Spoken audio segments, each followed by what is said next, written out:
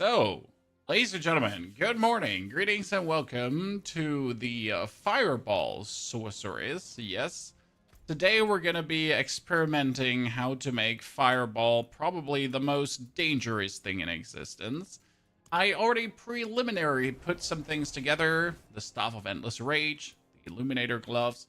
So, the standard things you need. Sorkin, good to see you there, wonderful greetings partner. And for some reason, we're already hitting for billions of damage. However, there's, well, a lot of masterworking to do, a lot of greater affixes to find. I need more, what is it called again? I need more chance for Fireball to be casted twice, right? Because this is obviously a bit sad. It's like quite a few Fireballs only.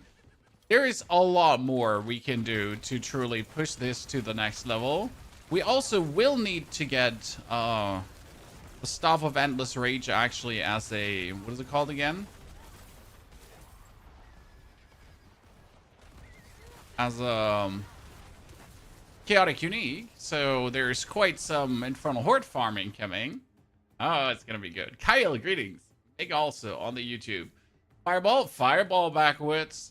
I tried it out already. It scales really nice. I wanted to do Meteor, so this is very important. I wanted to do Meteor. However, Meteor just doesn't scale enough. Like, it works, it's fun, but the amount of investment you have to do to basically just be okay just didn't feel like it, right? It was like, okay, I gotta go completely out of my way just to be like a way worse of everything. But I didn't want to give up on the idea of doing fire. So here we are still doing fire, but different, right? Because we get to play around with fireballs. Which is interesting to me because you can just put yourself like here in the middle, right? And then turn in a circle and you can destroy everything. Now we definitely need to temper the fireball to shoot twice. Because right now we don't have that. We don't even have the right aspect on our weapon. Oops. So there's some more things to do. And some more exciting things to come up with. Is my wife calling me? Yeah?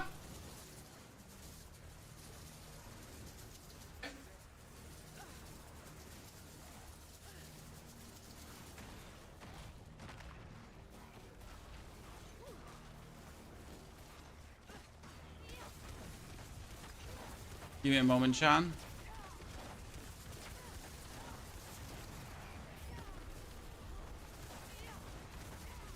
Oh, I think she found it. She's looking for the car keys. They seem to have been found.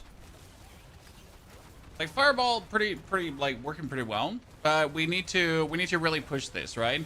So I got a non-greater affix gloves with the Illuminator. I only do like low billions of damage. Oh no, shocketh. So we definitely have to find a few more choice pieces and upgrade some things to really get to the next level. Yeah, the Sorc meat shield can just stand there. Don't you worry. Tuck to neck, right? We can just AFK there. Everything is fine. Nothing can hurt us. This is okay. Like standing in the middle without having to move is totally cool. I think the biggest boost will be tempering now Fireball double cast, right? Most likely what's going to make the choice difference. Now we can also spend our warp to buy ourselves a lot of infernal caches. That would probably be the smartest thing to do, huh? Yeah, most certainly. Because if I do that, I just have a way better chance of getting myself what I'm looking for. You play with Mana Shield, yes, David. Play with Mana Shield. You don't actually have to play with Mana Shield, right? If you wanted to be fancy-pantsy, you could actually kick it away. But Mana Shield just makes life so convenient. And we're not only playing Mana Shield, you're also playing Power Siphon and Advanced Techniques. And they give you such a multiplier that's way more worth it than going for Brawn over Brains, for example. Right? Gauntlets, Leg Guards. Gauntlets. Maybe I get a better glove of the Illuminator, right? So,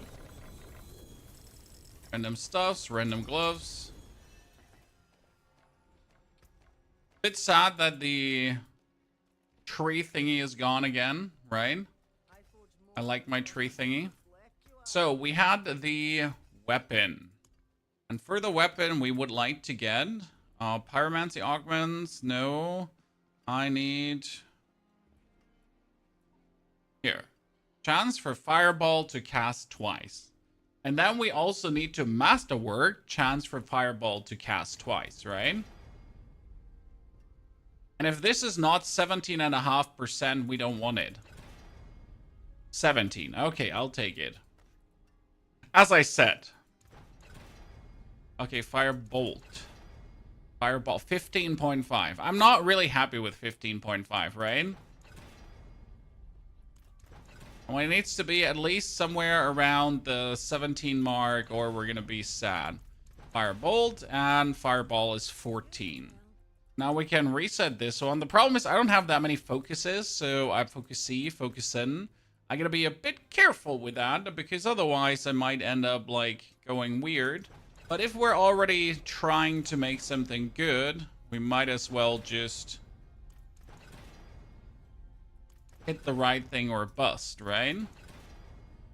Yeah, that one is a bust, so I need a new focus. Oh, well, we can gamble. You know, once in a while, Crocodile, we can actually gamble. Let's see what we get here. I mean, either we want a greater affix to cooldown reduction, right? Or we want a greater affix to critical strike. So that's int, that's max life, that's critical strike chance, so that works, boob. That is lucky hit chance, and that would be maximum resource. Actually, the maximum resource I keep for other builds. Haha, haha. Right? Doesn't hurt to have. Oh, but that one here with the Armency. Meteor. Alright, 17%. Let's go, Chad. That's what I'm looking for. Now, I think what I also want is here pyromancy attack speed, right?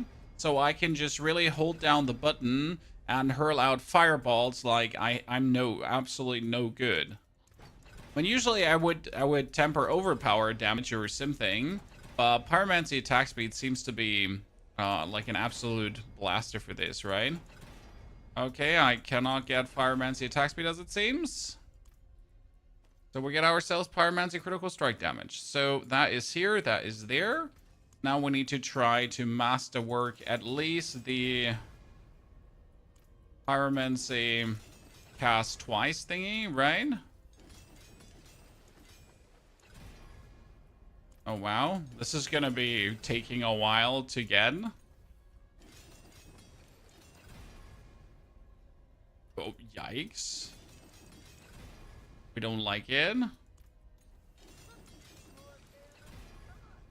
Okay, seriously? You don't want me to do that? It's going to be my biggest pain today, trying to masterwork these things, right? Okay, seriously, just give me at least one single time. I don't want much, right? I just want to masterwork one single time. Seriously, why do you hate me? Like, right? I don't even want it 2 times. Give it to me once.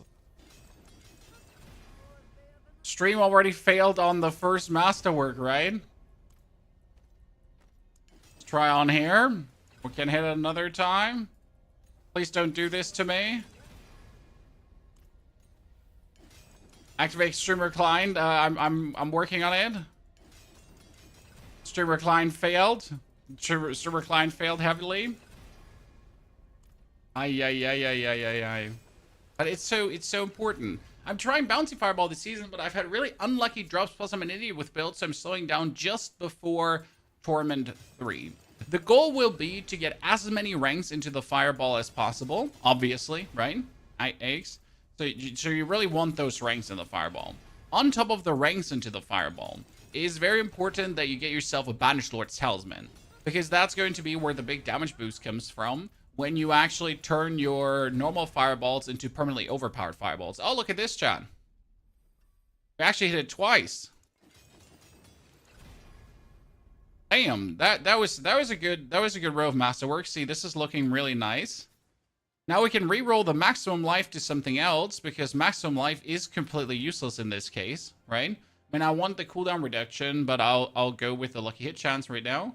And then we can put the aspect on, which would be shredding blades. We obviously hope that the unstable currents gives us some shredding blades.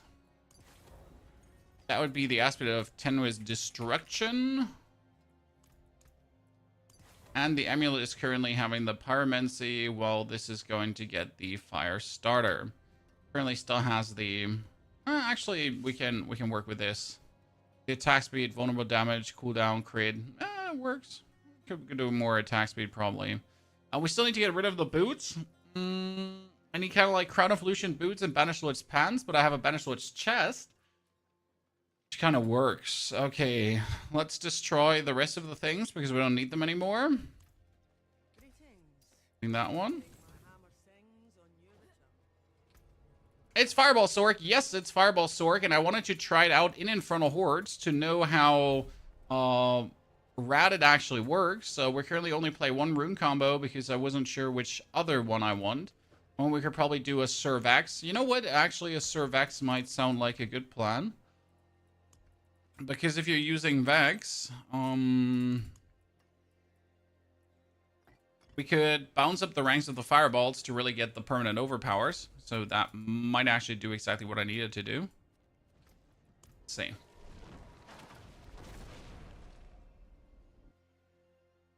So Dale, this is Diablo 4. This is not the new PoE 2 patch. Okay. This is the yeah. This is how I wanted it to look. Because my plan was, so what if I can just stand in the middle, right? What if I could just do this?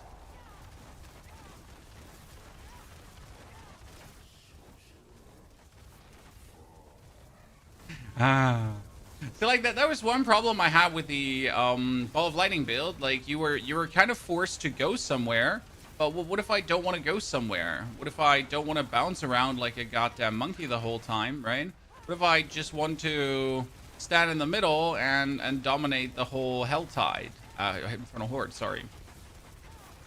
The only thing that I need to learn now is I need to get the fireballs bounce faster, right? I think that's important.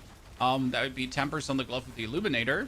Because if we get the fireballs bounce faster, they're just faster at the targets. And I need more attack speed, so we can just put out more fireballs. So that those are like the two things to really look out for here right now.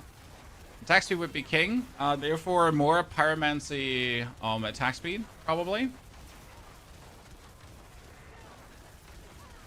But yeah, this is working great. I like it. All right, it's the lazy man's build, I guess. Right? See you. Thank you for your raid. Greetings to you and your community. Hope you had a killer stream. Season 11 Paladin is coming. No, Season 12. So Season 12 is slated for the new class. Sorry if that disappoints you a bit, but it's not going to be Season 11. Need to get the points out of Soulfire, sadly. Why out of Soulfire? Because it will reduce the mana cost of my Fireball, and my Fireball actually needs to be more expensive. Like, I pretty much need just one more rank in Fireball, and then I have permanent overpowers. And if I get enough ranks, it might work. Are we getting mana back? Fireball bounces give mana back, but also we are having the Frost Nova, that when we actually Frost Nova targets around us, due to lucky hitting things, we also get mana back. Actually, kind of like a nifty coming together of thingies. Works extremely well. Her surviving 0 armor, Mana Shield. Mana Shield, my friend. Mana Shield has you not take any damage, so I am undying, essentially. And we are consistently having tons of damage reduction going on, tons of mana regeneration coming on, because like every bounce of the fireball gives you mana. So the more fireballs you have, the more they bounce, the more mana you get, the more life you are, the less likely you're to die. And the more mana you have, the less you die, the more life you are, the less you die, the more life you are, you know? It's quite helpful. And as you can see, it just works like a charm in what I want to do. The biggest problem I had with Ball of Lightning, as much fun as it was in the Infernal Hordes, that you really had to like zoom everywhere, right? So I killed people by kind of getting close to them, getting in contact with them. But here I can just really stay in the middle of the Infernal Horde and I can just dominate it. That autocasting, what autocasting? The fireball? No, I hold down my right mouse button. I mean, you could probably go for like the num lock and then just have your fireball automatic go on. But I pretty much stand still and hold down right mouse button and that's about it. Right? And in between, I obviously have to use my currents so we can do a little bit more awesomeness. But more or less, I'm just holding this thing down. I hate Spiritborn. It causes the game to lag out and they steal all the Chaos Rifts. Disable crossplay. Sure. So the best way to prevent like your frustration is just disable crossplay, because if you disable crossplay, you're not going to have other people that have crossplay enabled in your game, and you obviously don't have any crossplay console players in your game, and that's going to minimize the amount of actors in your game. It sounds a bit stupid, but like by doing that, you get rid of more or less everyone, and you can do Chaos Rifts. So I have crossplay enabled, but if you really want to farm Helltides, for example, if you want to get the most Chaos Rifts in Helltides, just disable it. Because it's I think crossplay is by default on. So everyone that has it by default on is not going to appear in your game. And obviously all the console players are not going to appear in your game as well. It's straight up easy going. Yeah, I mean, look at this, Chad. Easy 266 ether by just standing around. Damn, I love this so much. This is so good. I should take the Chaos Wave, but I don't want to. Double Hydra in the middle of the map works too. Yeah, but Hydra is so last season, Catalin, you know? I don't mind Hydra being good, but we already played it. We already know it's amazing, right? We know it's fine. So I wanted to see like how well does Fireball do, as it's like something new-ish and it's being really boosted by the chaotic perks, right? You can play something that you couldn't enjoy this much last season, at least not to the strong extent, right? And right now my goal is to scale this build that it does hundreds of billions of damage. Because right now I do like single-digit billions, which is nice to see single-digit billion overpowers, right? But we obviously want to see double, if not triple-digit overpowers. And then that's where we're not going to rest, especially with like I'm missing chaotic armor pieces, right? I have the wrong ones currently. I am currently like what am I short of? I'm short of the Staff of Endless Rage, right? Actually, I'm playing this right now without the Staff of Endless Rage, which is like a big mistake, and I don't even know why I put it away for the two aspects. So you can play without the Staff, right? But we obviously should play with the Staff. Why am I playing without the Staff again? Steven, thank you for your subscription. Steven, good to see you there, partner. Hope you're doing very well. Hope you're feeling good. Meanwhile, Hydra feels good. Yeah, I played Ball of Lightning to this point because Ball of Lightning was so easy to pull through, right? You really don't need anything. You pretty much just need Oaken's Catalyst and the Strike of the Stormhorn and you're good. Where is Endless? Here. This is my Staff of Endless Rage, right? Don't actually know why I put that one away. Tony, you're an idiot. Because I was wondering where are my ranks to Fireball, right? I mean, obviously, these two items we will need in the long run, right? So let's not waste, like, a lot of points on this. Let's just level it up to where we want it to be, right? And then we're going to put it on for the time being right now. So obviously, the Staff of Endless Rage as a greater affix item would be insane, right? No questions asked.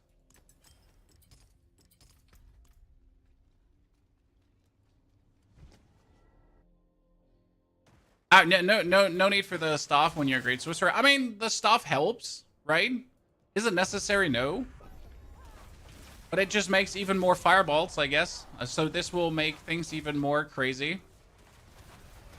Ah, yeah, this is what I was missing. Also, we're now sitting at 368 mana, so I can actually move the points around from here over to here.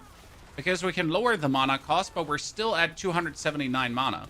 And that's really important because you need to get to the point where you can lower the mana cost, but still be at the super boost, right?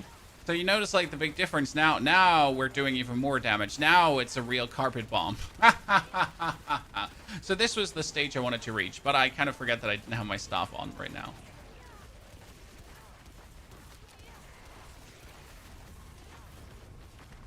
Beautiful, beautiful, beautiful. Oh, there was a 6 billion hit shot. So see, They're like, we're going already for the double-digit billions. I mean, obviously going for like 32 ranks of Fireball. 32 ranks now. And we're not even maxed out, right? Ah, beautiful. So we need to get this Chaos Armor. That means we're going to do a lot of Infernal Hordes today. And we're going to have the community join us too. Hopefully, if people are willing and interested to join us for some Infernal Horde action, right? Steven, thank you again for the membership over on the YouTube. Greetings, everyone. Hopefully, you're having a fantastic day, Chad.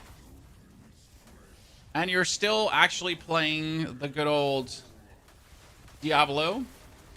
I looked this morning, by the way, at Fellowship. I don't know if you have an eye on that game. It's going to be a MMO where you only push dungeons. We might play some hours tomorrow to see if it's any good. I looked at Vampire Bloodlines 2. People, like, they seem to have screwed it up. I was really looking forward to the game, but I watched some reviews and it looks dark and grim, Chad.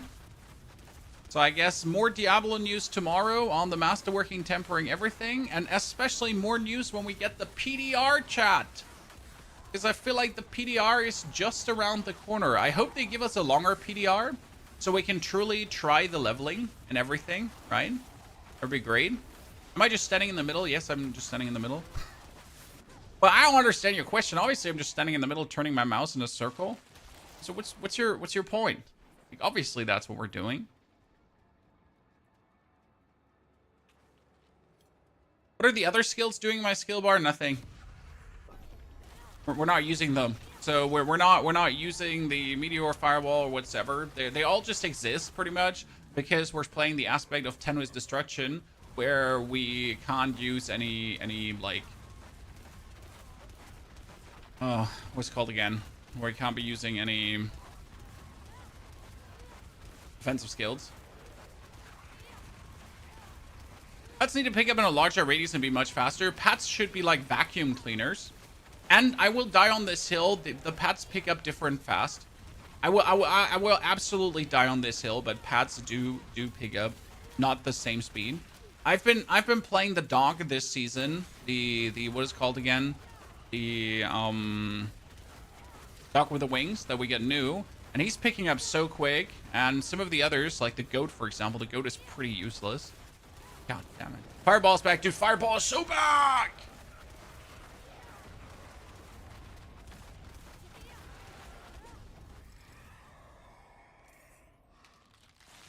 Like so back.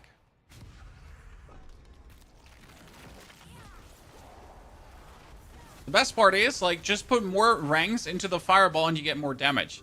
Like, I love the, I love the chaotic perk the most that boosts us just, like, the more ranks we're having, the more damage we get. Because it makes so much fun to get more ranks on the skill, right? I'm sitting at 32 ranks and I'm not even maxed, right?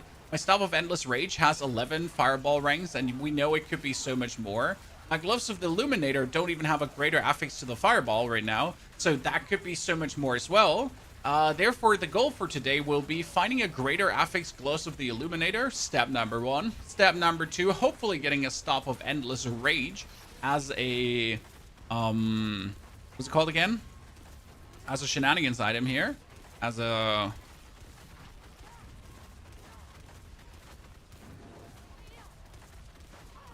Come on, brain. Hardcore stuck. I think my Gloss is the Illuminator. Getting the staff as a... And this rage staff as a chaotic item. Jesus, that was hard stuck. Yes, yep, thank you. How are you reducing the teleport cooldown? Oh, I have boots that say attacks reduce cooldown. So my teleport is right now my evade. So I just spam and then I evade and then I spam and then I evade and then I spam and I evade and rinse and repeat. If you want to do it even crazier, you could be playing the boots. They're called...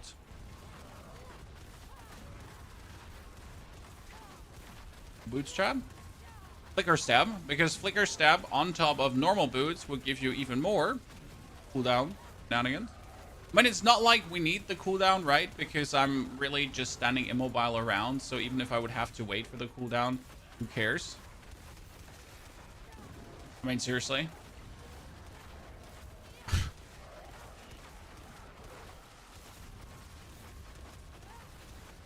At the end of the day, I'm just comfortably sitting in the middle, and we're hurting it all. I mean, this is probably one of the most convenient Infernal Horde builds we've had here. If I played together with other people, what I would do is I would just sit here and just cover this part of the map with fireballs. Right? That's what I would do. Because it works.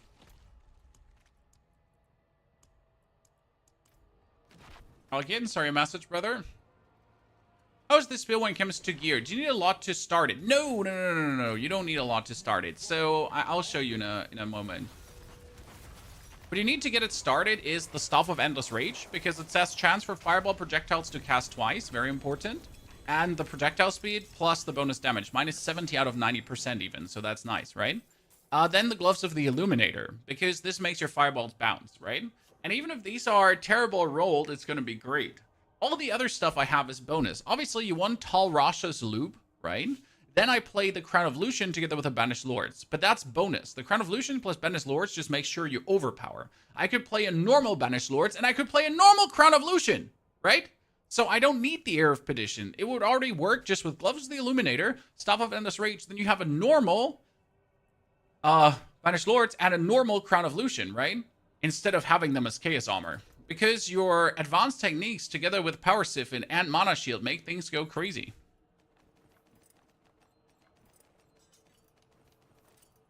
Okay, I don't want a Staff of Endless Rage. Oh, please. I would be so mad if I end up with the Staff of Endless Rage as my helmet, right? Oh boy. That wouldn't be... That would be what we're looking for. That'd be maximum unhappiness galore. Okay, we need to roll for money today. I need all the money.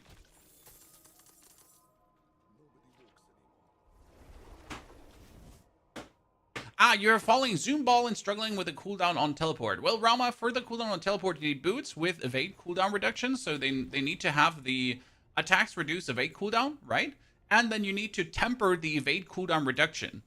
And then masterwork the evade cooldown reduction. And all of that together works like really, really well. So we have proven it works.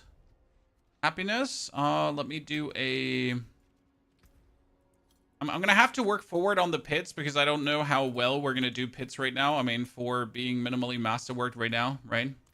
We still have to make do. We got Pyromancy crits. We got that one. I should probably put Tennis Destruction there.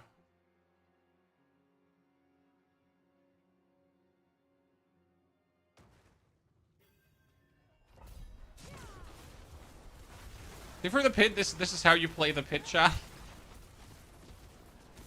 Just waltz forward and everything just dies.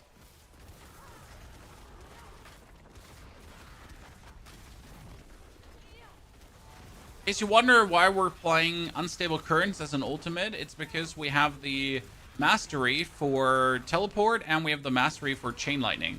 And that allows us to pretty much just get all the things easily out, just like that.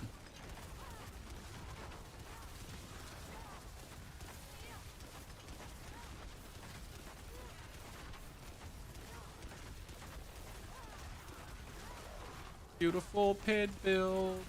I think I should be able to just zoot through a pit 100 in no time, but we gotta push some things first before that, right?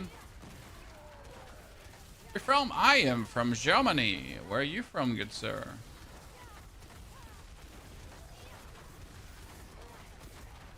We obviously need more damage because the highest I have seen is like what now, 8 billion. So we can't have that. Oh no, there was a 20 billion. Huh, I was wrong. So the highest we've seen is 20 billion, but we can't stop until we see double, triple, super digit billions, right? Uber drops this season seem worse. No, Uber drops this season are better. 100%. We'll have been getting more Ubers than ever. That is guaranteed, my friend. What I have to start doing is I have to start using my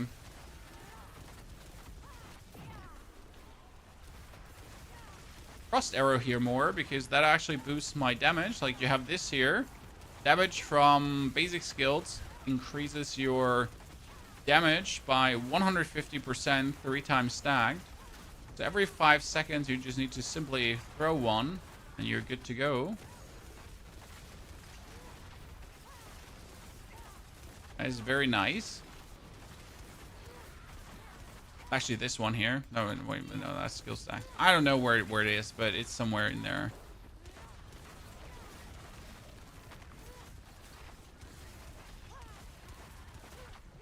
You're from Germany? Yes, I am German from Germany. Okay, this is pretty good. How's this fun, John? Well, I mean, it's fun by being fun. Like, by having a good time, you're having a good time. That's how this is fun. Oh, this is not fun? Oh, chest armor. Chaos. Nice. That's pretty lucky. We're gonna level up Destruction. As you notice, all my glyphs on the Sorc are extremely low level, right? We don't have high level glyphs yet.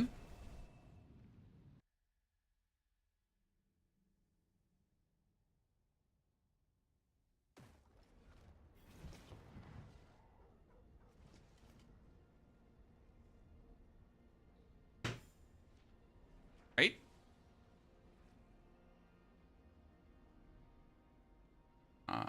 Sorry. See it again. So, level that up. We got a Lochran's Talisman. Oh, that's actually really good, because I might need to get a Lochran's for this build running in the long run. Yeah, definitely might have to think about it. We need a temper for the amulet. So for the amulet, I need to temper more attack speed. The pyromancy attack speed here. And now you can also go for mobility, my friend. You were asking for the evade though, right? And here's evade cooldown reduction. This will help me to get more teleports, right? Evade cooldown reduction. So that's the perfect temper. Done. Easy peasy lemon squeezy. And now we would have to see that we masterwork. Definitely not the damage. Definitely not the damage. Oh my goodness. Okay, well, we'll stay with the damage then. Pain. Nice. In 9 minutes, we have this one. We need a lot of crystals, so I think I'm going to go for it. We might also summon, like, a lot of maidens, so I'd say we're going to do the maidens now. I see you get a unique items in slots that they don't match. How do you do that? I think I saw a bit with Little as well as Lex. How? Andreas, they're called chaotic armors. Chaotic armors drop from Infernal Hordes and or when you go for a lot of Obel Gambles. And these chaotic armors allow certain items to be in other locations. And that's the theme of this season. So it is called the Chaos season because it's chaos. Woo! Who would have guessed, right? Wow! Chaos. Yeah, so yeah. That's what's happening pretty much. And that's why you see pieces in locations where they're not supposed to be. Because, well, yeah. That's the whole shtick here. That's why we're pretty much playing. Oh my goodness, Infernal Hordes are so much better with the Staff of Endless Rage. Is actually crazy. I mean, the build was already nice before, right? But yeah, this is very convenient. I like it. This makes my brain happy.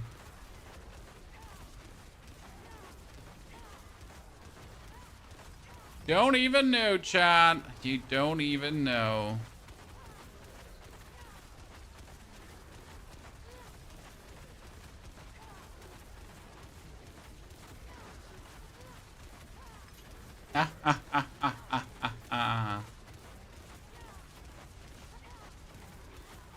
Ray, the people that are usually confused about us playing Diablo are people coming from the Shorts feed. Greetings to the Shorts feed. Howdy, everyone. In the Shorts feed on YouTube, you get a lot of people that aren't actual, like, gaming a lot of games, right? So they're just scrolling through the Shorts feed and then boom, your stream pops up. That's one of the downsides of being in the Shorts feed. However, there's obviously a bunch of tolerant people as well that randomly will find your stream and they're like, what the fuck, this looks great, I wanna watch more, right? It's kind of like a little bit like when you're streaming on TikTok, because on TikTok they are tourists. You call them tourists, right? They're gaming tourists. They will scroll over TikTok and randomly find a live stream and then be like, what is this? This is great, or this looks shit, right? And that's like a little bit how it happens in gaming streaming nowadays with multi-streaming.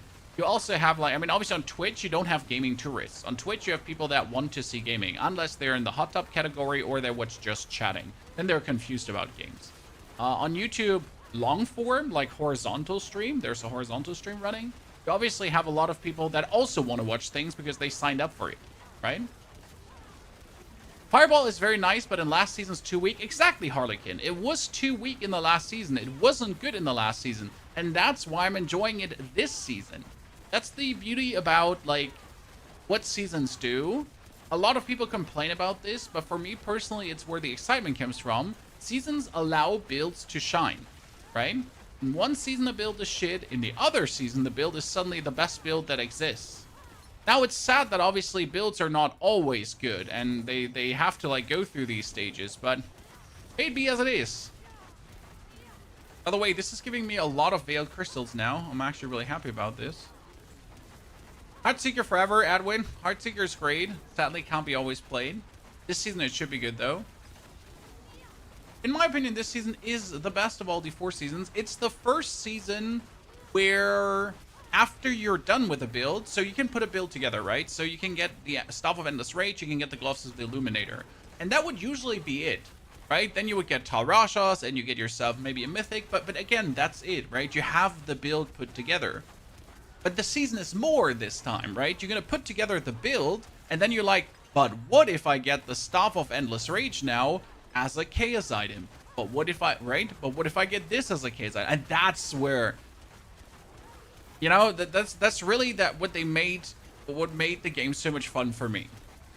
Now, I hope that we actually do get to keep Chaos Armor. I really pray to the Lord, Jesus Christ, that Blizzard understands what actually made Chaos season so interesting. I sadly don't think they will. I really don't think they will.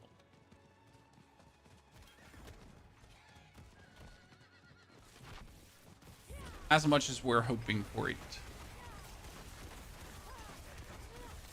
Genate Flamestar with GA Incinerate. Never gonna play fire this season.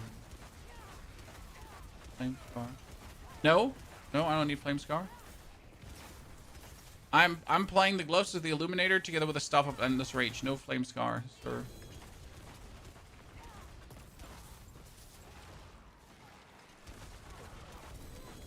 I missed Trample Slide, Druid. They broke it. In case you missed this, Trample Slide is broken and will never return. Because they changed the way how Trample Slide is being calculated. And that actually ruined the build. Because Trample Slide only worked... Okay, I mean, you might say Trample Slide only worked because of a bug. Because it was an over-calculating of the Thunderbolts. They were striking too often. And that made Trample Slide too strong. However, instead of, like, fixing the bug, you should have integrated it again, right? I feel like often fixing bugs should not be a thing. Well, how do I say this now? Like, the bug should be the norm and not something to fix, because obviously the bug made the build better.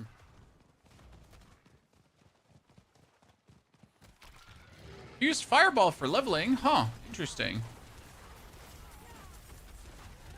I was Chain Lightning for leveling, but I think after how much fun I'm having with Fireball right now, I definitely want to experiment more with it down the line and actually see, like, what it could do for leveling as well.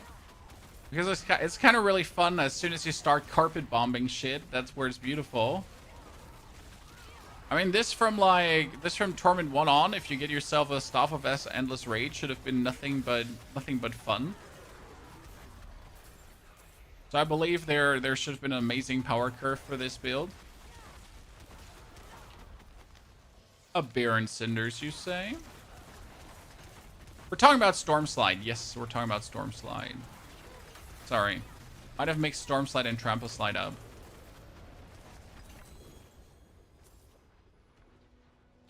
Similar, but yet different build. That Asadorus K's unique pens yesterday with GA crackling energy, damn it, made my day. Damn, sir. Okay, my friend. Hi. Hi. I'm a simple man, chat. I like carnage and madness and damage, and I like to have a good time.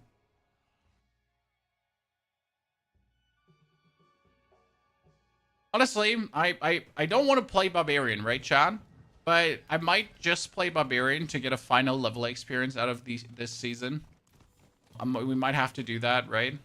Just to get that last final level vibe, because leveling in Diablo is actually really fun and I like it. Ah, man, maybe this might be making me. Let's see about the news tomorrow. If they're gonna have me pumped or if I'm gonna be disappointed in Blizzard. I think that's gonna make or break it, right? You enjoy more than PoE 203? No, Dunder. I love PoE 203. I also enjoy this season, so it's neither nor that I enjoy one more than the other. Right? I could just log off right now and make another PoE 2 run because I love my PoE 2 runs. I still have tons of builds that I want to do in PoE 2. So don't get me wrong. I'm still like I like both. But there's a measure to everything, right? There's how much you can play of everything. Interestingly enough, so far the staying power of the Diablo community has been longer for this season than the staying power of the Path of Exile community for their season. I can only talk from a content creator perspective too, right? So I'm now in the 4th week of the Diablo season, and there's still people interested in watching and they want to have new builds and stuff. Like after the 2nd week of the Path of Exile season, people were already getting tired, which was kind of interesting for me to see. Like they were already set in their builds, right? They didn't want to swap anymore. They didn't want to experience new things. So that was an intriguing observation as someone who's obviously like doing both games and watching as a content creator as well from the side. Tomorrow news, not today. It was on the 16th. Unless I am mistaken, but the news should be 16th, not today. Let me double check. Diablo 4 Season 11 news is 16th. Yep. Not today. Wow, you had me question myself there for a second, sir. How rude of you.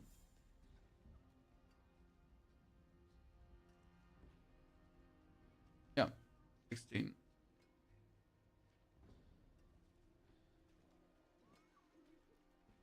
PoE 2 leveling is annoying. I heavily disagree. PoE 2 leveling is the shit, brother man.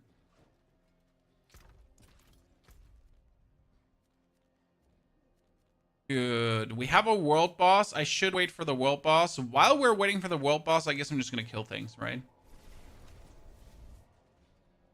The chaos chase feels better than the mythic chase. Yes, because you have guaranteed chaos items, right, Ashen? No matter if you actually don't get the chaos item that you're looking for, you can still go into the Infernal Hordes. You still get gold out of it. You still get Opticite out of it. You still get gear out of it. Greater affixed items, schools of restoration, everything. And you're guaranteed to get it. Whereas with mythics, you get fucked, and then you get bent over sideways like a pretzel, and then you get screwed over again, right?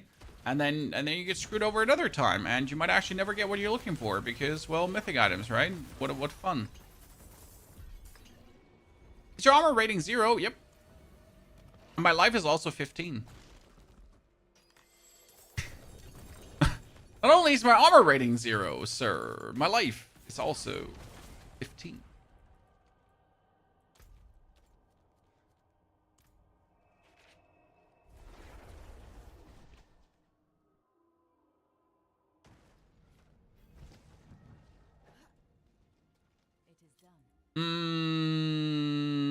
Collection of materials, yes. I should have probably taken the collection of chaos because it has a chance to actually have things. Oh wait, can I make it to that chaos? To that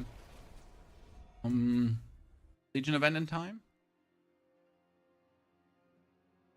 Ray Urish, I am playing Mana Shield. Mana Shield is a chaotic power, and Mana Shield says damage is being taken from mana before life. I have 10,000 mana. So unless something is going to absolutely murder, shank, super ultra damage me, there's no world where I will ever die, even close to dying. Okay? It's here, this chaotic perk, right? And then I have a ton of damage reduction that keeps me alive. I do actually have my resistances, resistancing someone. So I should actually take care of that a bit better, probably, right? Here.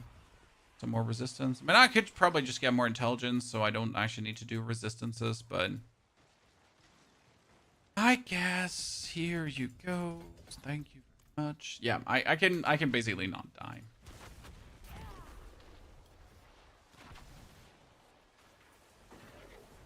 Haven't seen much boss farming from streamers at all this season. Are they not worth it anymore? This seems like a nice improvement. No. So the reason you don't see much boss farming is because duping got fixed. So why did you see so much boss farming on Belial? There used to be an overflow of Belial materials here at the Betrayer's Husk, right? They were dropping left, right, and center like crazy. I mean, 4 dupers, right? And you could buy 99 stacks for like 200 million gold or something like that. And then you could buy 99 stacks again, and you could buy 99 stacks again. So every streamer had kind of like 500 Betrayer's Husks.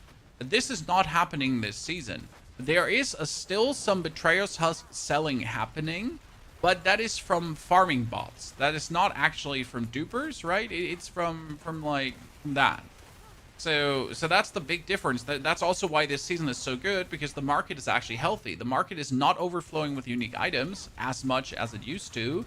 The market is relatively normal, and obviously you're not forced to pretty much participate in the duping game, because that was all the prior seasons. If you wanted to kind of like keep up, if you wanted to get the items you're looking for, you were kind of forced more or less to get yourself Belial mats from like totally legit people from China that were really like just wanting to help you, right? So yeah. So playing Sorc with Fireball, I have no idea how it works. It's quite simple. You need Gloves of the Illuminator and Staff of Endless Rage. This is going to have you cast 3 fireballs instead of 2 fireballs, and these 3 fireballs are then bouncing, and you're regenerating mana by having them bounce, right? And then you get a lot of ranks into the fireball, and you're pretty much using the power, the advanced techniques and the power siphon to just scale the damage of the fireball. And as we're then getting our fireball to actually be at 323 mana, yes, 323 mana, you heard right. We have them permanently overpower with the Crown of Lucian and Beneslord's Talismans, and then every single hit of my balls is a overpower critical strike. That's kind of cool.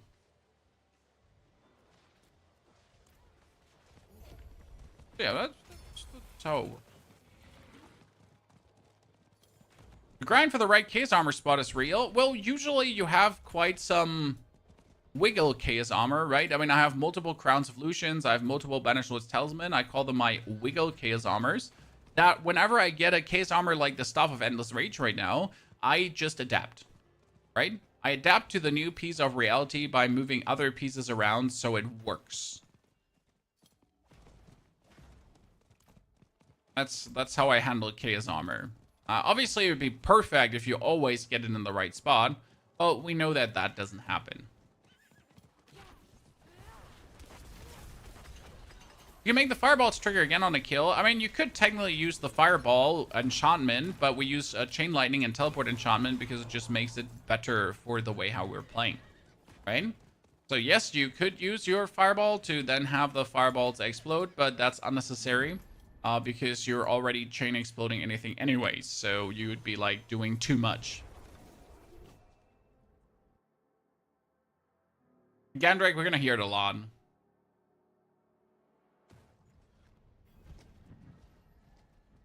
Okay, Chaos Armor, Chaos Armor, Chaos Armor. Greater collection of Chaos. Woo, ladies and gentlemen. That's a guaranteed Chaos unique. So. Drops always at the very end, by the way. Why would they do that? Well, because they hate you, mostly.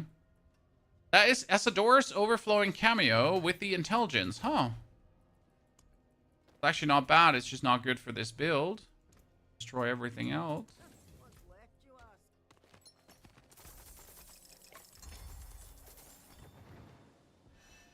Okay. We're sitting suddenly at 3,600 veiled crystals. Thank you. What we could do is we could take this amulet and re-roll the lightning resistance into anything that's not lightning resistance. Movement speed. On kill. Chance to make enemies vulnerable. Lucky hit chance. Lightning resistance. Critical strike chance. Critical strike chance. It's a bunch of shitty shits. Permafrost. Do I want permafrost? No. Is it still better than everything else? Yeah, absolutely.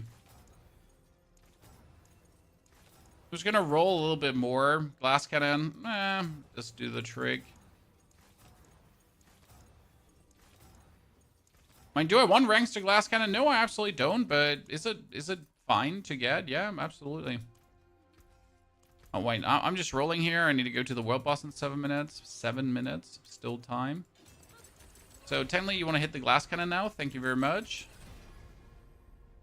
Ah, not the 62% damage. I'd rather hit the intelligence, but I'm probably just going to... End of 8 cooldown reduction. Sure, it works. Let's do one of these. Play as a Necro, the worst class. No, what? Necro is fantastic, sir. This season, Necro is top 3. You got the Bear, Druid, then Spiritborn, and Necro. Necro especially has an insane power curve, because leveling, you can have your Skeletal Warriors go completely crazy already with the combination of 2 powers. Then power curve-wise of actually getting into the endgame, it's easier than ever. It's illegal how easy it is to get into the endgame in Torment 4 with the Necro. You can swap over to Soul Rift if you like. You can keep playing your Skeletal Warriors, and or you could go for the Bone Spirit build, which is currently one of the strongest builds this season for any kind of farm and or also the pit. So I would not call Necro in any way weak. That is the talk of fools. Okay, Devil, thank you very much for your 91 centuries of support. Also, Imba, thank you very much for your subscription for the brand new Squire of the Round Stable. Dankeschön.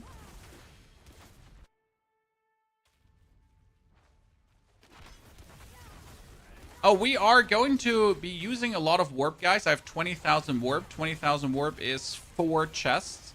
I mean, that's not a lot, but to have or not to have, right?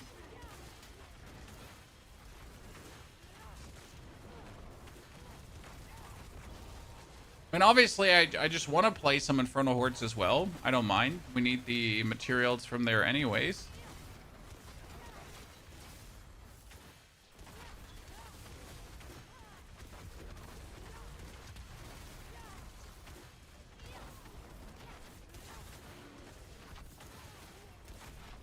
Sorc is just so convenient to play through.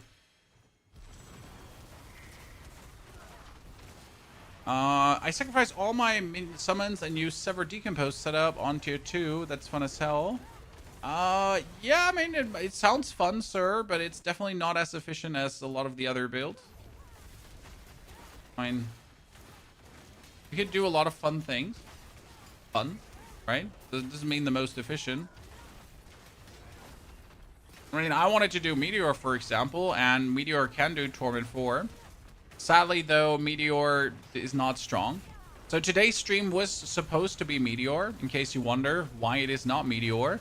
I played a bit around with it, and sadly, low billions is the maximum you can do. Now, obviously, low billions is more than enough, right? Like, you can completely obliterate Torment 4 with that. However, I am not happy with low billions this season. Not if there's more on the table. Not if there's insane scaling waiting around the corner. I haven't looked at any build guides. I've just put stuff together until it works, and that is absolutely a legit way to play, sir. Ever have anyone tell you different?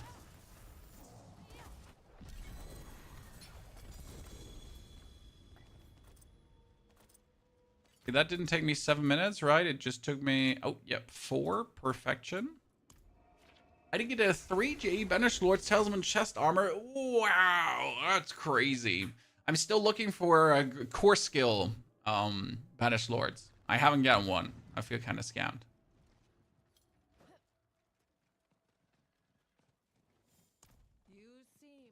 Mom, thank you. Saw your message, no worries. We got it. So we need to get the Staff of Endless Rage away from the slot it is right now. Mainly because you have chance for fireball projectiles to cast twice, right? If that now happens to be a Chaos Armor, then I just have infinite fireball hurling. That's gonna be great. I'm still looking for Banished Lords as Chaos. No, I like Banished Lords is definitely like I get showered with those. I have way too many. This one is, for example, horrible. It gives me attack speed, but it also has a greater affix maximum life, and that's completely useless for what we're doing. By the way, on the Reeb, Necro, Ulrich, we get the video uploaded this morning, if you would like to peep it. Just FYI. 7 more points. What could I do, ladies and gentlemen? You get more points than you need, which is the fun part here, right? I don't need any more resistances. I don't need any more life. I don't need any more. I mean, I guess I could get lucky hit chance down here. That wouldn't hurt because more lucky hit chance is just always more lucky hit chance. And there's certainly something I can do with that.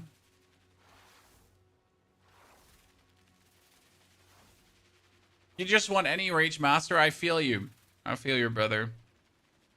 That's probably the best and the worst part is the chase for the chaos items. But you just might never get what you're looking for. I mean, I'm happy that this build works with the Staff of Endless Rage in my, like, right? It works already. But if I want to see the ultimate version of this build, the most high damage version, then I require the chaos. Good. We also get some Distilled Fear, so we can try to get a Gloves of the Illuminator as greater affix, but it needs to be greater affixed with a greater affix to Fireball ranks, right? And 100%.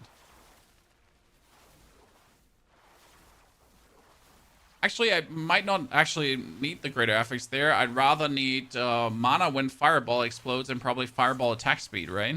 That might be even better.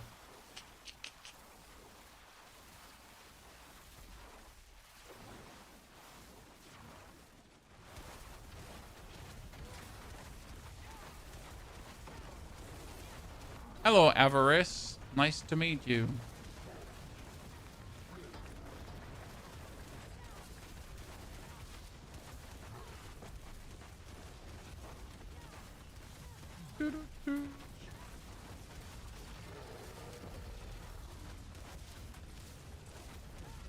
Well, boss does not provide cooldown reduction. That's really bad. We don't like it. I got a Paragon 68 Fireball Hydra Wizard. I just started the game a week ago. Well, sir, the Fireball Hydra Wizard is a Firewall Hydra Wizard. It also does really well. Hydra in general does really well, right? So you're in for a good time. Ow! You hit me, Mom. That hurt. Also standing in his golden puke. Oh, we're actually gonna stun him. Interesting. That means I can hunt goblins. If you stun him, treasure goblins are gonna open up. And since we need a lot of veiled crystals, this comes in very handy. I'm about to head to bed. I'll check the VODs tomorrow for necro tips. Just stream schedule. Oh, we start usually at 8 a.m. in the morning. That's 3 hours ago. And then we stream for 6 to 8 hours. It depends always how long it takes me to get everything prepared for the stream, though. Because obviously we can't just press the live button and give you any kind of entertainment, right?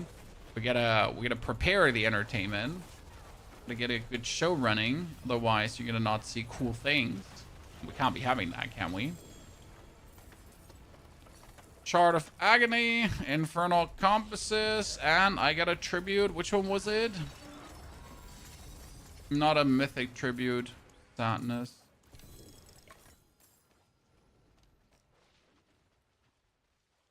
Okay, we're gonna do one more horde, chat, and then we're gonna be putting our warp in for some chaos, guaranteed.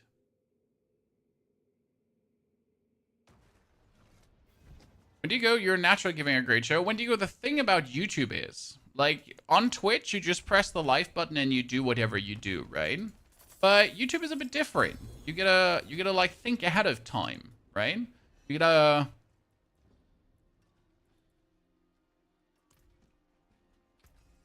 know what the topic of your content is going to be, so you can also give people like a proper thumbnail and everything, that they know what they're signing up for. Because it wouldn't do to have a thumbnail about we're playing Necro and then you're not playing Necro. Because people are going to look at it and be like, something's weird here.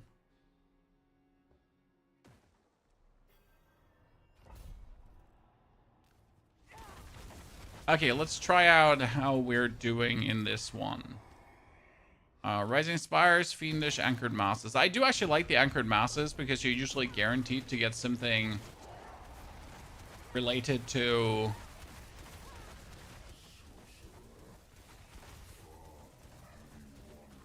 Soul Spires down the line.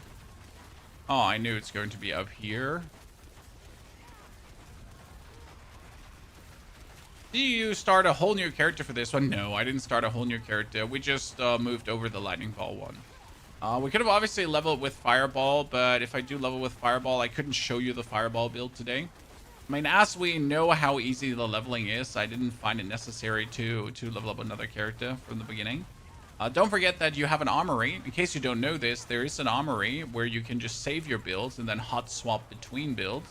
I still feel like a lot of people have forgotten that armory is actually a feature, a pretty good feature, to be honest, that other games could need. I mean, still not being able to save builds and reset builds and flip around.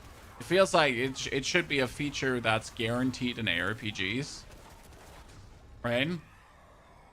I'm sorry, Path of Exile, but making it that hard to swap things around is just pain. I kind of want to go for this, but normal monsters, Ether Event spawn faster. Ether Event spawn faster, getting that on wave 2 is just too good to ignore.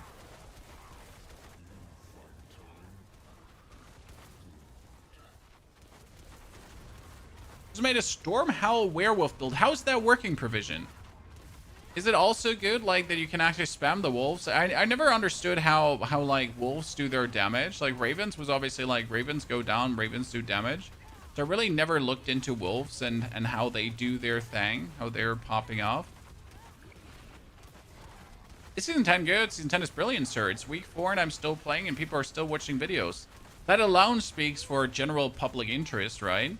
Because other seasons were gone after 2 weeks and the creators were departing and no one was actually interested anymore, and that's it. When it's obviously going after public interest, if something is good or not, is not always working, right? I mean, Veilguard was also okay. It was a fun game, but if you go after public interest, people are going to tell you it was the worst game of ever, century, decade. Oh, God. Right?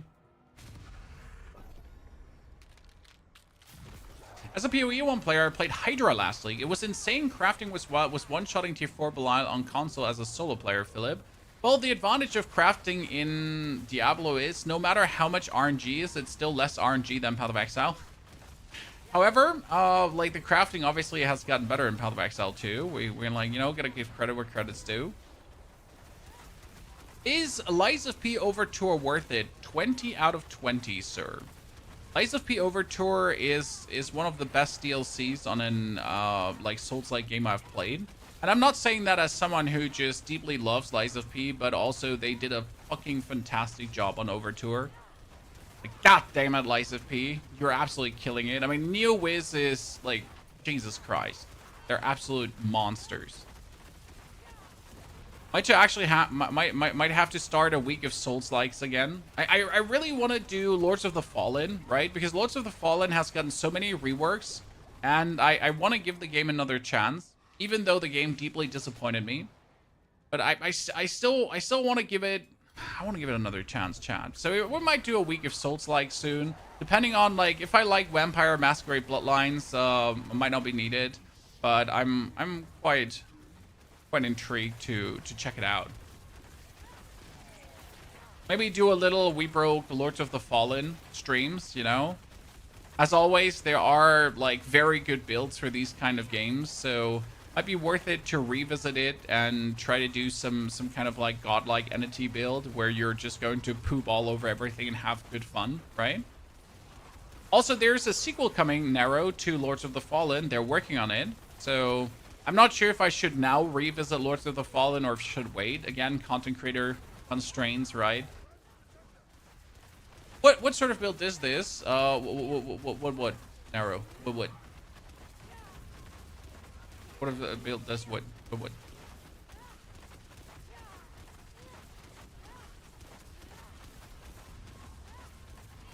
the provisions? I missed your message. The Stormhowl. Okay, so you got Pit 90 done, Pit 100. I mean, if you can do Pit 100, you're insane. Don't let anyone tell you different. Right? 100 is brilliant. Of course, people like so pressed to go further, but hey, Pit 100.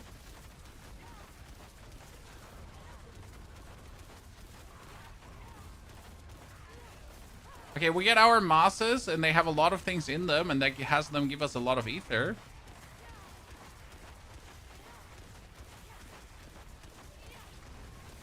P2 is a little slow to you, but PoE 1 definitely has more deterministic crafting, and there's a new leak coming for PoE 1 actually that I am personally not too interested in, but we might have to look into it.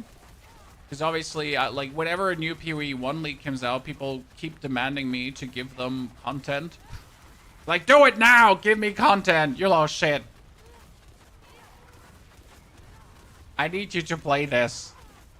But I don't want to play this. Please, leave me alone.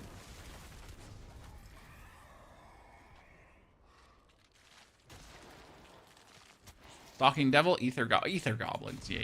I mean, Devil is cool, right? Devil gives you, like, easy shebang bang, but hey. PoE 1 is better than PoE 2. I heavily disagree, but everyone can be wrong. No. I really don't like PoE 1 because PoE 1 is too fast for me, personally. Like, right? It's a clicky, flashy loot simulator nuisance. That's how I treat the game. I know a lot of people like PoE 1, and they're like, you're not weird for liking it, right? There's a reason I play PoE 2 over 1. There's a reason I like Diablo 4 over PoE 1, and that's because I don't think PoE 1 is that good.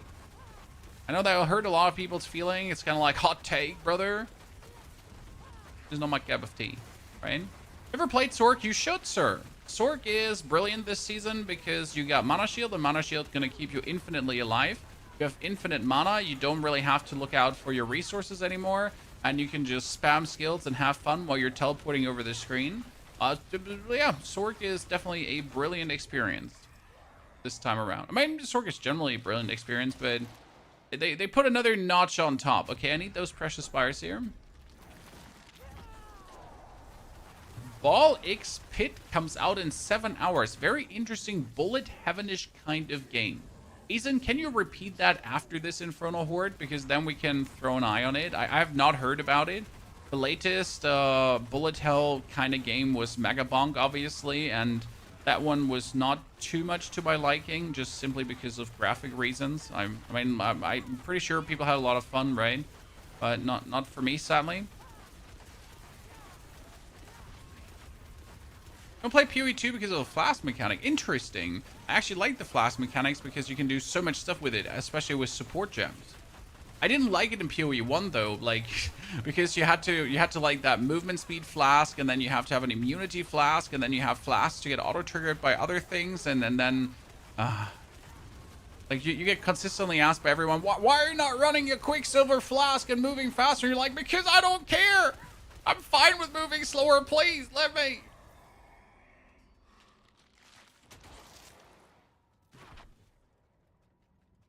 But please, sir. Like, it's okay. I don't mind moving slow. Ray, take care. Thanks for dropping by. This is a good run for not having lords and pretty much having spires, right? I mean, this is going really good so far. How much? Like I think we're at like a lot of ether from a spire currently, and we have these mosses. They can actually spawn spires for us, chat. So we destroy a moss and a spire will come out of it. So that's going to give us tons of ether. Look at that. Suddenly we're going from 600 to 800 and more to come. Need faster ether events. Leveling Necro, and I already have a good Sacrilegious waiting. Sheep, are you leveling with minions and the Reap overpower combination? Because you can actually do this. I tried that out yesterday. I might want to just do another level speed run just for the shits and giggles, right? Need another account to do like a quick level session to see how quick Necro can do it. Pretty. What Sorc build is this? This is a Fireball Sorc. That's using Fireball together with the Staff of Endless Rage and the Gloves of the Illuminator to pretty much hurl out fireballs. Then, because you're having a lot of rings in Fireball, you get a lot of damage in Fireball. The only thing you have to look out for is how to never run out of mana. And there's two ways we're doing that. First and foremost, Fireball bounces and explosions give you mana, so that helps. But on top of the Fireball bouncing giving you mana, we're also having the Frost Nova. So we have actually a rune to trigger Frost Nova randomly. And that random Frost Nova triggering is also restoring some of our mana. Quite funny, actually.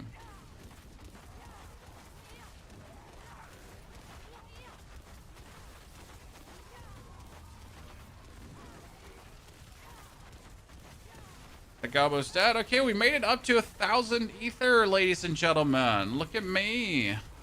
Beautiful.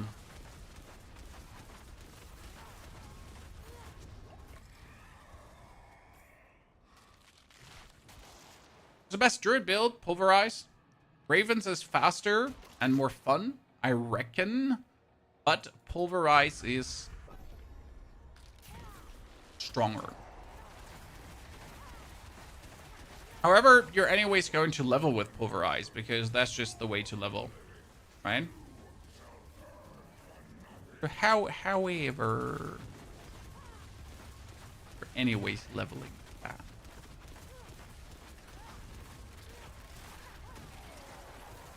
What, that mask didn't have anything in it? Scam.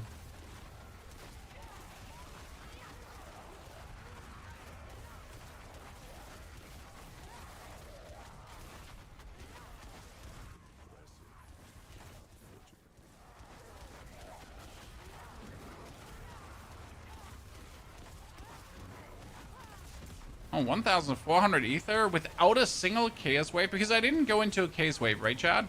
I'm personally like, I like to see how much ether I can get without chaos waves. I'd say that's a pretty good run for no chaos wave.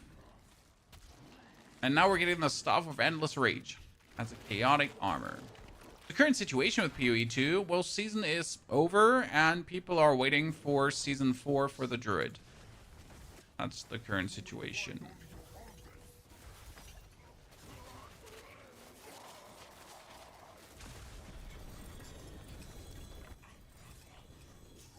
Chaotic armor gloves is banned because Illuminator can't be chaotic armor. It's actually an issue. Gideon Iris. Oh wow, with Primordial Binding.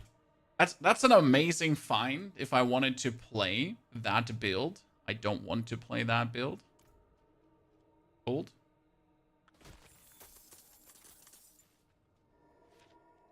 So, what did you say, Aizen? You said the game is called Ball X Pit.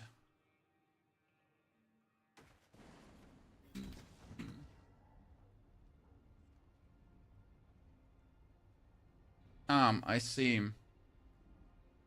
Doesn't look terrible. I'm gonna have to look into it. Ball of Lightning, Oscar. Ball of Lightning is great, don't get me wrong, and I made Ball of Lightning before I made this build. However, this build has the advantage of like actually hitting your screen, and you don't have to move anywhere to hit your screen. And that is actually quite convenient. I don't know how to convey that, right? I like just standing there and hitting everything without having to walk there to hit things.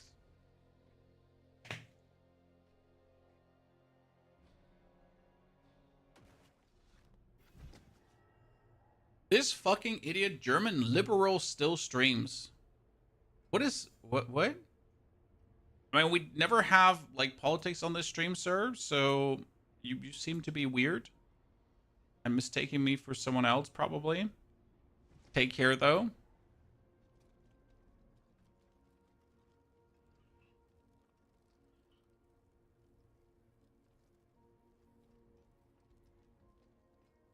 I hope you find Jesus or someone to help you.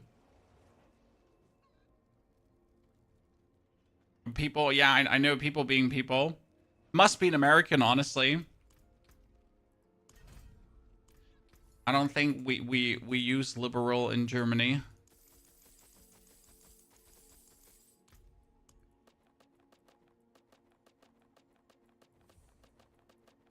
Okay, one scroll. Nothing against Americans though. Don't get me wrong.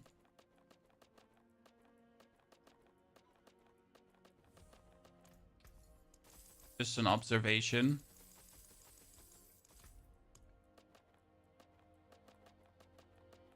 Tell him it's too early to be drinking. Hey, for him it's midnight or something around that, right? What's like West Coast would be 4 a.m. in the morning. I think he could still be drinking, right?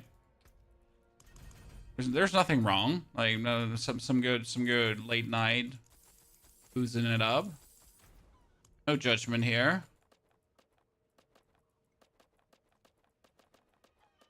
Okay. Oh no, I'm like, give me 2 more scrolls. Okay, ladies and gentlemen, are you ready for the chaotic armor? Boop, boop, boop, boop, boop. Chest armor, pants, gloves. I kind of need, yeah, I need pants or chest. To be honest. Pants or chest would be great. So, we got a Ophidian Iris that we don't need. We got a Crown of Lucian that we have already, but I'm going to keep it. We got another Asadorus, but with a terrible one. No, not the Staff of Endless Rage with a greater affix to fireballs, but it's actually a glove. No, the pain. Oh, pens with a greater affix to fireballs. Let's go. Woo! Twice, ladies and gentlemen, back-to-back International Heavyweight Fireball Projectile Champion. Cool. What a roller coaster, right? Kicked in the nuts, left on the ground, and then kicked in the nuts again, and then left on the ground, and then kicked in the nuts again.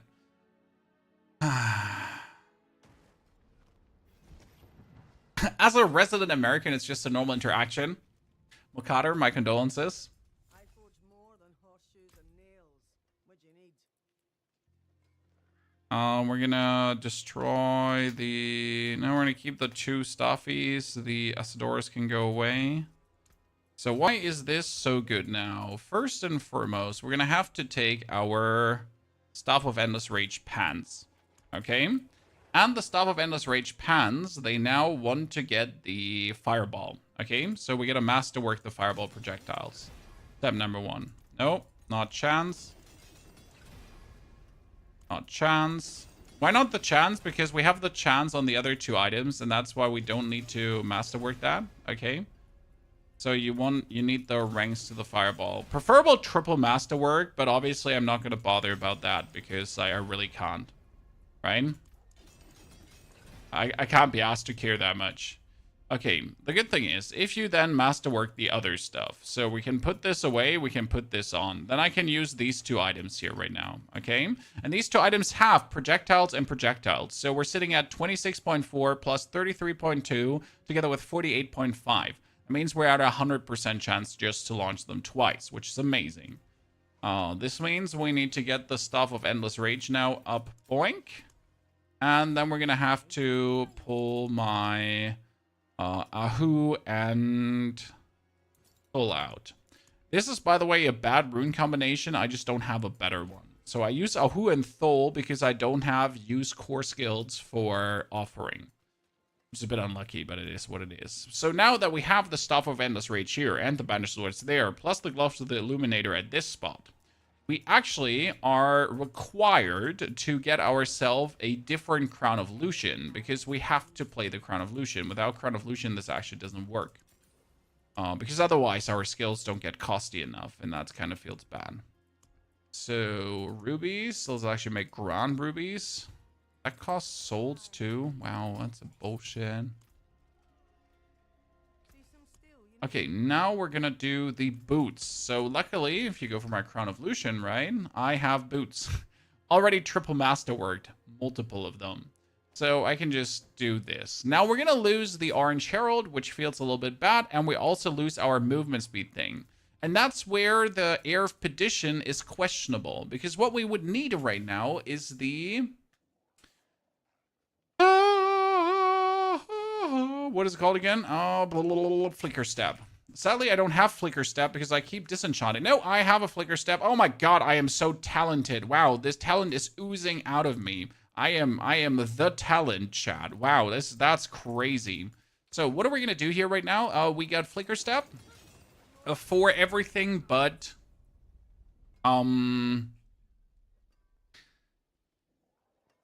everything but the pit, right?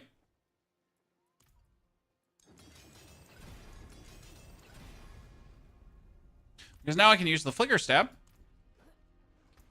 on my helmet. That will cost me, obviously, some shenanigans. But it allows me to attacks reduce evade cooldown by 2.5 seconds, right? So if my evade cooldown is, like, if I'm now planning to, for example, go through a pit 90. Actually see how a pit 90 is going in this case. Let's say we would be planning to go through a pit 90, right? And I want to move a bit quicker. That's where the Flicker Stab is helping. I mean, obviously it helps me also to keep my unstable currents up, but that's what we don't need. So right now, like, we just reduce the cooldown, like, really quick, right? Suddenly we also, like, bigger billion damage. So that's good to see.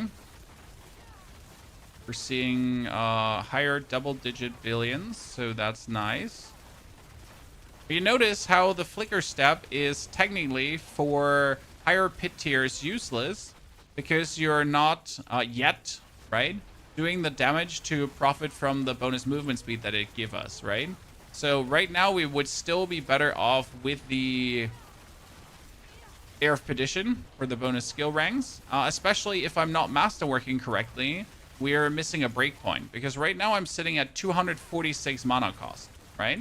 And with 246 mana cost, I have to remove these 3 points from Soul Fire.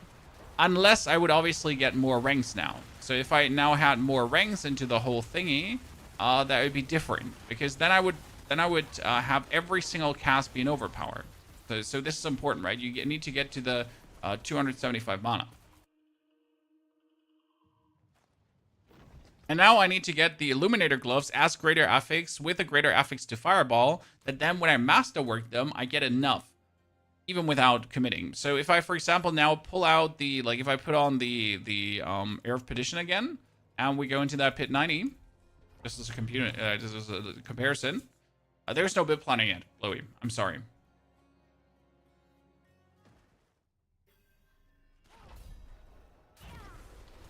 So now we're sitting at 285 mana, right? And every cast is an overpower. And that's a big difference in damage in general, right? Instead of like every second cast being one, it's every cast. And boom, suddenly we're so much fast. They're just falling over.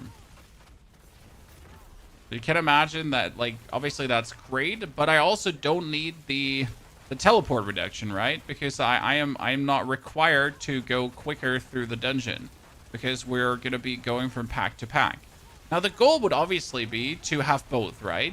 We want the damage and we want the movement speed that we can then speed farm like pit 90s or pit 100s. And that's what we now have to push the build for, I'd say, right? That we can teleport through this extremely convenient and quick, and at the same time have the damage though on our side and have the overpower in every single cast on our side. And that's like where we're gonna have to find the break point. How many skill ranks would I need for this, right? To get to the 285 consistently without like moving skill points around. I mean, right now we're sitting at 27 ranks. So with 27 ranks, I get this going on. which means since Air of Perdition gives us +5, I need to get +5 more ranks, right? I mean, obviously, Masterworking the Staff of Endless Rage, different, until I hit double Fireball, would bring us up to 8 ranks of Fireball, so I only need 3 ranks from somewhere else. And I think getting the Gloves of the Illuminator as an 850 item, 800 item, I mean, with the thing should probably work. I mean, I could also get a greater affix core skills here on my Banished Lord's Talisman, so that would be nice too. And that's what we're going to work on now. Maybe I can get Banished Lord Talisman boots. Right? That would be a nice breakpoint because then we could like do the damage and we could do the teleports and we could do have fun. And I mean, obviously more ranks is more damage anyway, so yay.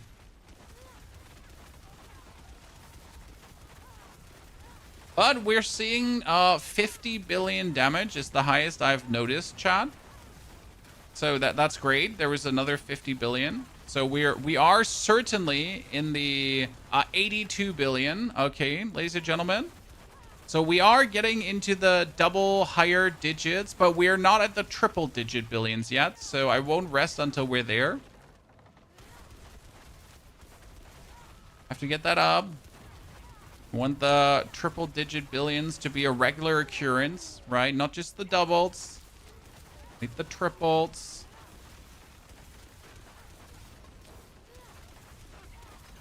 Another 82.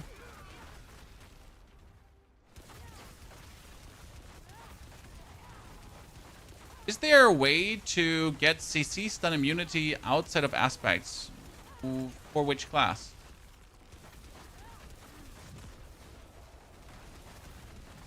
I mean, Druid is permanently unstoppable with his ultimate, Grizzly Rage, right? Necromancer is unstoppable in Blood Mist. But you have to Blood Mist for that. So for which class?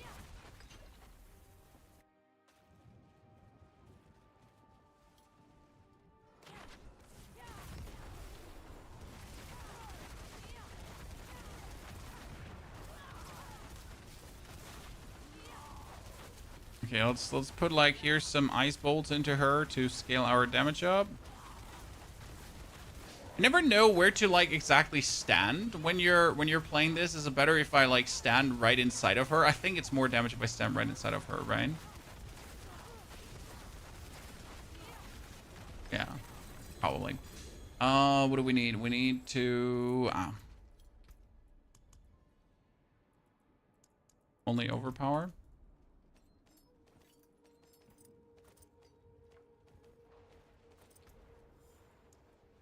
Destruction. We're leveling that glyph slowly up, chat, to get more damage out of it, to get our critical strike higher. Why doesn't Tom proc on Rogue Poison Trap build? It's non-channeled and considered core skill with Scoundrel's Leather. I think because you're not casting it. Hateful. The trap isn't being officially cast, and that's why it doesn't apply. I do believe that is the main reason.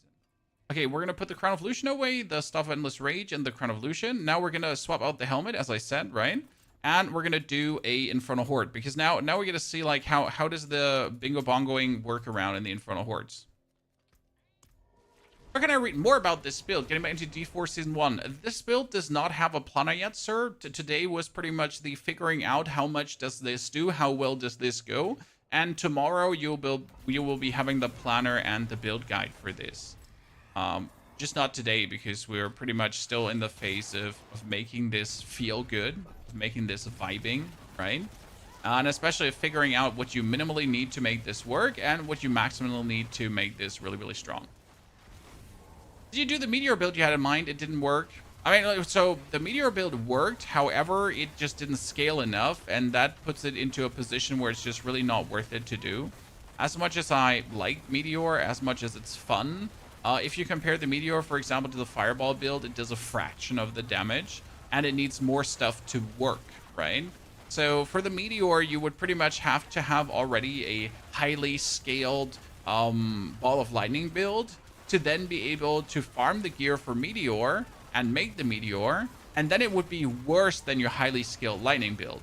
Right now for the fireball, for example, you could make the lightning build and then you could swap over to the fireball and you wouldn't feel weaker for it. And it would also be more convenient for certain farms because the lightning ball actually works, like the fireball here works really well for the Infernal Hordes. It works actually better than the ball of lightning build because you are hitting more things at the same time, right? Which is kind of beautiful. Oh, Draining Spires. Oh man, all of these are shitty. Might as well just start with 2 mosses in the beginning of the wave. Can be good. What is Fireball compared to Hydra? Hydra is localized Calamity, while Fireball, I guess, is like kind of everywhere, even though Hydras have like a big range. Between Hydra and Fireball, it's taste. However, Hydra has a higher pit finisher, so technically the potential damage that Hydra can deal is bigger. That being said, in order to reach that damage, right, you will need to get a weapon, and then you need to triple masterwork it for the Hydra heads.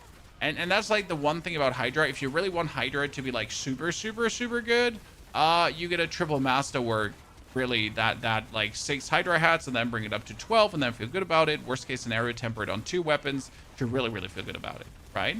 Whereas Fireball Sorc right now, my masterworks are all super shoddy, right? I don't have any, like, I think I have 1 single double masterwork that's actually good.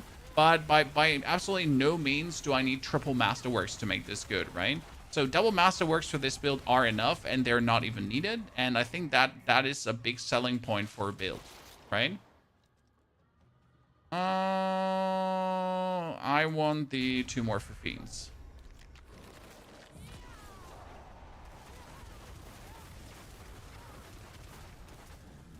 Like, this is often underestimated as a metric because it really plays a role, right? How many triple masterworks do you need to not have it feel frustrating?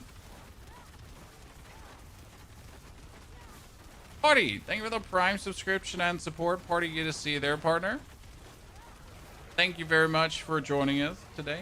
Hope you're feeling very good. Appreciate it. It's kind of like the problem with Meteor. So Meteor needed a lot of triple masterworks to really excel.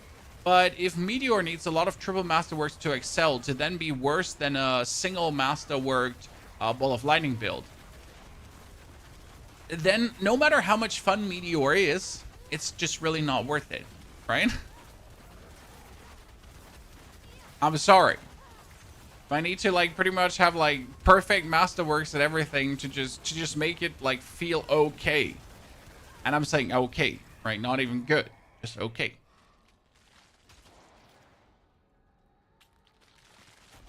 Let me. That reminds me. It's just remembering my one daughter is off to the dentist today again, another time.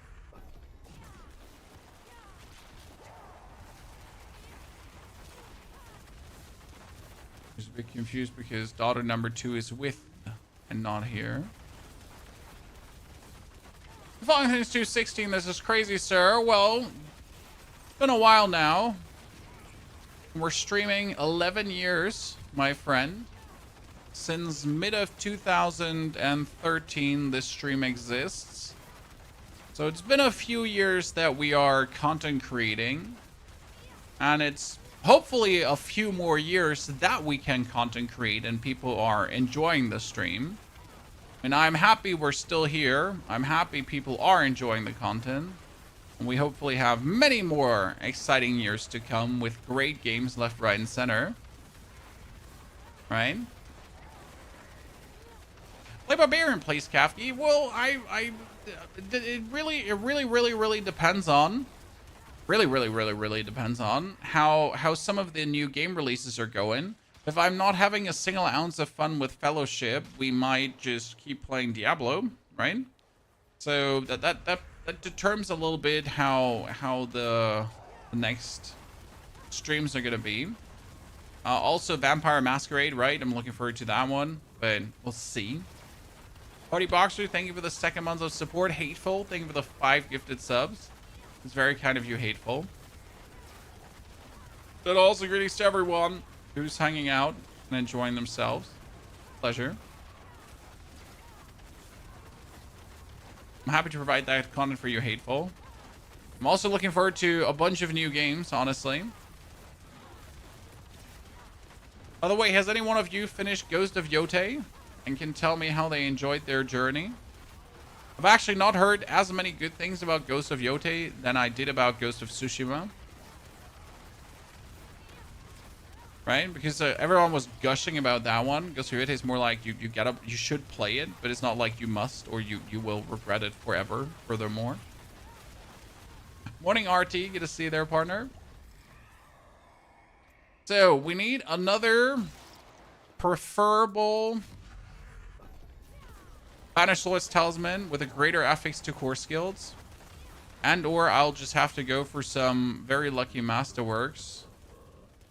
Play Elden Ring. Sir, we have so many Elden Ring guides on the channel. It might as well be illegal. I have done, I don't know, 30, 40 playthroughs of the game so far. Every single playthrough with a different build. And all the builds covered on the channel. Including the DLC, obviously. Elden Ring even made me install modding tools so I could be jumping around in the game, respawning bosses to show like how efficient builds can be and everything. It's the first game that made me do this, but it made build creation so much more interesting, right? Because you could just keep like retrying bosses and have some fun.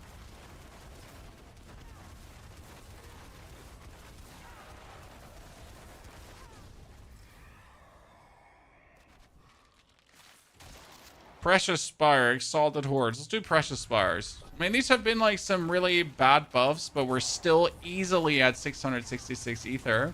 It has me like so happy with this build here right now because you don't have to worry, right? With the Necromancer, if I had like some bad thingies, like the Horde wouldn't go so well.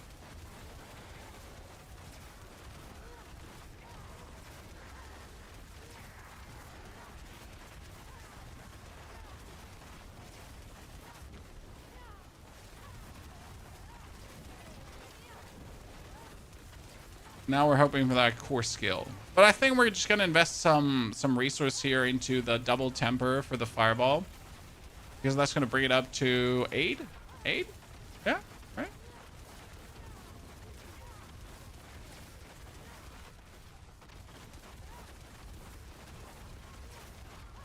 Hello there.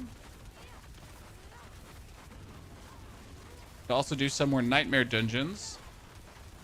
Because I need those goddamn gloves of the Illuminator. And I'm probably going to just have to go through all my characters and gather like all the distilled fear that we have on all the different characters. That's the only way.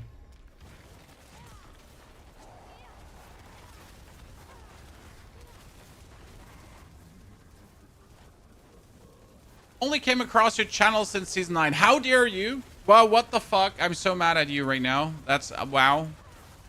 Okay, now I calmed down.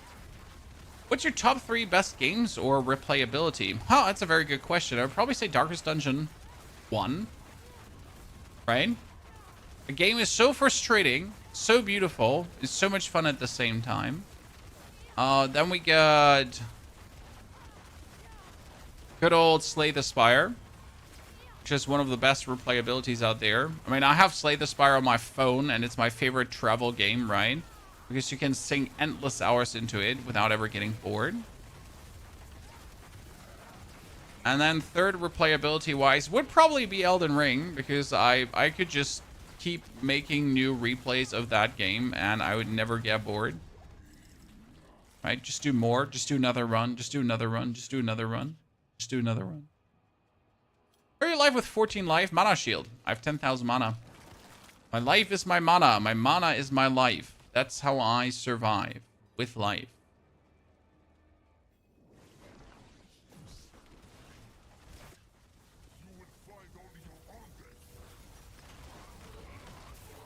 RT, the video 2 hours ago with the Necro with Warriors. Yep, that one is beautiful. Oh, I got a pans one chat. That's bad. The Lockrins. I don't need a Lockrins. I was thinking about, though, playing Lockrins for this because I could scale up my critical strike damage even further, right? But But in order to use Lockrins, I would have to kick out Helmet.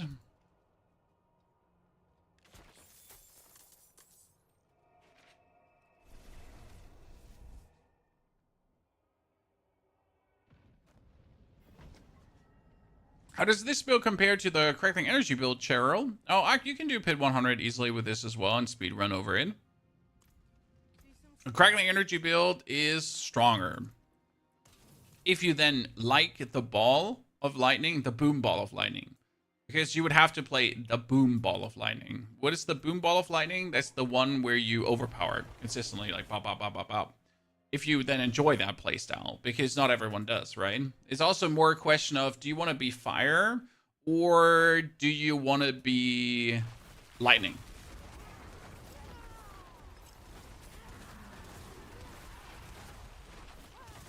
All right, what's happening there for you? Fire or lightning? What do you want to be? What happened to the Meteor plans? They fell through board games. As much as we do like the Meteor, it's like if you can't play it, you can't play it. He froze me. He actually froze me. Wow. So disappointed. It's cold Sorc any good? You could probably play Frozen Orb Sorc, yeah.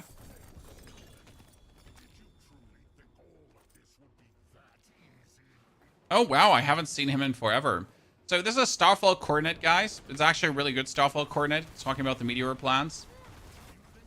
Sadly, we don't need it. We need Gloves of the Illuminator, Greater Affix now. Chaos Armor Boots. Ooh. What did I get there?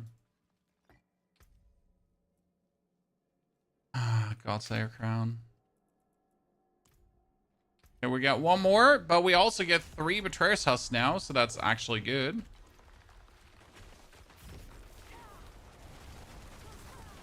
This looks cool as fuck. It's also plays cool as fuck.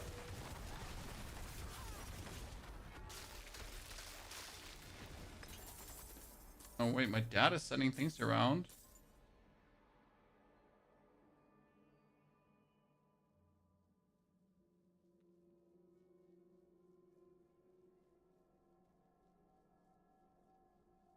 Huh. Interesting.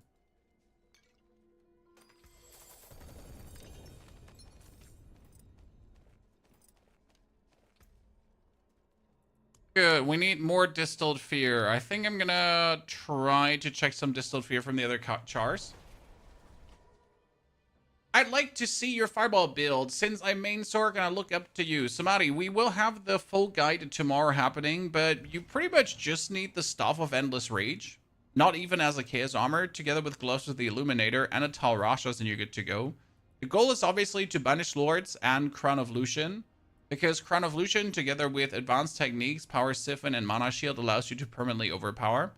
I have like 19 ranks plus some more, and I just overpower, and then I overpower, and then I overpower, and then I overpower, and then I overpower, and then I overpower, right? So, let's see if I have some more Distilled Fears.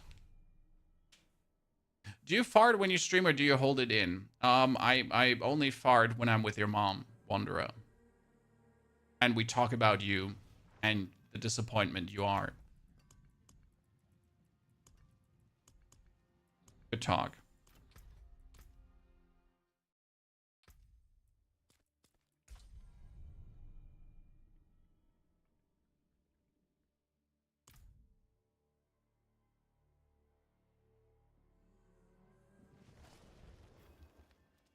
So, now that we talked about that, we're searching for Distilled Fear. Well, we could also just do some Nightmare Dungeons to get more Distilled Fear. Okay, stop writing things, seriously.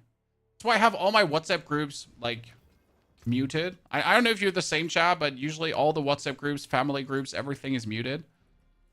Like, seriously? The amount of talk happening, unnecessary talk happening, is out of control. The only green kill of the Blackwing, Basilisk. I forge more than horseshoes and nails. What do you need?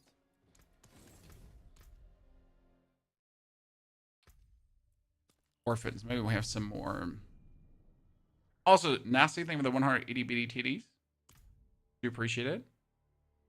How is he streaming two things at the same time? What do you mean, Mithrandir?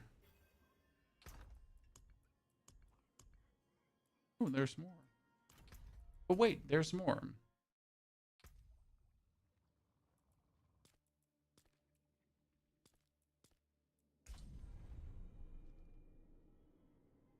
I only have one group for work and it's perma muted. Yeah, I have the family group perma muted and the other family group perma muted.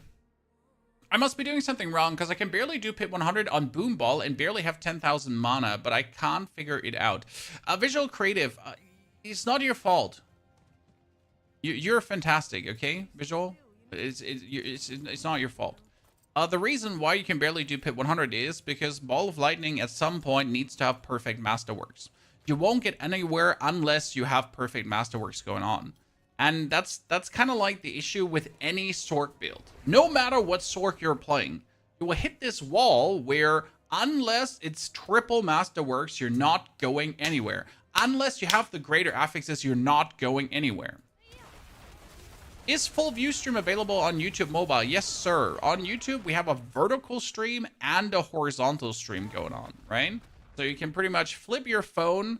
You have to go for the stream that doesn't say vertical in front of it on the channel.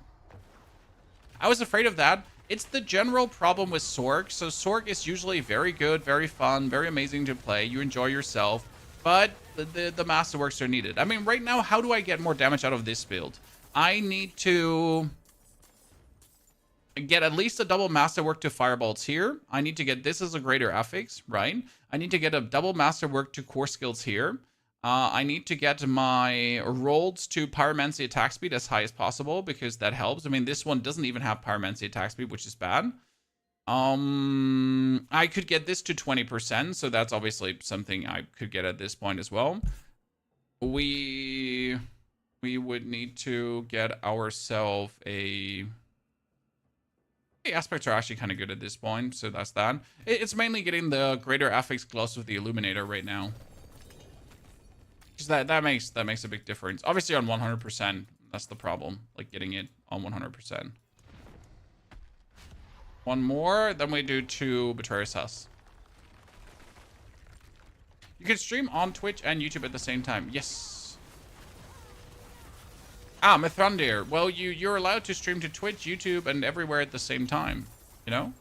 So you can stream everywhere. Kind of like how streaming works nowadays. It's not like back in the days where you had some kind of platform. How do I say this now? Where you were loyal to a platform.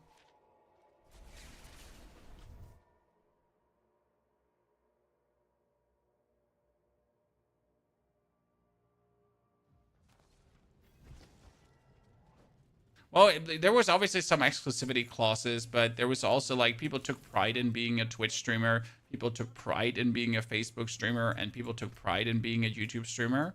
So it used to be like a battle, and nowadays it's more like if you're not streaming on every platform, you're an idiot, right? So it wasn't only the exclusivity, there was a certain level of, you know...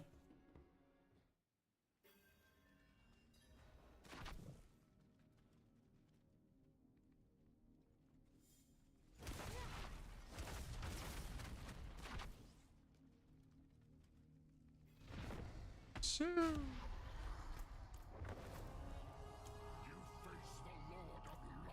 We have Vex running. We have... who? We have Vex. Yep. Goodbye!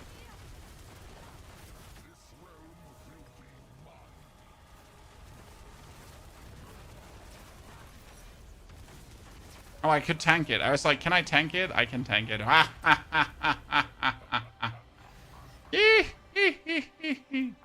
Okay, we need to go Beast Device. Gloves with the Illuminator, please. I will never get the gloves I'm looking for, chat. However, I might get a good strike of the Stormhorn, so I might have to look at that anyways. But no, I just want to have the gloves.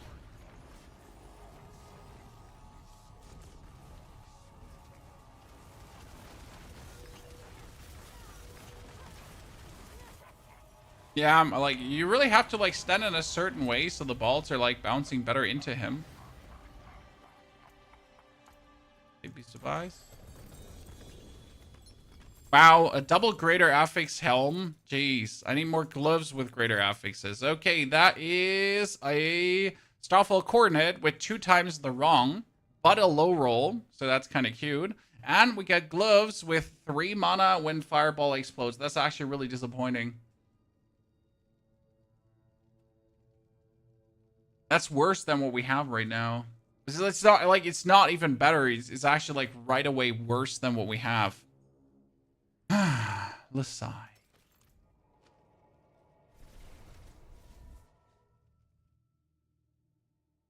Why do we use the aspect? We use ice blades. Sir, we have the unstable currents going on. Okay.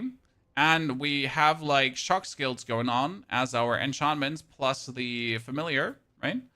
And that leads to us getting some random ice blades in between. Greetings. How shall I guide my hammer?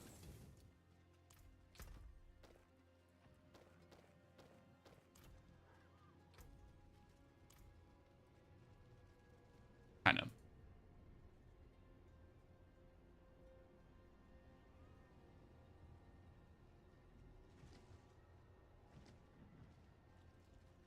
Where was I stuck? I wanted to do a nightmare dungeon. As the Caves Rift. Oh, a horde is a whisper. Ghost, I just finished watching your Necrominion build video. It's fantastic, isn't it? I had so much fun with that build. I'm sad that the other Necro builds are now, like, we pretty much covered everything Necro-wise. There's technically a Blood Surge build, but it's not worth the effort. We're like, oh, you really like Blood Surge? Cool.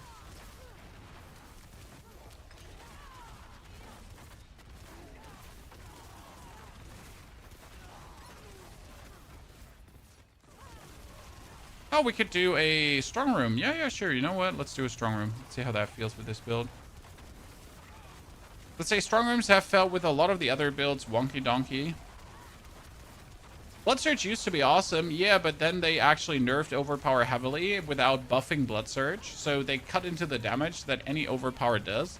And Blood Surge has always been having certain issues with the actual functionality of Overpower that never got resolved. So as cool as Blood Surge is, it sadly never lived up to, or it sadly never got the limelight it should get. But here's this. This is Torment 4, but this is also Nightmare Dungeon, sir. This is not a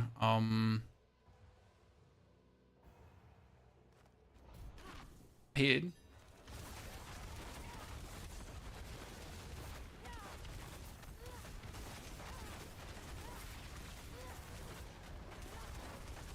Just a nightmare dungeon that we're tearing up.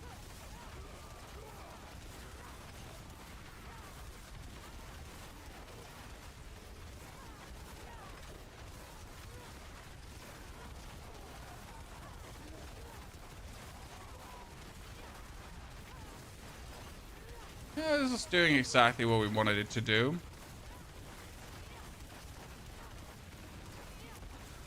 Are you gonna go for Barb? I'm not too interested in Barb. I mean, Barb ain't horrible, but Barb also not like really hot shit, right? Not really awesomeness. We're like, yeah, sure, Barb exists. And that's fine. By the way, did they lower, like, in general, the amount of attunement that you're getting? I kind of feel like it has been really harsh this season to actually get attunement. It just feels that way.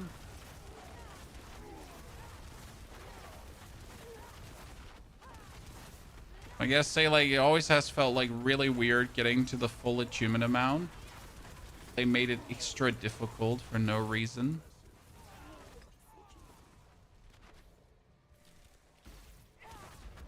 Even for our Raven Druid, right? Like, so Raven Druid is obviously that screen clearing madness, and yet you feel like you're struggling to get what you're looking for, right?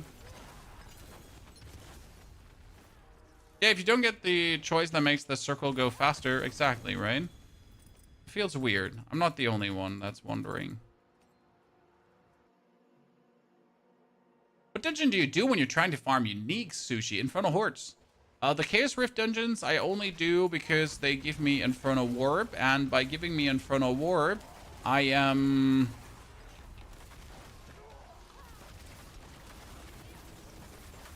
I'm guaranteed to get more chaotic uniques because that Infernal Warp can then be cashed in for reputation scrolls, right? I mean, I have another 9,000 warps, so I could get another 2 boxes that would potentially lead to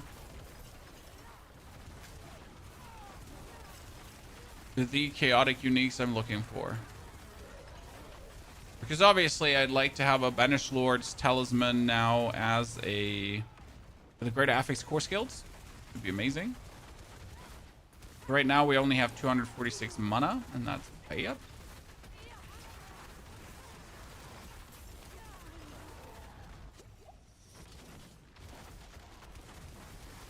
Has the cow level been discovered? Nope.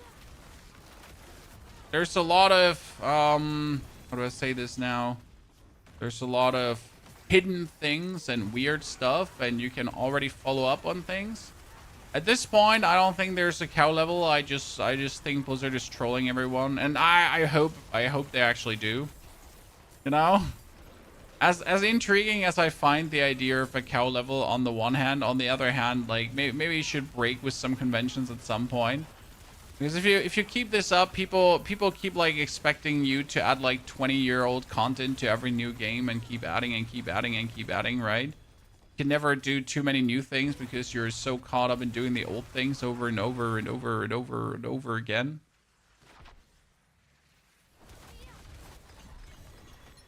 Hello, my old friend. Do we have the buff? We have the enemies drop currency, so we gotta wait for this one to run out right now.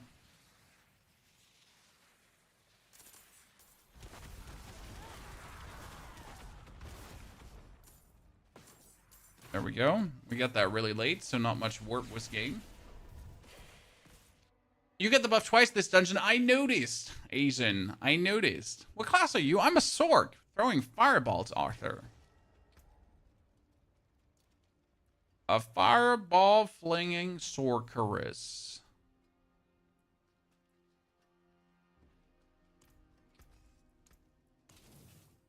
Now we're going to take this Staff of Endless Rage. How much Masterworking materials do I have? Okay, we need to get fireballs twice. So we need to hit it once, and then we need to hit it on the second time, okay? And if we don't hit it on the second time, we're already back to business. Because I'm obviously not going to Masterwork to the third time. And this can now take like 10 tries. This can take 20 tries, right? You never know how long this is going to be. It might also drive you completely insane, and it could use up all your resources, and you might not see the result that you're looking for. But I really want to have the fireballs twice here. Now, this is probably the most frustrating part about the game, right? Because you might never be, like, getting what you look for. There's a chance to hit this. Obviously, it's a low chance. It exists. You just gotta have to try often enough, right? Thank you. So we got the 7 ranks into the fireball. That's amazing. Now I would like to rework the Banished Lord's Talisman as well until I hit that, but I don't think I'm gonna do it. Oh, can I make it in time to the Legion event? Maybe? Gotta try. What's the objective of this game ultimately? Having fun. You don't have an end game. I mean, technically, you get to the end game. You beat the seasonal journey, right? There's a seasonal journey, and then you're done.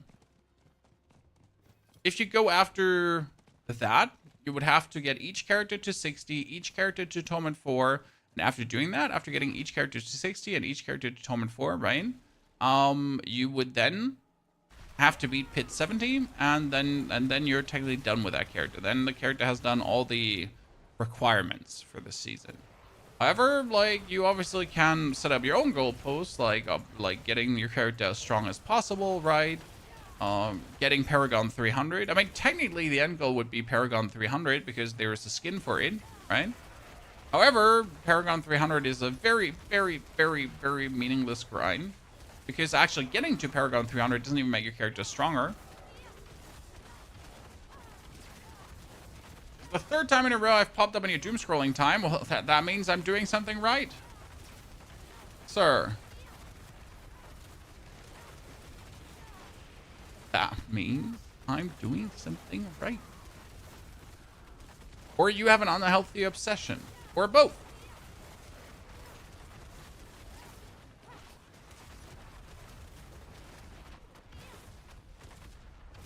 Didn't finish the seasonal quest. Nope. I have been too lazy yet to finish the one. There are a few specifics you gotta do here, like while wearing K's armor, close 15 rifts in the overworld within 30 minutes in Torment 4. And I just haven't bothered. Apply for the build? Nope, not yet, sir. Sorry.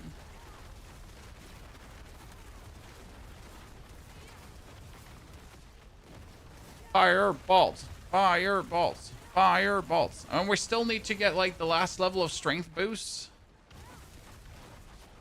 How much attack speed do we have? We have 35%. Plus 15, plus 14, plus 15. So we're not there yet. We're not there at the maximum attack speed. Especially, I'm not sure if the fireball attack speed, if that counts into attack speed cap 1, or if that counts into attack speed cap number 2. Those are two different attack speed caps, FYI, right?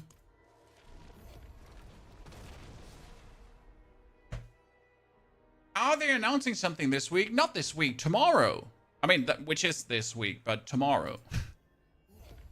There is news on the tempering changes, combat changes, masterworking changes, leveling changes, the new season, season 12, and player defense too, and health. I'm not sure what we have to expect there because don't mess with our defense. I think defense is in a good spot right now. So I'm not sure what they're going to do with that, right? Renown. Renown is actually going to see some changes too. That's what I'm personally intrigued the most because right now Renown is useless, right? So you do Renown once and you never see it again. And for some reason, they feel like the need to rework this. However, the interesting part is, let's say they rework Renown for each region.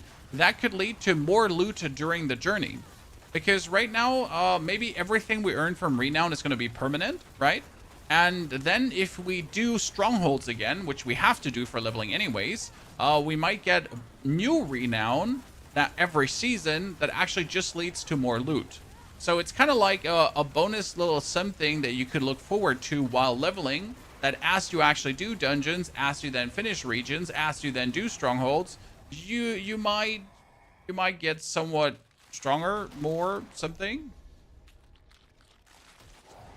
Can't drop mythics this season, bad luck. Don't try to drop mythics, just get the 3 splinters that you're guaranteed for finishing the journey, for going to for finishing the reputation board and whatsoever.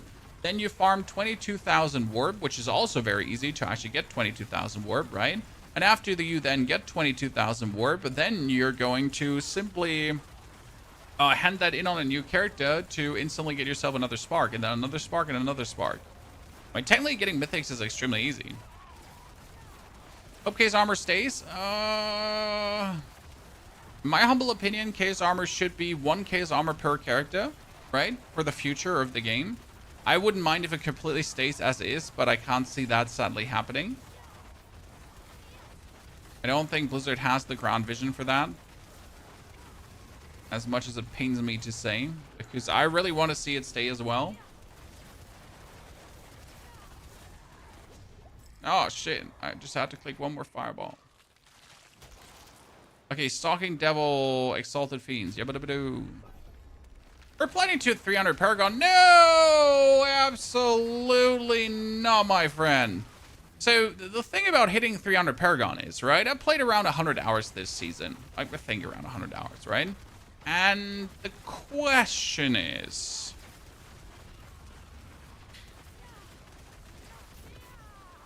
do you want to spend another 100 hours? Because that's what you got to do. since 283 Paragon points is halfway to 300 Paragon points. Okay? I'm currently sitting at 254. Okay? And 283 is the halfway point.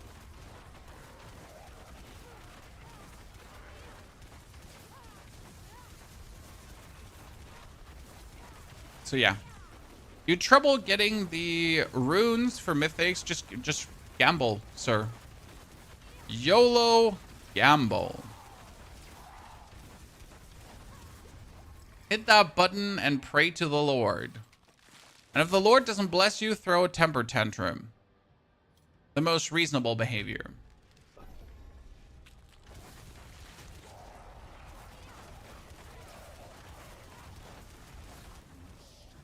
In case armor would certainly be great if it stays for the game, because it's like bonus, you know? So case armor is in no means required to finish a build. Chaos armor is in no means required to get to somewhere, right? You can get everywhere without chaos armor. And then actually getting chaos armor just gets you further. And I think that's cool. A burning butcher just randomly appearing. Don't say so, sir. Thank you for that 100 ether bonus.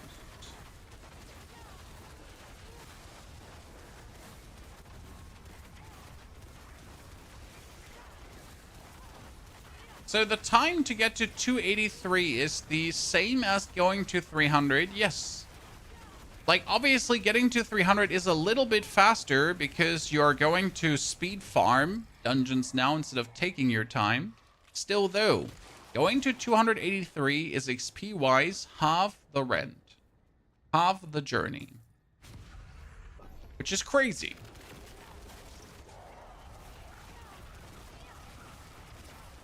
I mean, my respect to the people that get to 300, but you get to see that someone like Rob, who's literally living, breathing, eating, and shitting this game, right?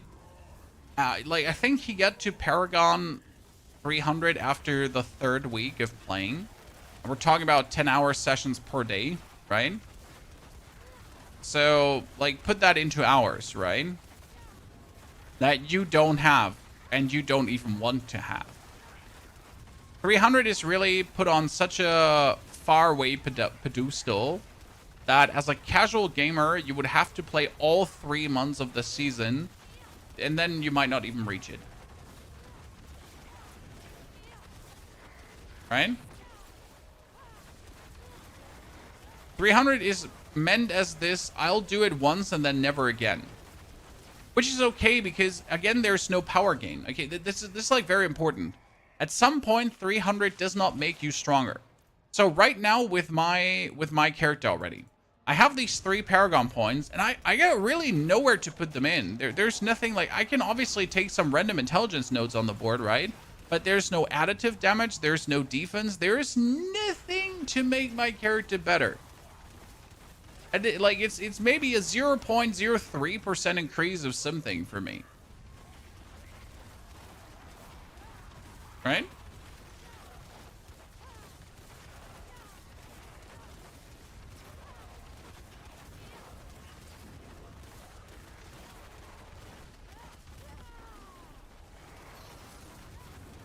And it's intended that way. So Paragon 300 is by no means necessary, mandatory, needed in any way. I mean, the highest pit finisher is also not 300 Paragon points.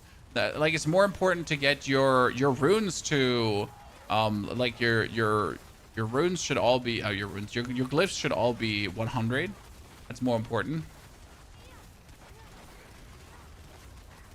What's the reward? A skin. So it used to be like a skin for your horse, where you get yourself a soul stone that your horse now has on it, and that's it. Congratulations.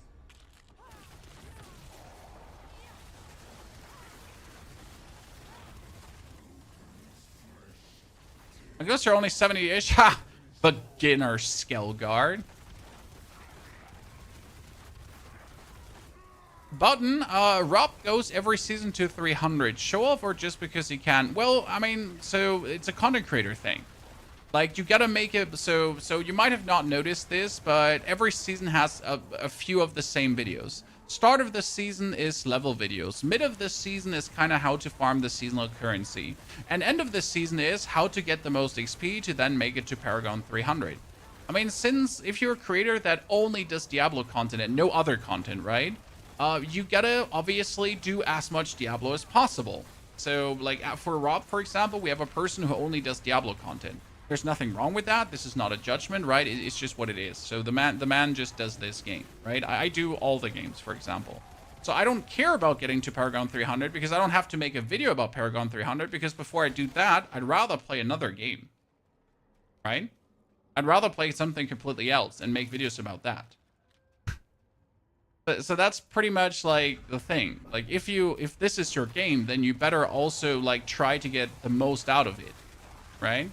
By the way, are we gonna get like 2,000 ether, chat, without are we getting 2,000 ether without a chaos wave? Come on, let's try. How high can we go? How high did you go without a chaos wave,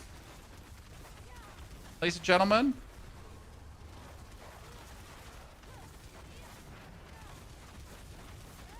Oh, and your content is more interesting. Well, I appreciate it. I try to make interesting content. The efficiency of groups cuts down on many efficiency. I mean, groups give you 10% more XP. If you consider that you need like 300 hours to get to the maximum Paragon level, right? Getting 10% more XP by playing consistently in a group is not a little thing. I mean, you just take 10% less of 300 hours. Like you're doing a significant faster journey by doing that.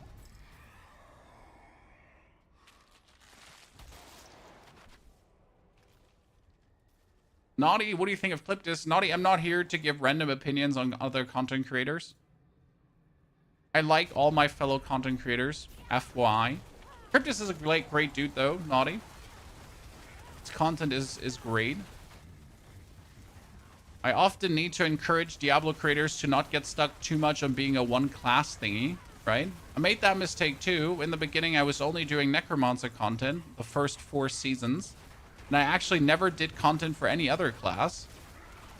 However, it was different back in the days because you took so long to level up a character that people literally were one character endies, right?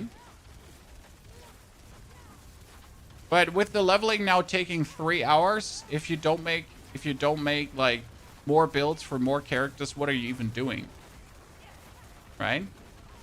Is there a way to get runes without buying the DLC? No, runes are DLC exclusive content. You do not have the DLC. You do not get runes. You do not get mercenaries. You do not get Undercity. You do not get tributes. You do not get the Spiritborn. You don't get all of that. And that is intended, and it's the FOMO for you just missing out.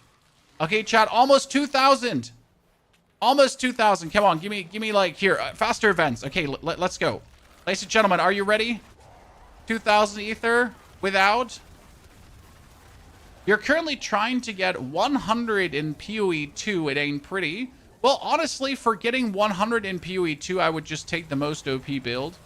Like getting to 100, level 100 in PoE 2 without a completely broken build is just hating yourself, right? So playing like some off meta whatever shenanigan, nah. Like you wanna get there, you play the most OP shit that you could possibly think about, the undying build, the thing that just, you know, so you never have this moment where you actually might lose experience because you accidentally died. Now we're not having that. We're playing the absolute OP shits out there, right?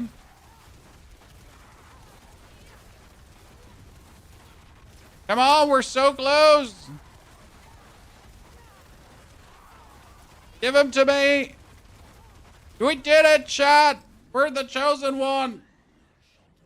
2,000 ether without needing a single thing, without a chaotic wave. I mean, there's some good things, though. Any advice to get more ether consistently, Fiery Hero? It doesn't really matter what you do if your build is bad. I'm not trying to hurt your feelings, I'm just saying. So, for example, a Reap Necro will have a harder time than, for example, a Sorc or some others to get there. So for hordes, you definitely want to play the build that also is optimized for hordes, right? That does good for hordes.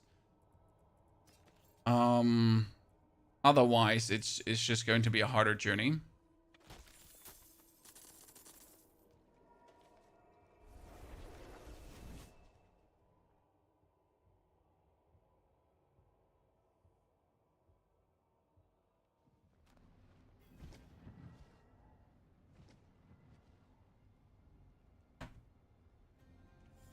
But you have only 14 HP and 0 armor because I'm super good at the game. What's left, you ask?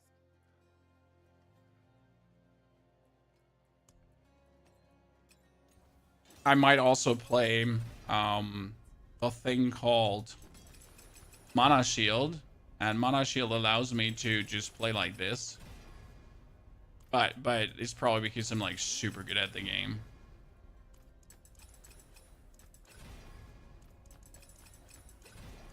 Okay, we remaster work. Oh my goodness, 27% attack speed, chat. Look at me.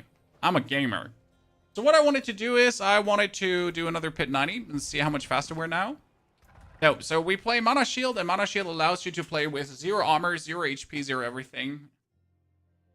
We do a different rogue build. No. I like to do the Dance of Knife Rogue. That was super fun, but I have like no interest in doing a different rogue build. Not because Rogue is bad, just like that was enough for Rogue. The other good Rogue build would be either Death Trap or Orphan Maker, but I don't like the gameplay of Death Trap this season. So I have like no interest in messing around with that. Oh shit, I forgot to put on my... What's it called again? I forget to put on my better helmet. We're not overpowering as much again. We're currently having the wrong helmet on, and that makes us play the weaker version of this. We're still plenty strong enough. But you notice it.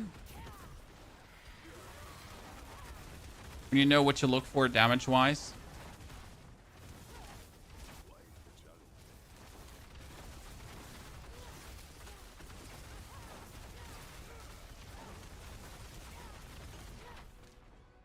I want to try hardcore, but farming the little statues and everything sounds nightmarish. Yes. I mean, I did it once for hardcore. I pretty much have it now done.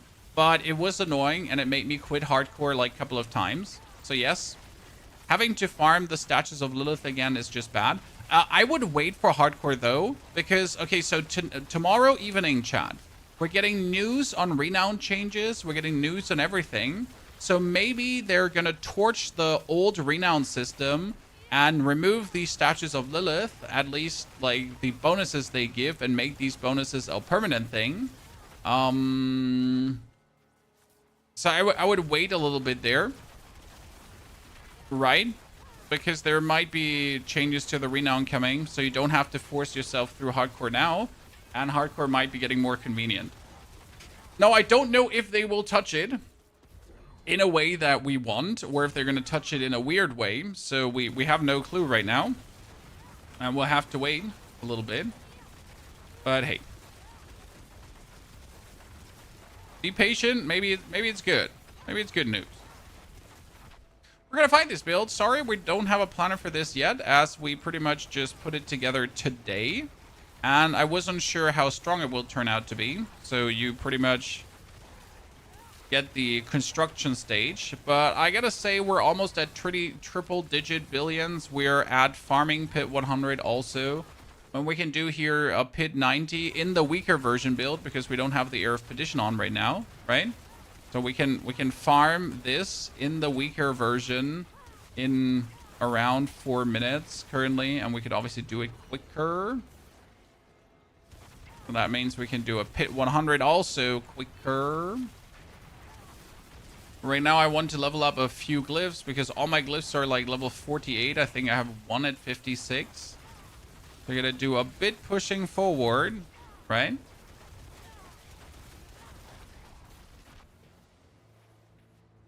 Favorite class this season so far? Druid.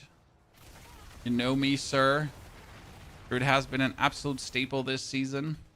Worst part about this build, not having unstoppable. It's annoying. It's not a deal breaker.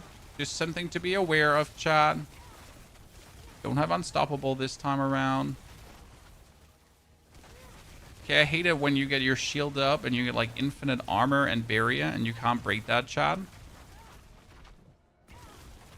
Makes me want to not engage with these enemies, right? Because the only thing this build is missing right now is a chance to pull everyone together. However, I don't actually need this because I'm pretty much hitting the whole screen, right? Kind of like I'm missing something, but like there's no reason to miss it. I don't think I have enough opponents in this. Oh my lord.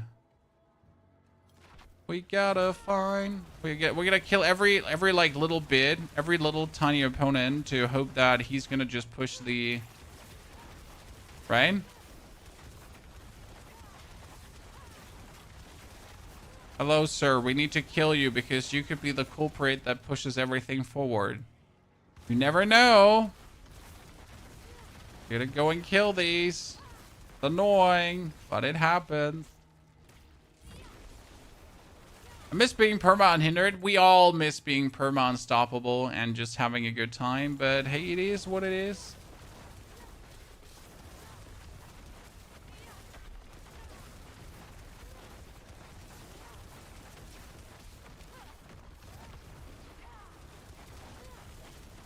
I'm still not sure if like standing right in front of him is the best or if we have to like stand like slightly slanted, right? By the way, my whole mana went away. We gotta quickly regain it.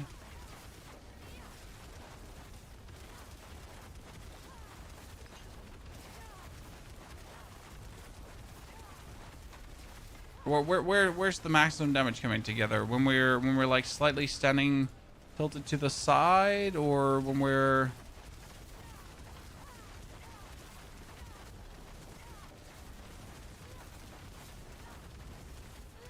like super close to him?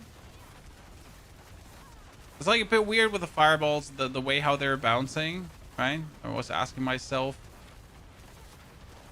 what's the optimal damage? Probably we stand just in his butthole.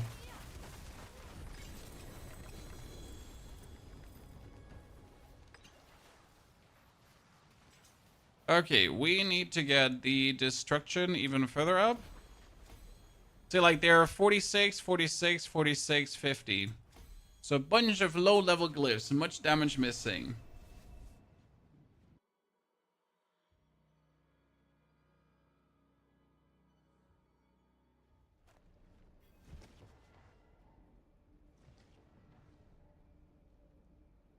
Change the title of the stream. No, the title of the stream says Sorc.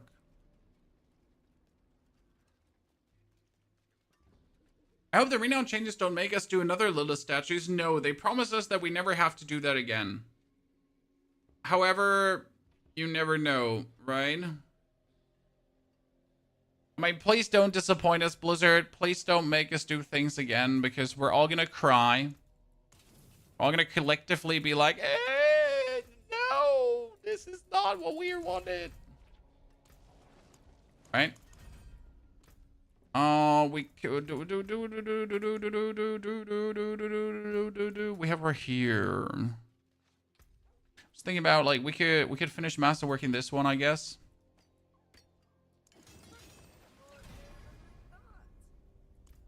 We have that one master. We still need to like definitely remaster work that one at some point. I'm somewhat happy with the items, but like that fireball's good. The lucky hit chance here is unnecessary. Oh yeah. What I need is I need more distilled fear because we need more glows of the illuminator. So that's what I gotta do right now.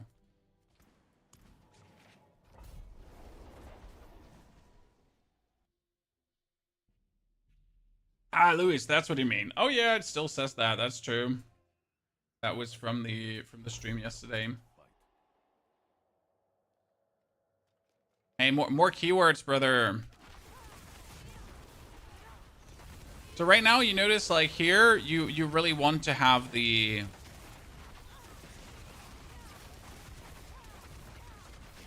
What's it called again? You really want to have the flicker step, because the flicker step allows me to really quick go through any kind of dungeon. Oh, I can go through doors. I just noticed that I could teleport through that door, Chan. We also have the bonus warp buff again. It's actually crazy. I get it this early. Again.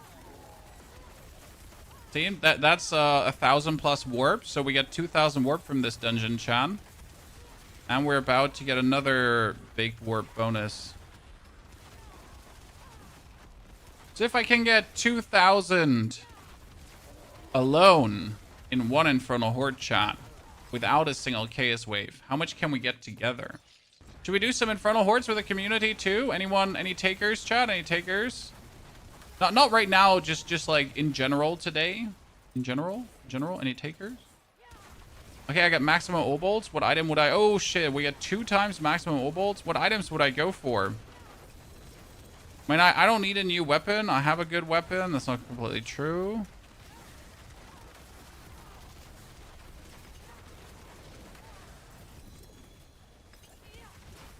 Definitely want to get a better Tal Rasha's ring, because my Tal Rasha's is only at 17.5%. So getting that one to 20...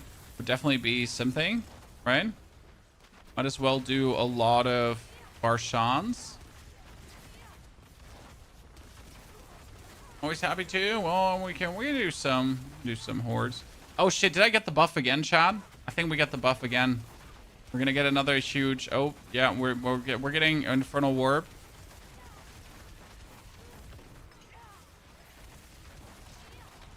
I want to see another huge chunk of Infernal Warp. I'm a simple man. Give it to me.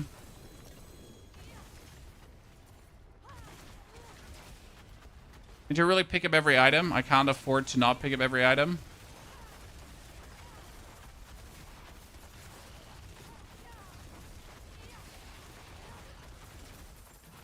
My mage is trash right now. We'll make it better. The video on this build? No, not yet, Joseph, but we will make one. Just not today. I'm sorry. I will make sure that after the stream, I'm gonna put together the plana, and I'm probably gonna put it in the description of the video, as always. But yeah, we don't have the guide today. Today I was like getting the items to figure out how efficient it is. I needed to like the main thing to find out today was do I need the chaos armor? Right? The answer is no, you don't. So you don't need the chaos armor. It works without the chaos armor, right? The build was already strong without the chaos armor. The chaos armor just made it way stronger. No one's human, Joel. I mean, Joel, there was a new season for Once Human, but I've seen only complaints online. So nope. Okay, what do we gamble for, Chan? I could try to gamble for an amulet with a greater affix to a passive. Oh, gloves. You know what? We're gonna gamble for illuminator gloves. That's it. I mean, how likely is it that we get the illuminator gloves? Not really. But I mean, what's the worst that happens? I get a better affix, right?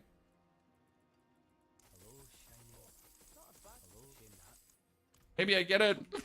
Maybe I don't. We can always try. And we can check if I get a better of my equipped aspects. So we're going to go for equipped here. Right? And we get the shredding blades. We get destruction. And that one is still the same. Firestarter is still at 27%. So that's actually not even... No, actually, Firestarter's better. See? There we go. 3% more damage, Chad. Boom. And since it's doubled, it's actually better, right? Oh, and we got Flashfire 42. No, not really.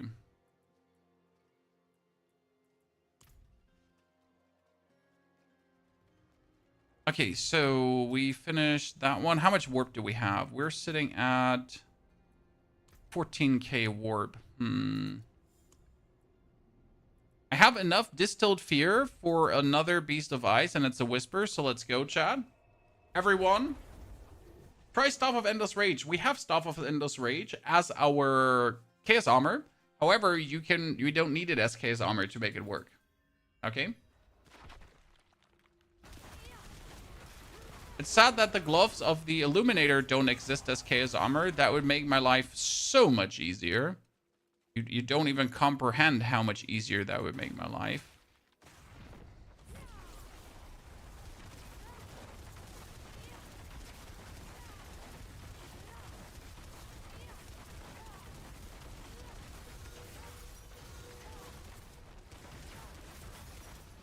Good. Mini Belial, please. Thank you very much. A wand. Well, at least we get another tree. I have almost all builds one shot in Torment 4, but when I go to the Pit 100 or a simple Infernal Horde, I get one shot sometimes, even having 1000 armor and resistance. What am I doing wrong? Damage reduction. So resistance and armor is not everything. You also want damage reduction. That might or might not be a reason where you're falling short. Now, I'm not saying that is a reason. I'm saying there might be a reason.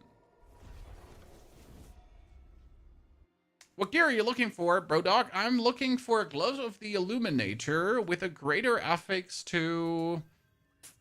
well, technically not Fireball. Like, you mean, what you want is Fireball attack speed. So you instantly get to that 100% attack speed. I also don't know if Fireball attack speed is actually attack speed cap number 1 or attack speed cap number 2. Because there is attack speed cap 1 and 2, and I think the Pyromancy attack speed might be attack speed cap number 2. I actually need to look that up. What is attack speed cap 1 and 2? Well, it's something that you might not know about because it's not being advertised anywhere.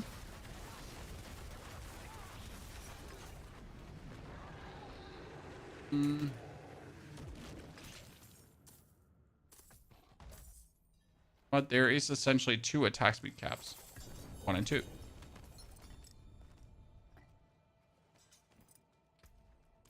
So we can find this out right now. Sorc. Illuminator is attack speed cap 2. Yep. That's crazy. And Pyromancy attack speed is attack speed cap 2. That's crazy as well. Fuck yeah. That's pretty nice. What does that mean? So this means right now that we have 50% attack speed, okay? 44.4%. And then every single other attack speed. So we get 15.3 here, right? Then we get a 14.5 there. Plus 14.5. Then another, like, we want more here. Then we get the gloves currently with 14.7. 14.7. So plus 14.7. All this attack speed, this 44.5, is on top of this. But if this was 100%, right? So if I had a lot of attack speed, then it would go above and beyond, right? So I would have 100% plus that. This means I need more attack speed, officially. Yeah.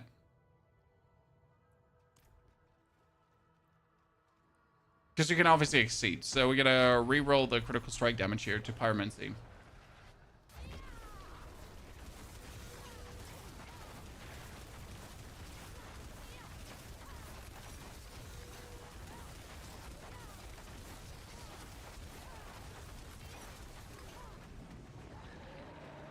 Can you give me an example of damage reduction? I mean, for example, the Sorc has here, every time you spend 100 mana, you gain 30% damage reduction. Then you have flat damage reduction also in your Paragon board. Damage reduction is, generally speaking, king. You need it. Because, like, you have your armor that reduces damage by 80%. Then you have your resistances that reduce the elemental damage. And then damage reduction on top actually reduces the damage that is left. So you get hit by a 100,000 damage hit, and that 100,000 damage hit is going to do less damage because of your armor, of your resistances, and then the damage reduction on top is going to be applying.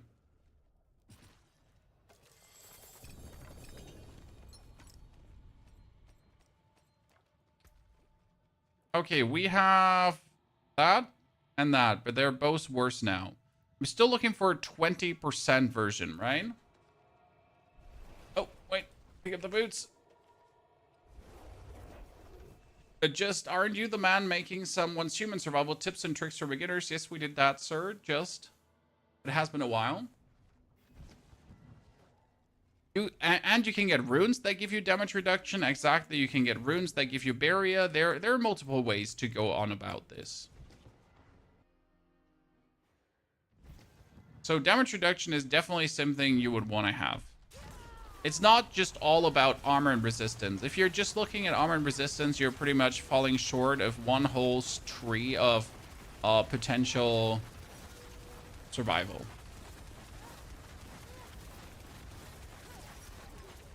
God, Varsan, you're so annoying. Am I getting the new ring? It's 17.5% per element, so that's 3.5 more. Oh, pounds chaos armor. Oh. That's actually a problem because I don't need any pounds. That's another Staff of Endless Rage. That's crazy. Like, I already have the Staff of Endless Rage, and I have it with the ranks to Fireball, but getting another one is just... That might be illegal, chat. FBI, it's him. He's been having good RNG again.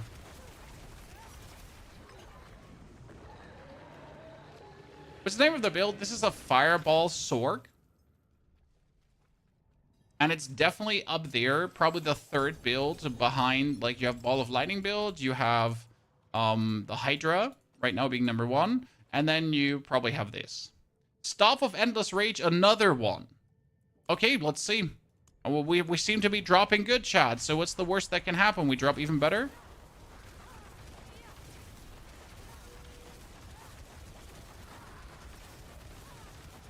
Right? What's the worst that happened? Or we're dropping better?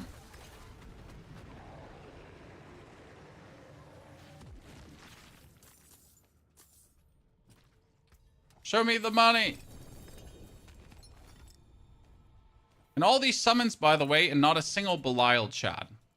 Right?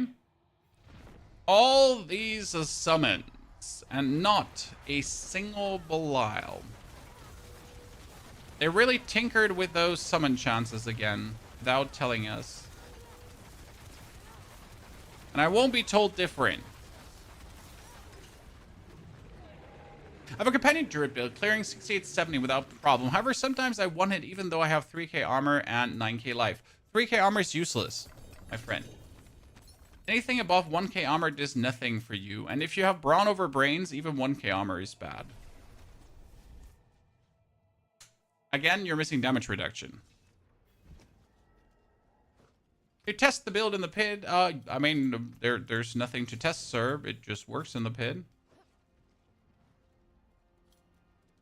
We're mostly doing pit 90s right now. Oh, we can already do a pit 100. Which is actually better than my Ball of Lightning build, because my Ball of Lightning couldn't do a pit 100 that easy. So you fireball things, right, here. And then things die. And then you go on to the next pack, and then you keep fireballing things, and then things die. And in between, you get to throw your basic skill, because every cast of a basic skill gives you 50% more damage, and that can stack up to 3 times. Right?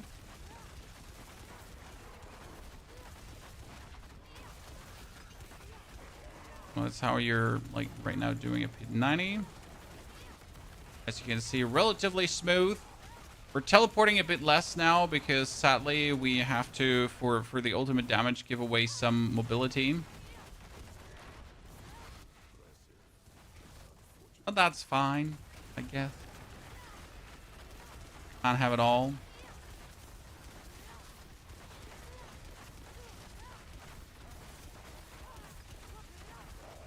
Yeah, that's what you're doing. Just fireballing things. Really fun. This is also the build where with which I'm currently farming up my glyphs. Right? Because my glyphs are all like 46 still. My highest glyph is 70 currently. So obviously with pit 90s, you want to get every glyph to 72. And then you want to do pit 100s to get them to 82. And then hopefully pit 1010s to get them further, or actually incremental increases, right? And do a pit 102 for double levels, and then 104, and so on.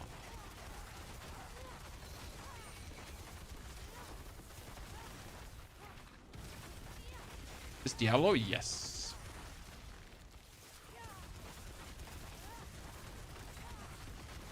Sometimes Belial doesn't drop anything. I wish they would bring back Belial ambushing everywhere.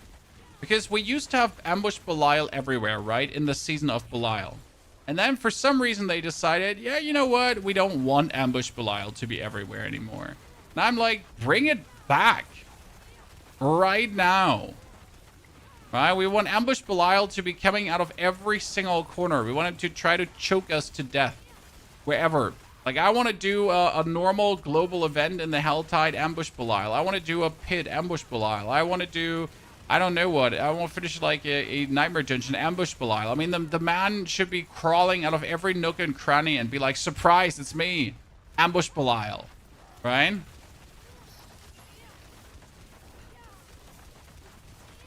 And with him only being in lairs just kind of makes it bad, because if you really want to find Belial, right, you just gotta spam lair bosses that you don't even want to spam anymore because you have no need for those, but you still need greater affix items. So you pretty much gotta spam like a boss that you don't even want to do because you need to have a chance to maybe get Belial, so yay.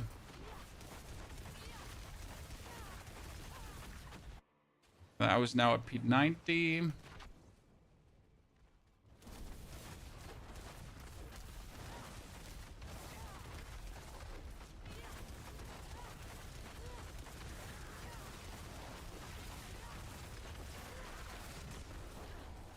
Again, we have yet to figure out where to exactly stand. I think here next to a wall is the best because my fireballs just explode into the wall.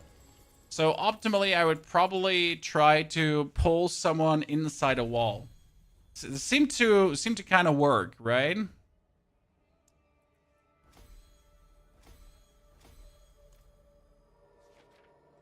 And now, like, obviously that was like, what, 330 minutes for a pit 90, so I can definitely do a pit 100. That's a given.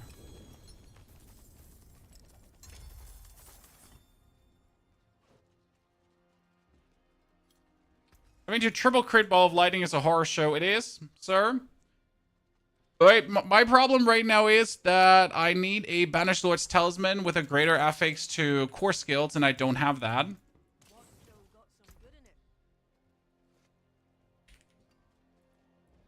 I have another glove. I have another amulet itself. I have an amulet, and I have an amulet, right? But I need it somewhere else. And right now, I, for example, have to spam like the Lord Zers to maybe get Belial to then be having a chance to get my other stuff. That's a bit of a bummer. Because we don't have Belial actually coming, which is double bummer. We hate it. Okay, I need to do more Infernal Hordes. Okay, who wants to join us for Infernal Hordes, chat? Who's there? Raise your hands. Your dirty, filthy paws. Give us your Battle.net ID and we'll have you invited. If you would like to join. Pyromancy attack speed is needed, so let's try to get that right now. Fire damage.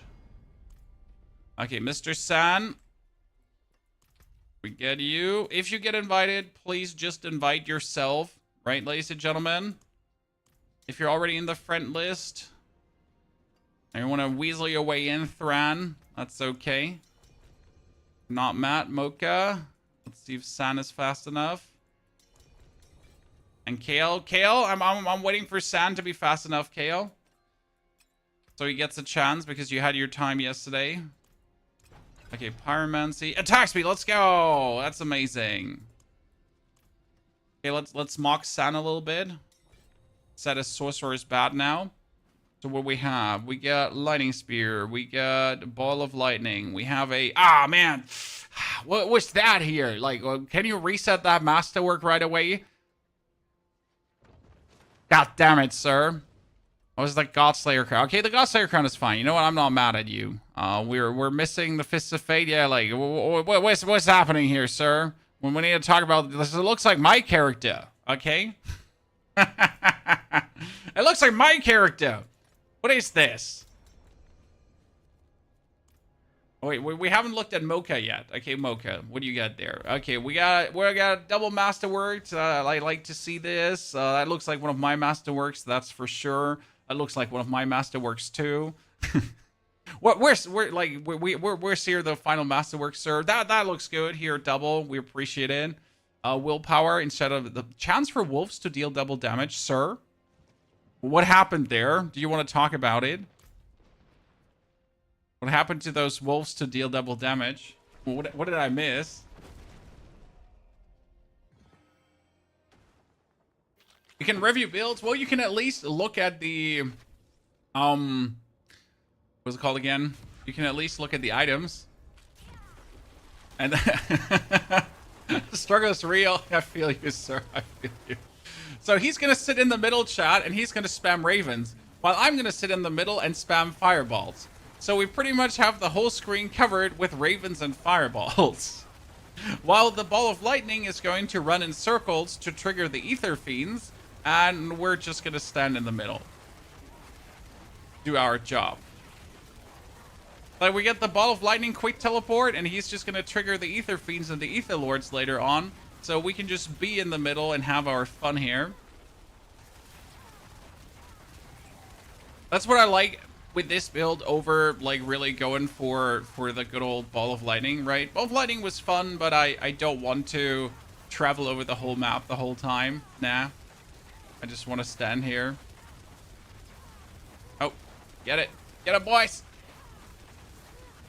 Team shaming doesn't help, Galvin. Galvin, it's the good-natured ribbing that you gotta go through when you show your character. Thing is, so if you're new to this channel, usually when I invite people to play from our community, their builds are crazy, okay?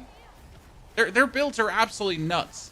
Like last season in Season 9, I was sitting there, I was having one mythic item, I invite Fred, Dave, and Francis, and at least 3 mythic items, all triple masterwork perfectly.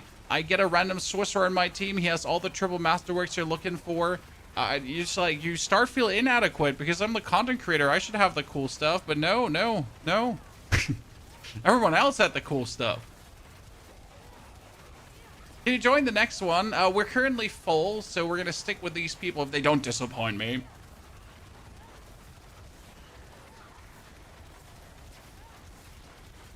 How much you charge for build reviews? I don't do build reviews, sir.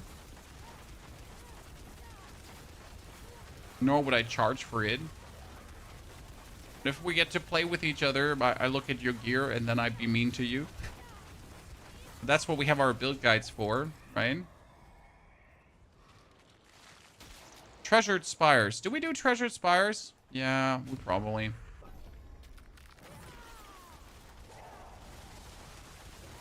So, Samadhi, where's the fun if you're not rubbing a little bit of salt in? Little bit. No, just a bit. Moins and BZZ, good to see you there. Also, Lone Shark Mark, by the way. I missed your gifted sub. I'm very sorry for that. Appreciation. Come here, Mr. Fiend. Oh, wait. I need to swap my item. Why do we swap the item here? So it's less damage, but if you look at my teleport, right?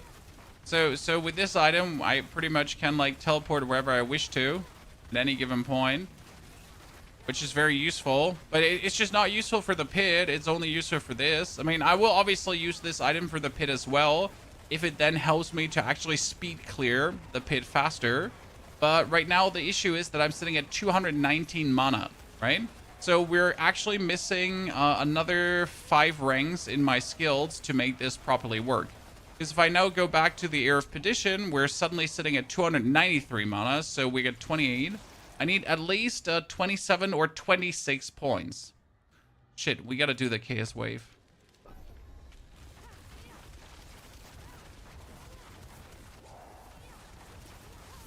Oh no, it's the shittiest wave in the world. with these things. You can't even teleport through them, right? That's the scam. You gotta actually walk through them. Oh, who died? Meteora, you're costing. You are courting pain and death. He did die in the middle. Aborted our wave. The robbery. Perks of ultra wide, I can see the whole map. When there have been games where ultra wide was a big advantage because you could just teleport further, right? So if you actually put your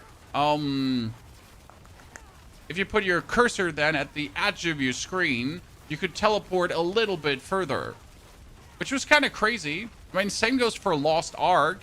Like, if you wanted to play Lost Ark PvP, you actually had an advantage with an ultra-wide monitor because you could see further than you could see with a normal screen. Looking forward to seeing you in the Battlefield 6 BR. Well, on that note, you might not.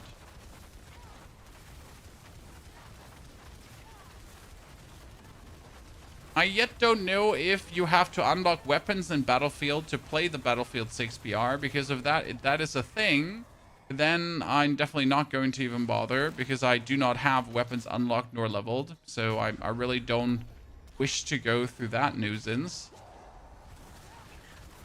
Right?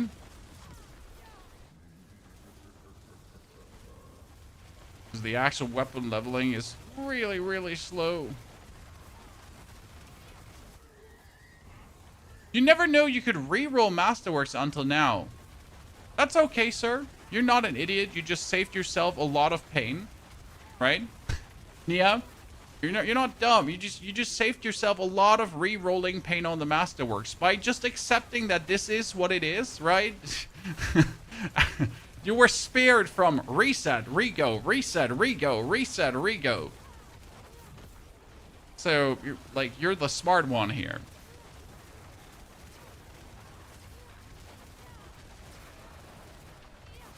There's nothing fun about trying to masterwork. I mean, don't get me wrong, it's really satisfying to hit that triple crit, right?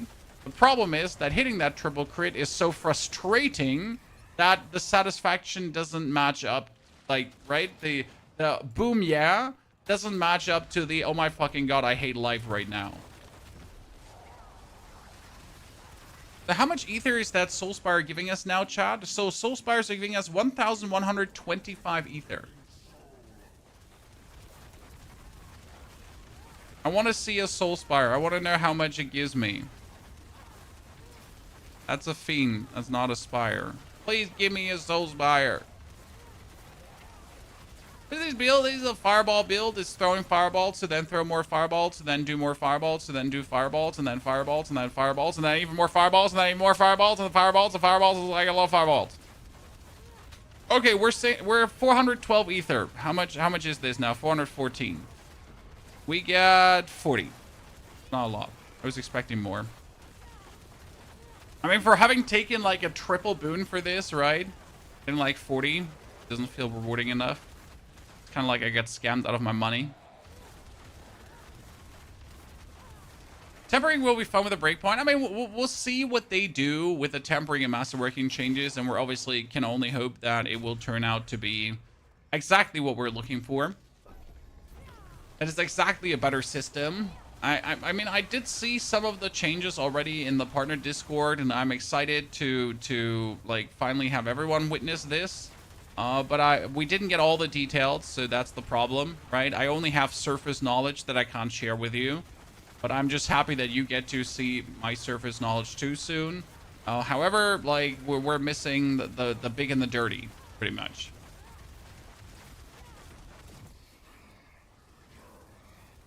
The fireball enchant is still buck. We're not using the fireball enchant. You don't need to. Like you really don't need it. I mean, you could put it on, but what for? Like you're already killing everything so fast that like, yeah, you know. I'm even lowering my damage for more mobility because it's just convenient to do so. Right? When will it be announced? Tomorrow evening is the campfire chat, and if in case you missed it, there's a new structure for campfire chats because the old structure was shit. So what they're gonna show us is pre-recorded content about the new season. Then they're gonna release the blog post, and afterwards, oh Jesus Christ, we get the goblins with a fireball build. That's crazy. Oh, that's nuts. The ether might actually disappear at this point. Right? Ah, holy moly, my golly, my golly. How do some streamers hit triple crate on every piece of gear, every season, every character? The streamers you're referring to are the people that don't have any life. So when you mean Makuna and Rob and so on, for example, these guys farm millions of Opticide, and I mean millions of Opticide. I'm not like, ha ha ha, millions. No, millions of Opticide. Okay, they farm away like there's no tomorrow, like their life depends on it, and then they masterwork away like crazy. I mean, these people, like the streamers you're referring to, they're playing at least 15 hours per day, every day, for 2 weeks. Like, and they're not just playing, so they're not like idling around or like being like, no, they're like, bop, bop, bop, bop, bop, more, right? You're talking about the no-life gang, brother. I mean, if you throw enough currency at a problem, it won't become a problem anymore. The only problem you're seeing there is then, like you committing so much time to it. Yeah, it's like you have, like, you need to see the time they put in. Kirkovich, thank you for the 77 months of support. Kirkovich, thank you, sir. Appreciate it. Will the campfire be held? So it's on their main channel, but we will restream here on our channel too. So this time I will be online. Last campfire I wasn't online because honestly it wasn't worth it. There was not enough information, right? But this campfire is so hot and so new information wise. I gotta be there, right? We're gonna cover it live. We're gonna then have to record a video right away afterwards. I can't wait. It's like gambling. Don't stop till you hit. Exactly, Jade. I mean, the thing is, why don't I hit triple Masterworks? Because it's not worth it, right? For the gameplay that we're doing, for the fun we're having, for the builds that we're making work, we don't need triple Masterworks. It's also pretty useless to make a build guide where you hit all the triple Masterworks and then tell people, yeah, this is how you get a good build. Because people will not hit those triple Masterworks. It's better to have a good build with single Masterworks so everyone knows it's achievable, right? You don't have to sacrifice a goat or 2 or 3 goats. Okay, chat, maybe I'm getting a new Banished Lord's Talisman now. Also, we are at 347 million gold, and now we are at 392 million. Pop, pop! Ah, beautiful. Those are great balls of fire, Helldiver. They're great balls of fire, sir. Okay, we got Fists of Fate. Bam, that's bad, but it's actually a good Fist of Fate. We got Godslayer Crown. We got Galvanic Azurite with cooldown reduction, which is also terrible. By the way, the Fist of Fate we had before already. I just forget that we had it. Terrible. So let's kill these items. Next up.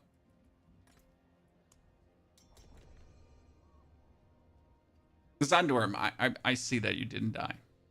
I finally get the kill of the Blackwing chest piece. Let's go, sir. I cannot get that game to drop me a Banished Lord's Chaos at all. I have 2, but in the wrong slots. Oh, well, I mean, like, I have a good one as gloves, but I can't use gloves on this character. Stalking Devil. As much as it's nice to get the 100 ether, right? It's better to actually go for Hellborn, spawn out of etheric masses. Because you might always get the buff. So, like, if you are on an 8-wave horde, you would take the Devil. Okay, chat? There's no questions asked. On an 8-wave horde, you would go for that. However, since this is a 10-wave horde, we definitely profit more from getting the ambushing Hellborn, because in the grand scheme of things, they're gonna give us more. Oh, the game is lagging. they're going to give us more than 100 ether, right?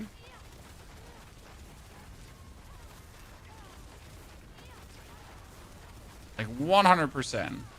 Not just maybe.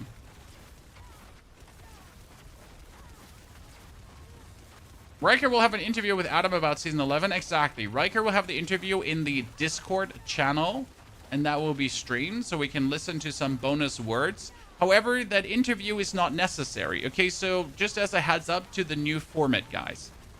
They changed away from doing these campfire chats where you have 3 of their devs sitting there. At least they're not doing those as the first anymore. So what happens is they put the campfire online. It's going to be pre-recorded content where they tell us about the new season and the tempering and masterworking changes. And then they have a podcast afterwards in the Discord channel that everyone can join pretty much to listen to. And in that podcast, they're going to be going over questions and answers. However, like all the pertinent information, all the interesting parts are going to be in the blog post anyways. Obviously, some clarification questions might be asked, but usually, yeah. The questions being asked are like, how big is your duck? Do you prefer a horse-sized duck or a duck-sized horse, right? What would you rather ride? Who would you kill, have intercourse with and marry, right? I mean, like, generally the questions that some people ask in these streams just baffle me, right? There's like interesting information to gather, and they're like, yeah, so Adam, do you like blue t-shirts or red t-shirts? Good. Yeah, I always wanted to know that. Like, okay, but can we go to the, you know, the actual questions? No. Can we not? Well, it's a true shame. Is this build good for pit pushing? Pit 100, definitely easy with this one. I mean, I can do pit 100 right now. Pit 110, definitely possible for you. If you want to go deeper than pit 110, it's going to be painful on the masterworking side. So I'd say pit 110 is definitely possible with like normal build, normal gear, getting the case uniques, getting the double masterworks. If you want to go deeper than pit 110, it's triple masterwork time. And yeah, right? Should I play a 4GA killed, chest, or shroud? A 4GA killed doesn't do that much for you. Now, while the Shroud of False Death does a lot for you. I know. So the damage gain from a 4GA shroud is from a shroud is definitely more than from a 4GA killed. 100%. Because it's multiplicative. So the 4GA killed, the other 3 bonuses, the cooldown is useless. The double damage you can reach anyways, right? So it's not giving you anything meaningful, whereas the Shroud gives you, like, meaningful bonuses. Yeah. That's how I would look at it.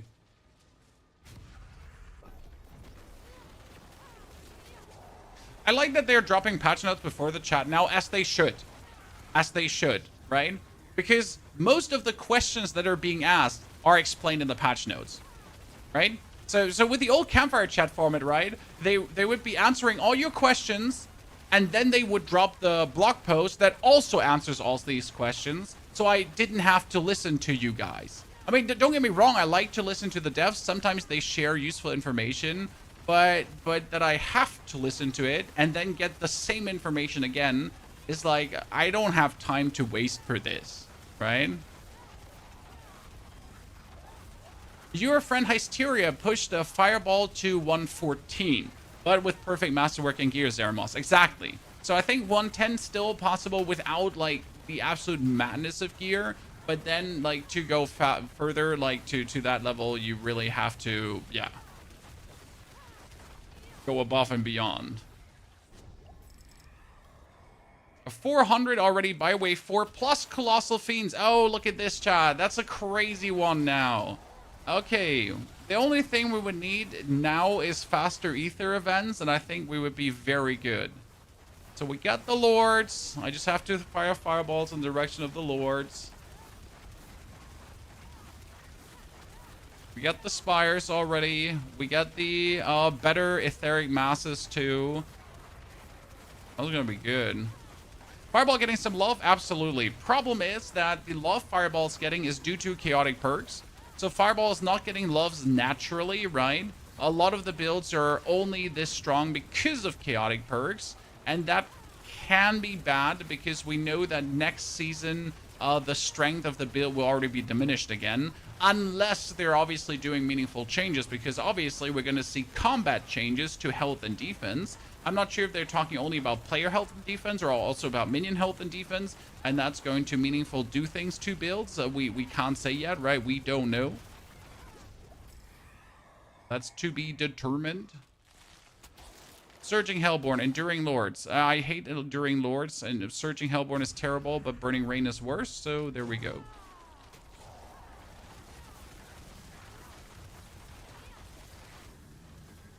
I hope all is well, Eric. Yes, life's good. Thank you for asking.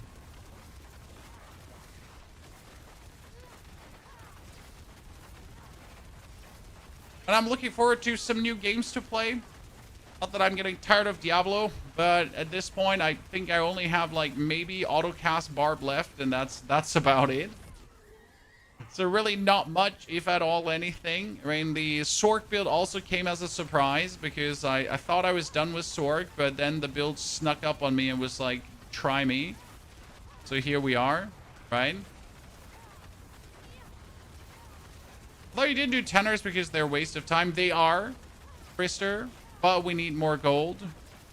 Because I almost ran out of gold 2 days ago. So we had to do more 10-wave hordes to get more gold, sadly. Okay, Chaos Wave. I really don't want to do Chaos Waves, but I guess there we go. When we got one goblin already today.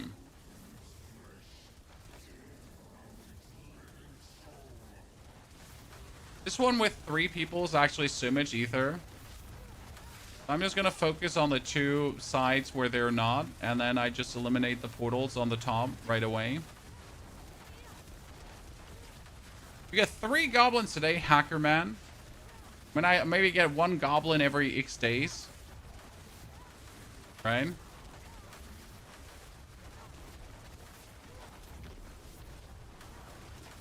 So what we now have to do after this Infernal Horde chat. After this Horde, we need to do 2-3 more pits. Then try to get our Glows of the Illuminator as greater affixed. And then do the pit 100, right? That's the plan.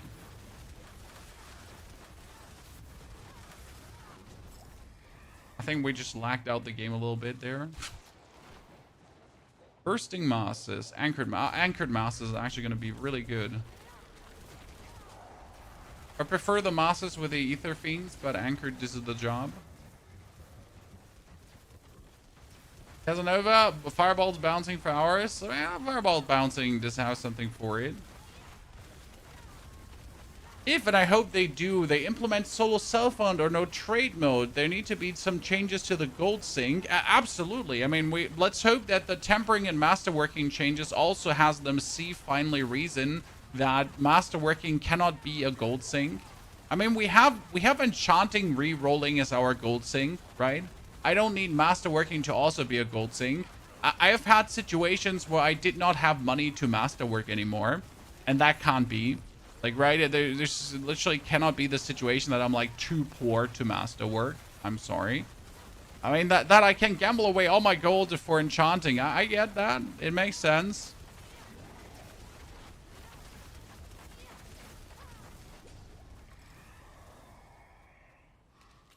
Oh, I mean, at this point we might get it, but no. More lords.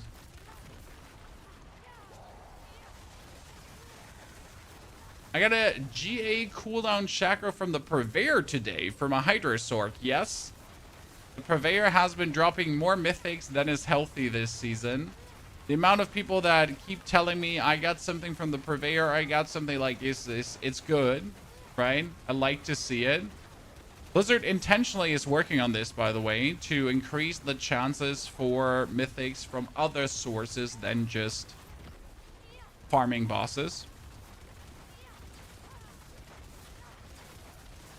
Darn, you get lucky with waves, you get 2-5 at the end. It goes up to like 4,000 and more, partially if you get really, really lucky. But it's all down to Ether Goblins, right? I don't actually know. Can you get more than one-time Ether Goblins in one horde? Right? Can you get 2 Ether Goblin waves? I mean, the chances for that should be astronomically low. But it could probably be possible.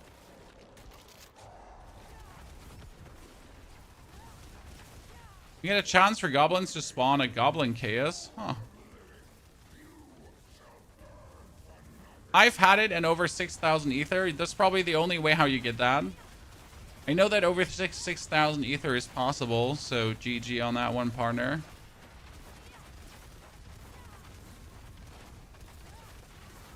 Give me more lords! Oh, he's already done. Oops.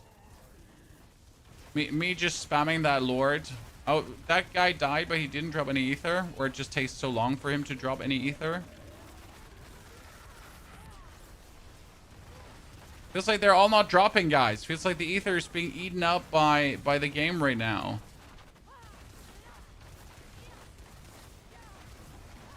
I think that's definitely one of the better ones. Funny story is that from the campfire, from the test server, we were all not too excited. Like, I cannot point my finger at a single creator who was overly excited, myself included, after playing the test server.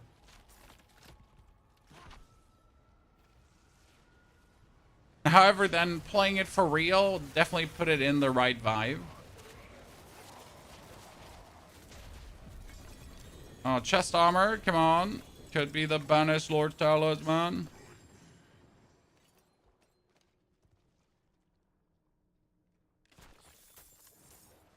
Okay, thank you, Meteora, Thrawn, and Mocha for the Infernal Hordes. That was good.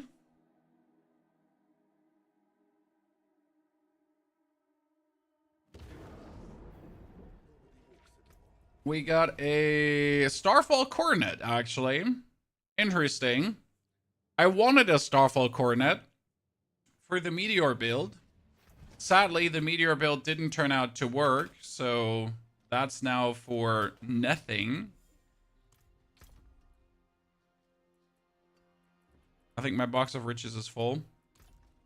Completely full. That's the end of the season then, so I don't have to order it. You know what is required to get a bar build up and running? You need the aspect where shouts trigger Dust Devils. And then you need the chaotic perk that has your shouts autocast. And then you get just Dust Devils around you at any given point for free.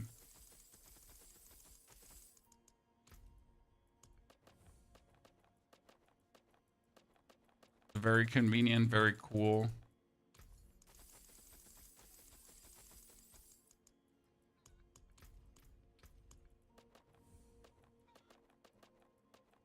A recommendation. 2. I got some more. I got some more. But I've gotten a spark with this already. Yes, sir. I'm not looking at sparks. I'm looking for Banished Lord's Talismans. No, not gloves, chat. Not gloves from all the items I could have gotten. Not gloves. Oh, that's bad. I don't need a Lockrins. I don't need an X-Felds. I don't need a Blue Rose. Really not. And I don't need those Pain Gorgers. Wow. That was a bunch of useless items. Ay. Okay, I got 4 more Paragon points, and I have not a single Paragon point to spend, which is just really sad, to be honest. Oh, there's a single point of intelligence I can still get there, I guess. What is that?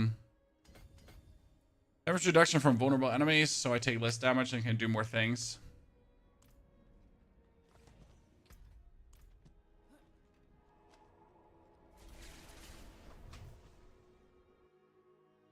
PDR didn't feel this good for sure. The problem with the PDR was that you get everything. So you went into the PDR and then we just pressed the button for the vendor and he just gave us everything. So you didn't have to grind for it. You didn't get this feeling of grinding your stuff, of getting your things together, of earning your things, right? And that makes it a big difference for sure. Ashraf, how's the build doing? Fire. The build does everything we wanted it to. It just absolutely clears, right? The pit. It clears Helltides. It clears Hordes. It clears everything. So this is a pit that doesn't have a compromise where you're like, maybe, you know, this feels bad for content X and it only feels good for content Z. Nah, it just feels good. And the nice part is that the beginning gear requirement is extremely low. So you only need two things, the Staff of Endless Rage and the Illuminator Gloves to really like get started with this, and then everything afterwards is just bonus.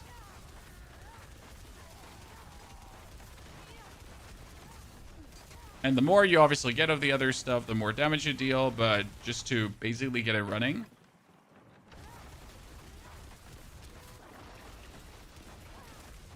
Definitely on the easier side. The only thing that I am personally missing right now is Illuminator Gloves as Greater Affix. So that's the pain we're having here right now. But in order to get Illuminator Gloves Greater Affix, I probably need to find myself more Belialds. I haven't done so yet. And I don't have the materials to summon more bars, so that's a bit of a more Beast of Ice, sorry. That's a bit of a bummer.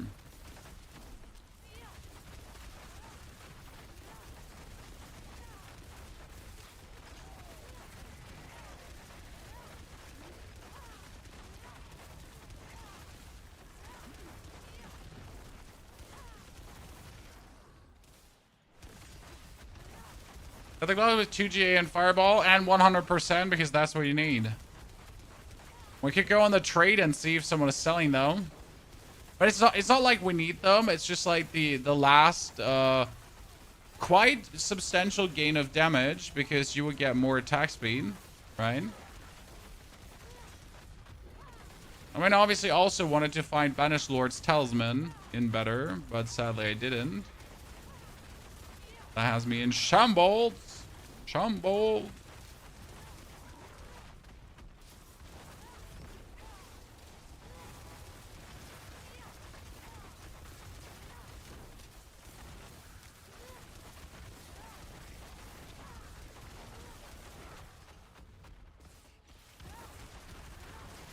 Why did I just pick up the shrine? It was a mistake because picking up the shrine actually ruined my damage. Because it makes things cost 0. And I need my things to cost mana, so I do damage.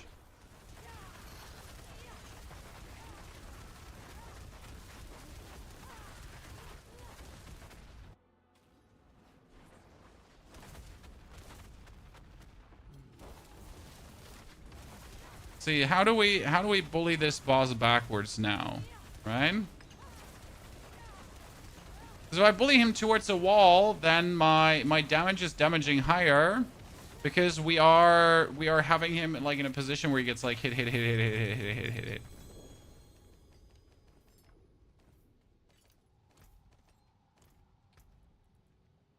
Okay, we get the Eliminator. So my intelligence is intelligencing harder. That gives us more mana and that makes us good in general.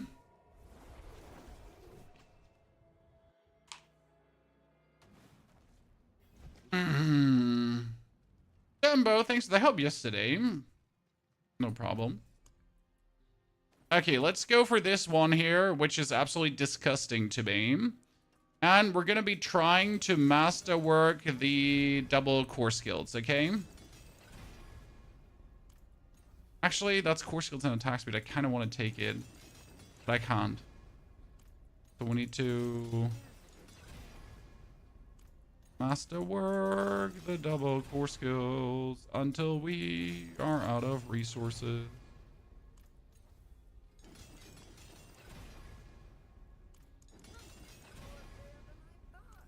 This is so much pain.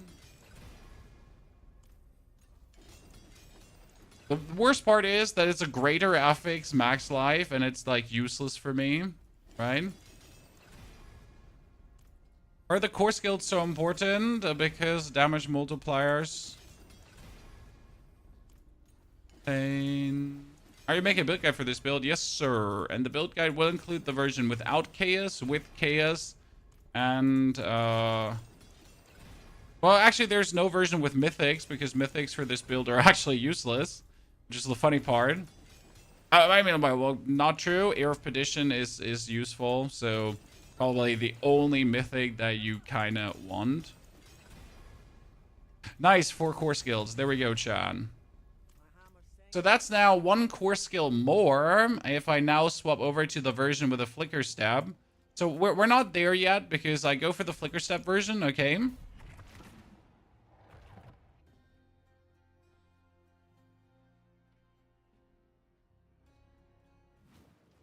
And we are here at... Let's check.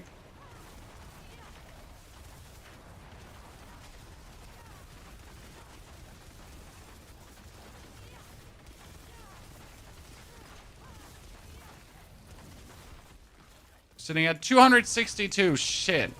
It's literally like 1 more rank and I would be good. Yeah, I need Illuminator gloves. I mean, either I need a greater affix there, right? Or I would need the Illuminator gloves.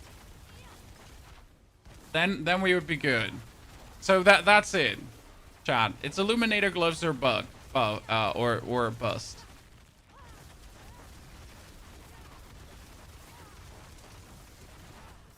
What's the big difference right now between this version? What's the big difference to having these ranks? It's every second cast and overpower, or every cast and overpower. And I guess you understand how much better it is to have every cast and overpower.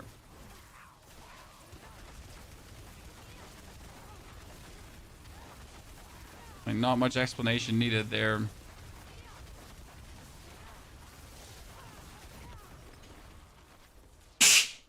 Ah, bless me. Thank you very much, Jesus. Appreciate it. I guess we're still gonna finish this pit here right now because I'm still in need on ranks on my glyphs, so we're gonna push this outwards. I want to make this stronger, but then we really need to get those Illuminator gloves to reach the final breakpoint. I guess I could, like, that's the question, right? So we're sitting at 24 ranks. If I now would double Masterwork,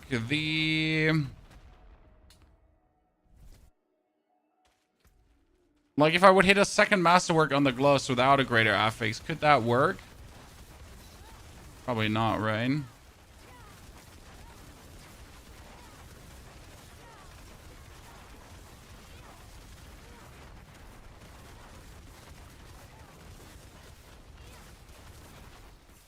Hmm?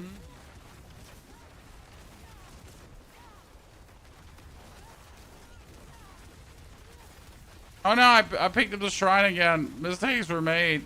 No. How do I get rid of the shrine buff, chat? Let me click it away. I don't want it. No. Shrine buff make ability cost 0. If ability costs 0, no overpowers. If no overpowers, no damage. That's not true. Like, my critical strikes are doing plenty damage as well, but not even remotely as much damage as the overpowers are doing. Right?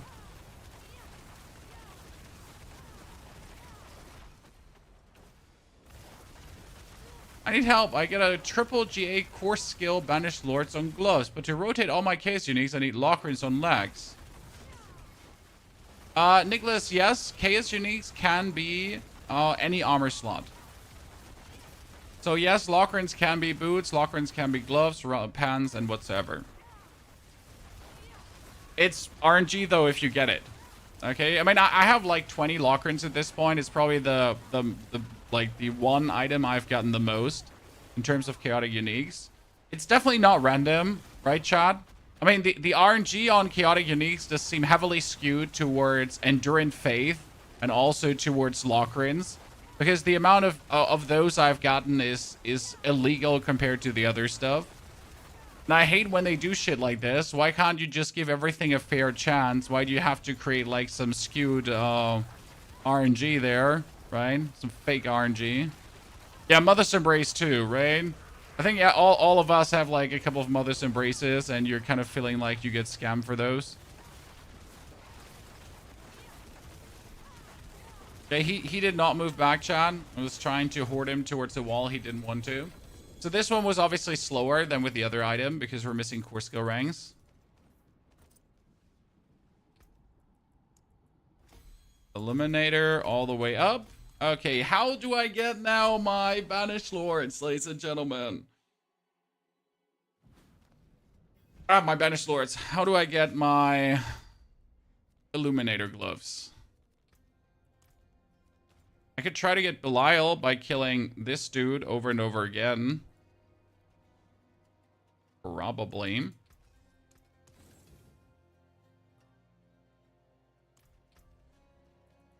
I need Distilled Fear, so I could be... Can I not turn...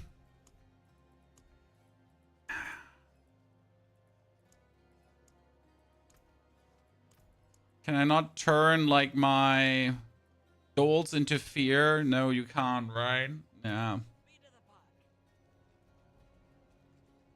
Get core skill ranks on gloves first, John. No. Like, the problem is gloves of the Illuminator are not chaotic armor. They can only be gloves. They don't exist as chaotic armors. Not a single Ugly Bastard. Doesn't Ugly Bastard helmet, isn't that bugged as chaos armor? FY. Asking for a friend. I'm pretty sure it's bugged currently.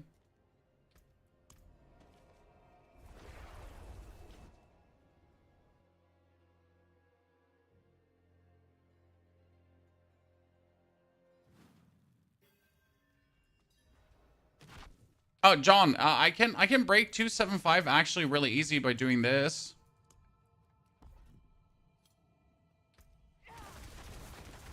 And suddenly we are sitting at 250.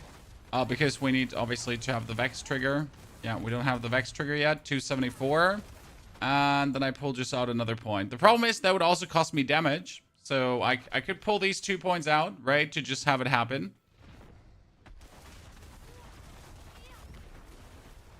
Because why not?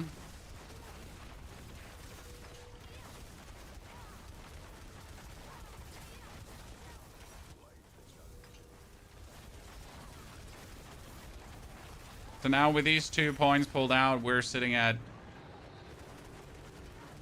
If the 3 ranks are active.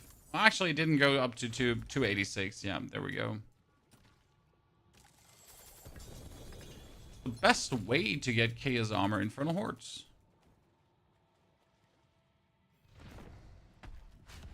That has you here sit at 298 actually.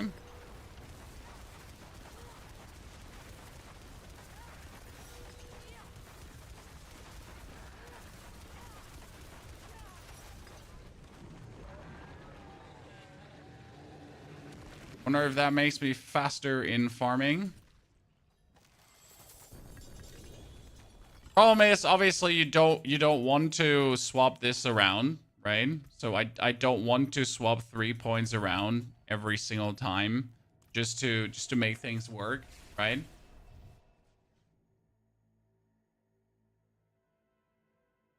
You just want it guaranteed.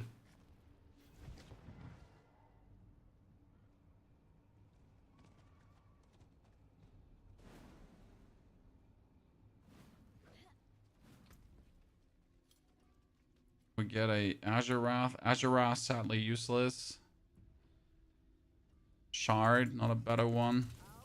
So now, if I pull these 3 points out, let's see how quick this feels on the Pit 90 now with the teleports, right? So we get now overpower in every cast, which is obviously amazing.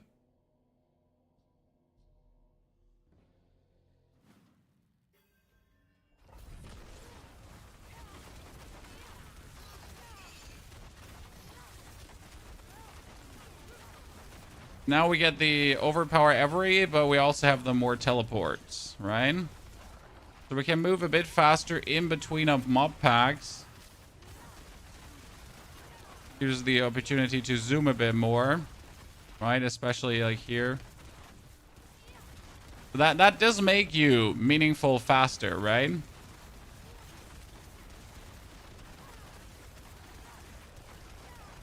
And just zoom between mob packs.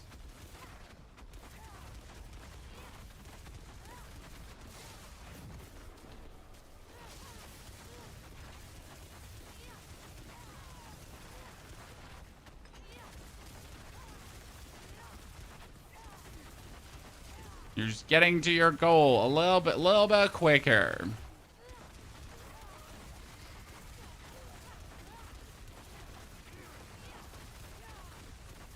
That's why you want to technically get to this breakpoint, because it's less damage. So I don't need this for pit 100, obviously, because pit 100 I would still want to have the maximum damage, right? But once you have like these damage breakpoints reached, you'd rather have this, so you're faster around everywhere.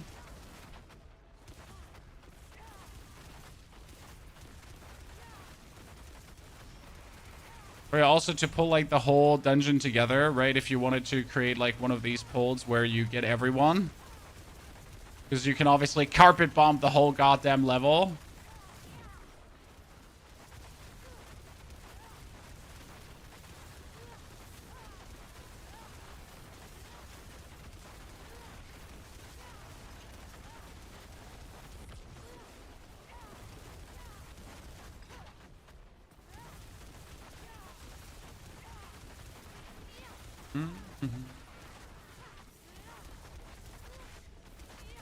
Now this specific map here without a teleport would just feel horrible.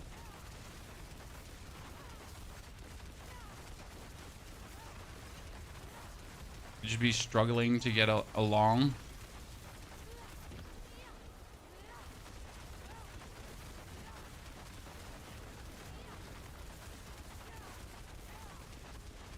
We had 32 ranks, no Zeramos. We actually get to 275 with 28 ranks already.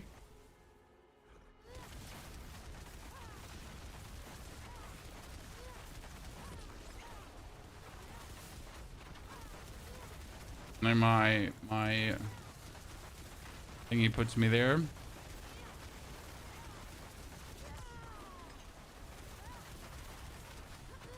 Yeah, this is faster by a whole minute right now by being able to teleport around. That's how much traveling that's saving me. It's quite useful.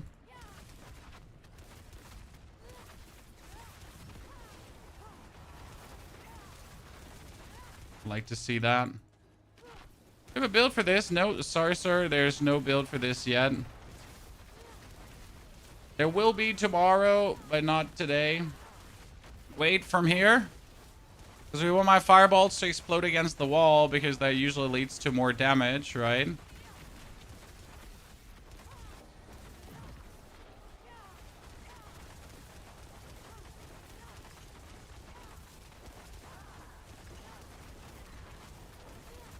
More attack speed. More attack speed. Use armory, did you make a new Sorc? I did make a new Sorc, and I saved my 2 buff lightning Sorc builds. Okay, Eliminator up, ladies and gentlemen, and the, what was it, Pyromantic or Tactician fire damage. +3 is really sweet. See, like, technically I want all these to 72, but let's actually do like a pit 100 now and see how long that takes. Just to notice how much do we have spare. So that was all the pits, ladies and gents. We're gonna go for 100. I'm gonna get myself the... which potion are we gonna drink? We could probably drink Destruction, right? Because Destruction is like overpower and vulnerable damage, and we do both, so might as well.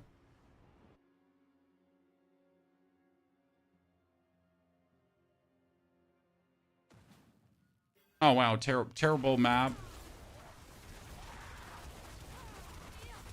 for more closed spaces, right?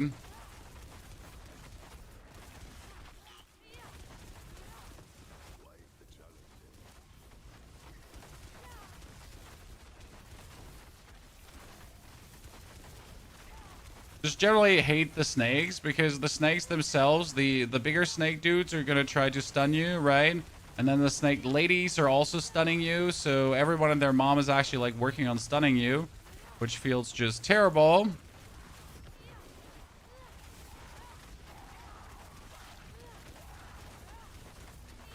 case you're wondering why we're not doing like big ginormous polls that you see on the fancy pantsy streamer channels, because we don't just care enough to walk around and play ultra efficient at any given point.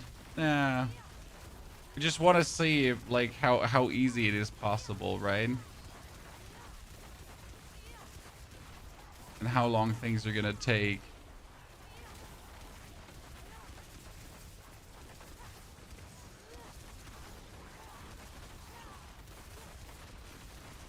Where's the damage reducer? Good thing is that like your ball of your fireballs are doing like full damage to every target, right? So there's like no damage drop off. I am not like doing less damage to the dude standing in the middle and reducing the damage everyone takes. Nah, I just do the same damage to all of them, which is quite useful.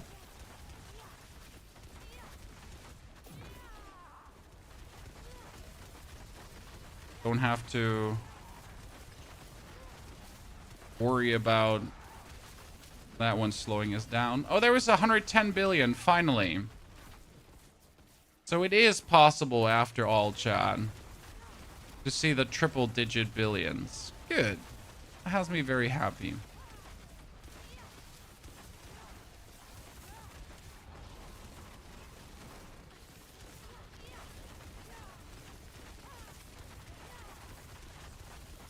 Finally.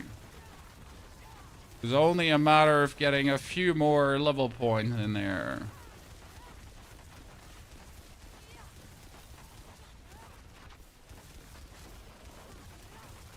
Season 5 or 6? I mean, the fireball build itself exists for a while, but chaotic armor allowed it to excel due to putting the cost of the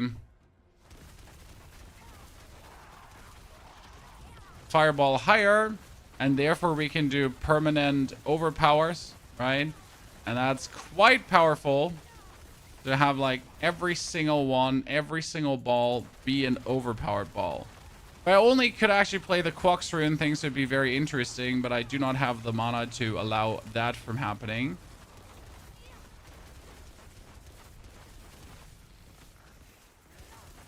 So if you actually ever like Ball of Fire, then you're good to go. It is finally at the stage where you can have such a good time with.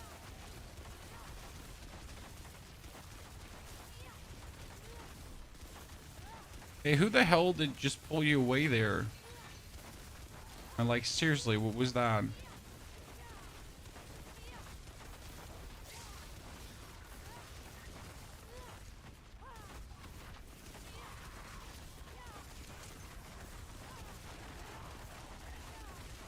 Easy 115 bits later. No, not really. I mean, in order to push the build past 110, you'll need to be getting quite some great masterworks, and I wouldn't call that easy. Because getting triple masterworks might not be a skilled thing, but it is a time investment. And an extreme at that. And a management of frustration to the max.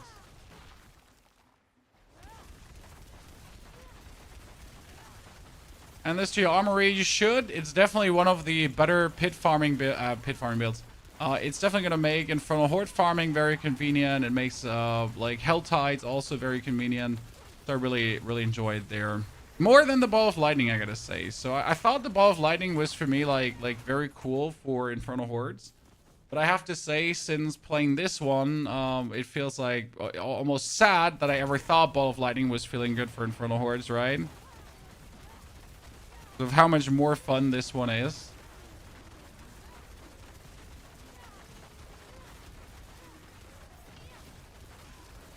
Staggered me. Oh, cool, brother.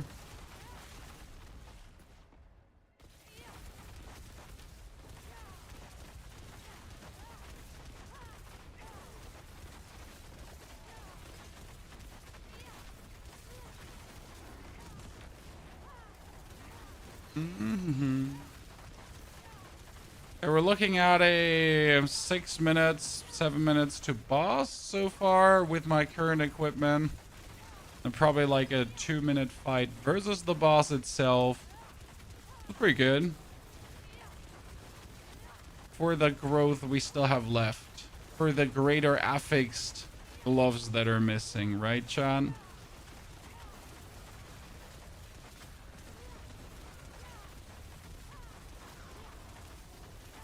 Not being able to hit all of you at the same time. Can I have me in shambles here? What's your running besides Tactician? Pyromaniac, Eliminator. We got Destruction for the crit. And the last one I don't know right now.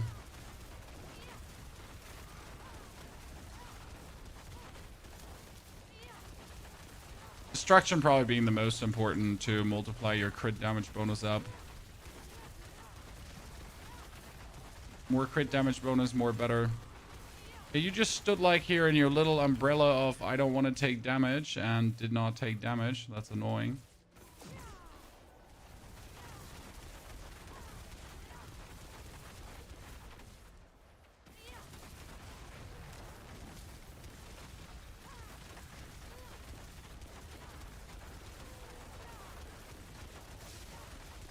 There we go. Your Rakespert Born finally hit 10 trillion damage. That sounds great, sir. Okay, so we're gonna try to bully him towards this wall because then my fireballs should technically explode more against that wall and do more damage.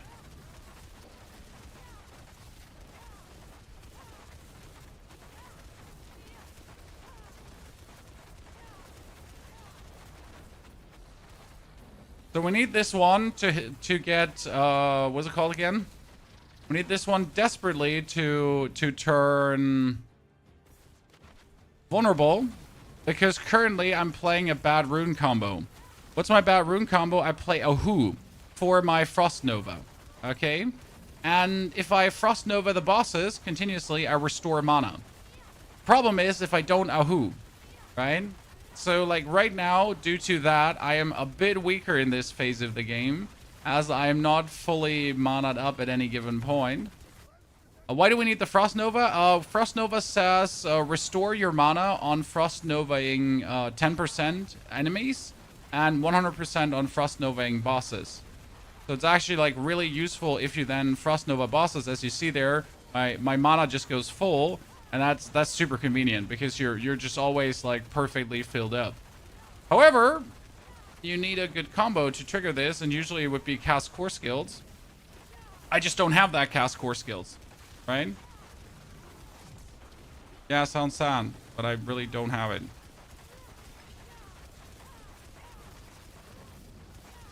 So I'm relegated to restoring my mana after the enemy is not healthy anymore. He stopped stunning me. Like, not cool.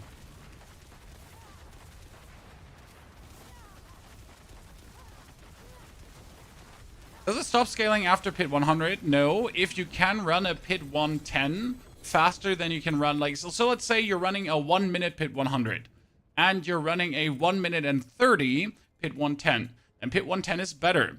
However, if you're running a 1 minute pit 100 and a 2 minute pit 130, or even a 110, or even a 3 minute pit 110, it's not worth it because you can do 3 in the time where you can do 1. So that is pit 100 fallen, ladies and gentlemen. Woo woo with the fireballs. Well, we knew the fireballs were good, but we still get that down. What I wonder is, did we swap? We didn't even swap the skill points, Chad. So we would have actually been even stronger. Right? We have been missing 12% bonus damage. Roxy, good to see you there. Roxy, I took some inspiration from your planner for this build. Thank you very much. It helped out tons. Because I wanted to play Meteor before, and this turned out better. Need distilled fear? No, I don't need distilled fear in Okio because yes, I would like to have the gloves, but honestly, not having the gloves is fine. I'm not mad about this. I'm not gonna cry. I'm not going to throw a temper tantrum, right? The build works, and also the cooldown reduction version works as well.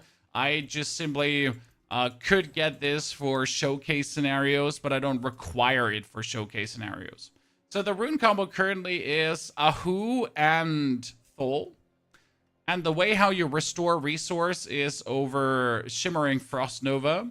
Hitting a boss with Frost Nova grants 100% mana, which is amazing, right? Problem is now with Ahu that it only works on non-healthy enemies. Now, the issue is I don't have a better rune, right? Cast a skill with a cooldown, sure. I could then do my cooldown skills, but that's going to slow me down in general progress. So that doesn't feel good. Okay, I'm quickly running for the toilet chat, then we continue. Be right back.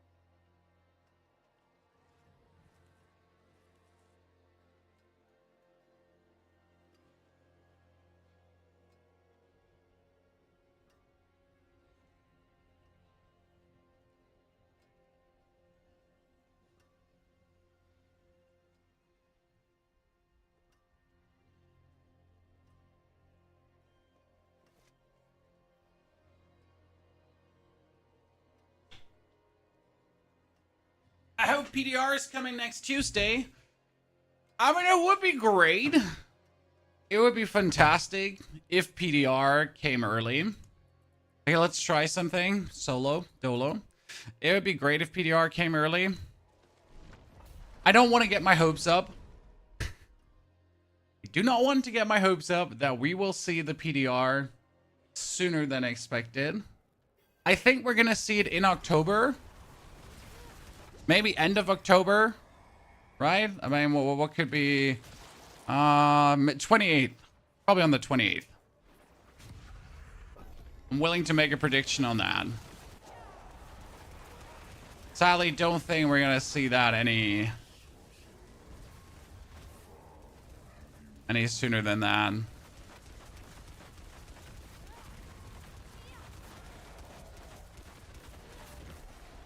But it's gonna be fantastic as soon as it happens. Oh wait, we need to swap our helmet. We can teleport around a bit quicker.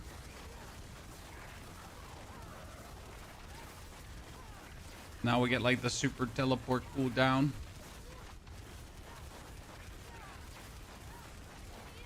But at least notes tomorrow, yes. I mean, for me as a content creator, I'm just happy to get the notes so I can make some videos, right? about the up and coming topics. Therefore, I'm good, right? But obviously, the sooner we get the PDR, the sooner we have something to play. Especially since they said this time they want us to level on the PDR. And you know how much I like leveling. So that is right up my alley. That has me right up, very happy.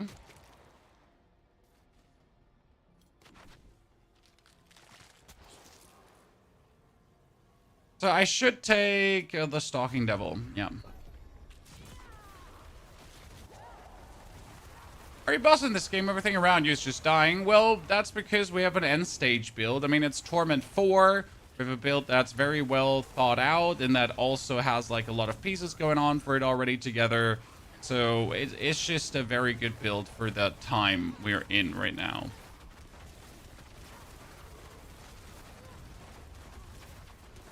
If nothing would die instantly, then I would definitely be doing things wrong, right? This is a farm build.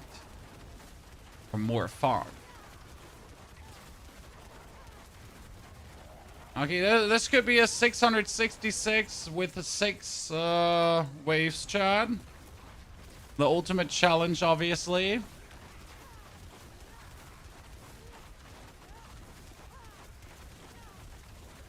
And the most fun when you get it done. Come on, Ether Fiend. Come out. Die. Yes, we got it, Chad. Okay, almost 200 ether. Let's see. Double Mosses, Teaming Mosses. Yes, Teaming Mosses is perfect. Because Teaming Mosses works together with the legendary boost we have there going on.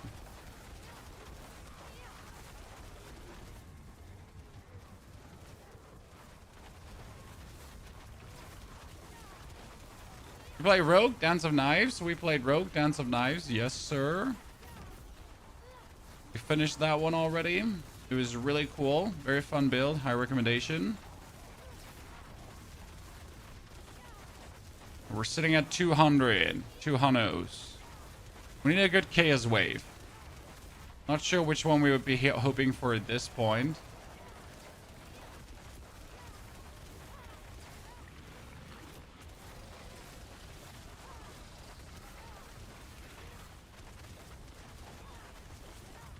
More Etheric Masses, please. Thank you.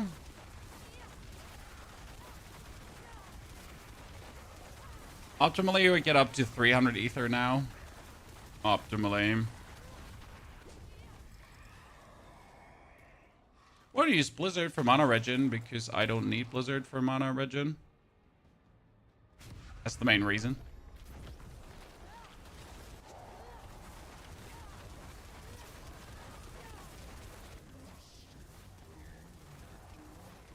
Blizzard for mana regen would have to be cast in between, right? Whereas the mana regen over the Thul rune just happens automatically. I just have to exist. I mean, the only problem right now is that I have the wrong ritual rune. I have the wrong trigger.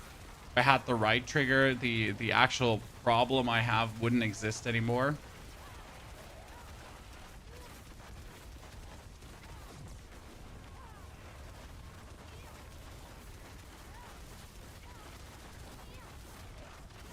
Because we're obviously then spamming Fireball, and that's perfection.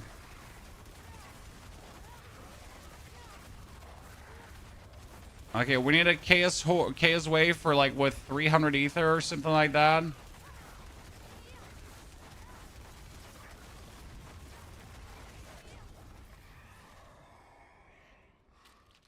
Oh, not a Chaos Wave? Okay. We get Summoned Hellborn. That's terrible. Soul Spires give 2.5 ether. Is it worth to buy the expansion? Absolutely. If you don't have the expansion, you're not getting runes. And then, for example, for this build, you would have to do something else for mana regeneration. Right?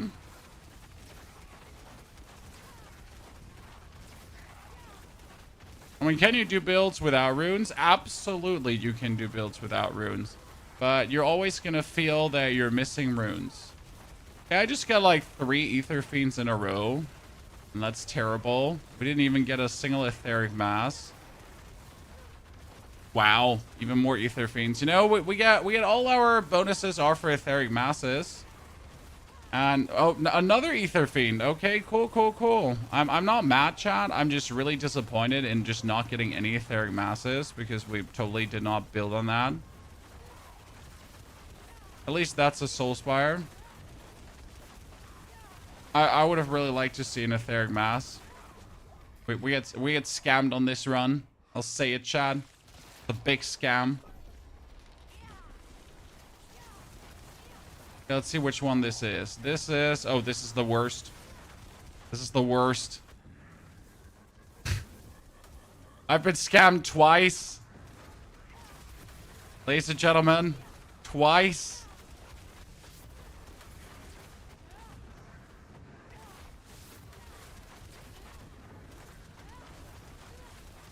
As a solo player, I cannot weasel out tons of ether out of this one, right?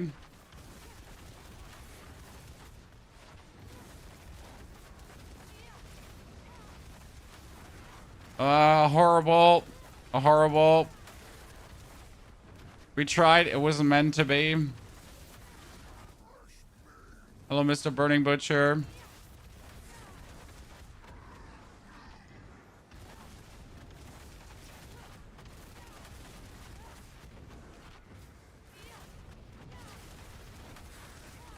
Oh, we did our best, chat. Come on, we did our best. If we didn't get scammed on the Etheric Masses, we almost had the 666, right? Here's the build. We don't have the planner yet for this build.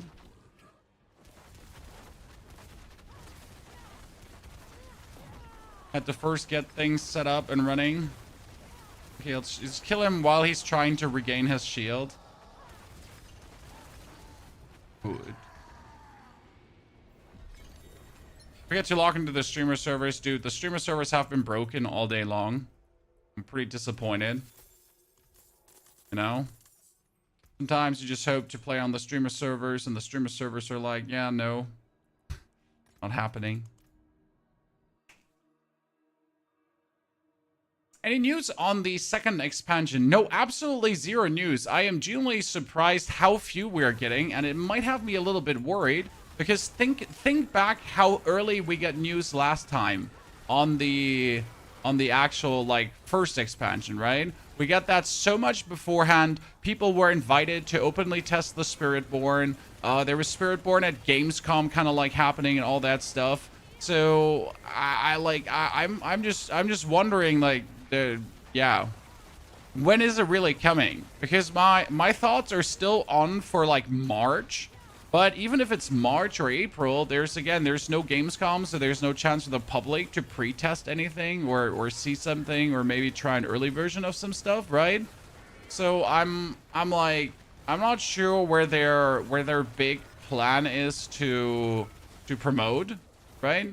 The expansion, like there's no event around that or anything, so it's gonna be all online promotion, shebang bang. Read some rumors about Paladin class. Only rumors. There's nothing definite. No one knows anything.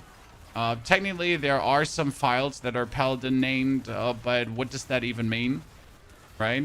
Could be a bait from Blizzard, where they put some Paladin named files in just to bamboozle you and think there's something Paladin related coming, but it was a lie. You got Scamadoodle Rexed. And you fell for it, hook, line, and sinker. Look at you, you petty fool. Blizzard might have been affected by the layoffs. No, Blizzard team is actually relatively fine. I mean, we do get updates from the developers how it's looking, and so far it's been okay. The layoffs have not in any way diminished the Diablo team in a way where you would be like, oh no, we should be worried. So core functionality, core team is set and good. Apparently a new class called the Wanderer is coming to Steam 11. Furai. We're all wanderers. You know? That is like a Diablo 4 joke. Right?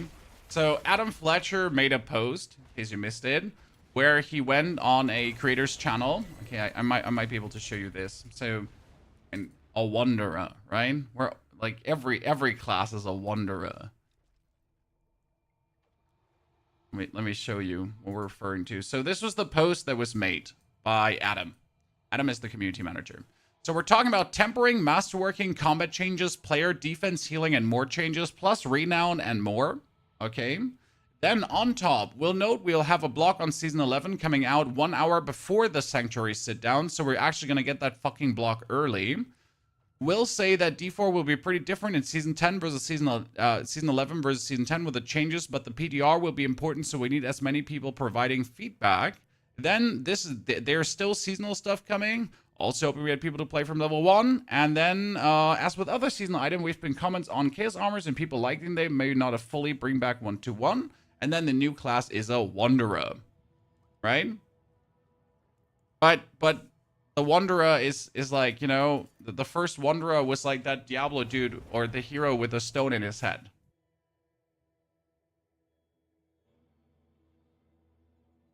So that comment literally means nothing, right? It was just like, ha ha ha, wink wink wink, it's a Wanderer, ha, blah, blah, blah. You know?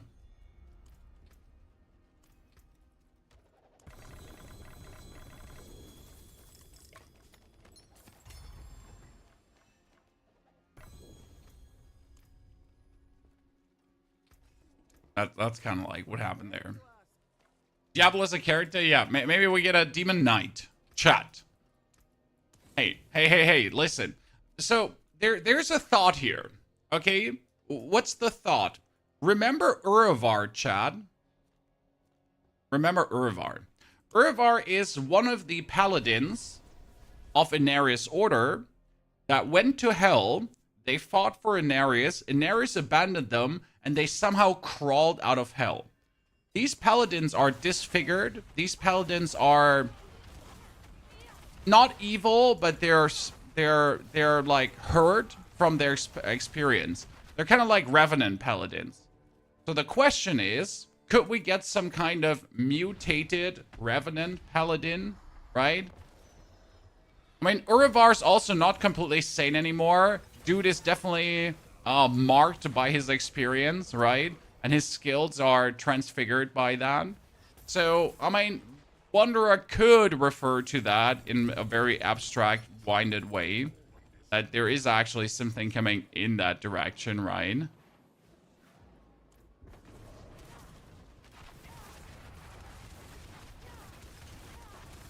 So that's the only thing I could imagine. Right? Kind of like 40k lore, yeah. So we still have paladins left. Somewhat, but these paladins are all a bit delulu because technically there are no paladins anymore in this game right now, right? So in the storyline, we don't have paladins. There's no paladin order. The order of Inarius is gone. Inarius is gone, so there is no paladinic order, right? So it wouldn't work. But technically, the Revenant Paladins would work because the church is still there, and these Revenant Paladins are so there is space for this. From a lore perspective, if they would want to oh, here, ladies and gentlemen, a 20%, we did it. It's a better one. Chris, you made it to tier 4 for the first time. Congratulations. Which build did you take, Chris? Let's take this ring and trash it. And take the better ring. Because it's more damage. I don't care much about the cooldown reduction here. It's just damage is damage. I can give you Distilled Fear because I don't need it anymore. But I don't want to steal your Distilled Fear in Nokia. I would feel like a terrible person robbing you. Even though it's given freely. I would still feel like I'm robbing you.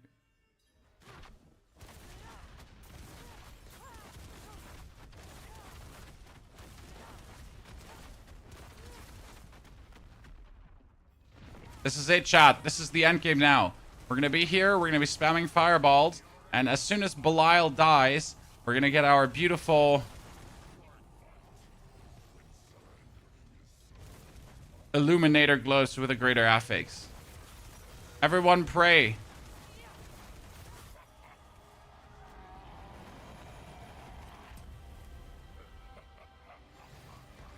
It's happening. It's happening. There's a glove. Don't disappoint me, game.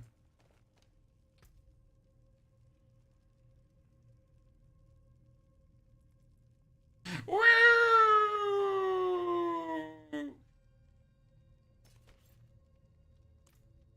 It's less damage multiplier, but it's the ranks, so we can see if we can make it work.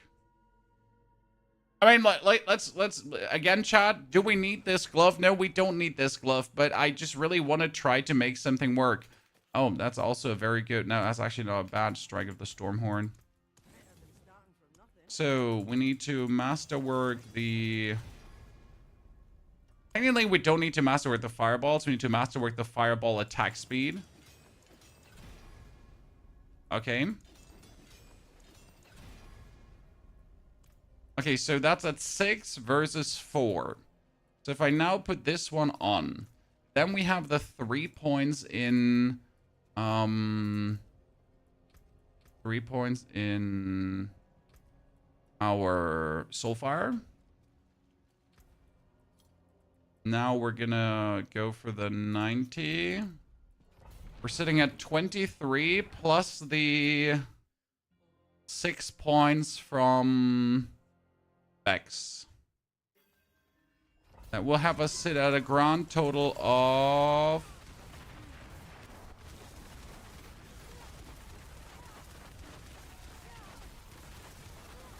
I'm 1 mana point short.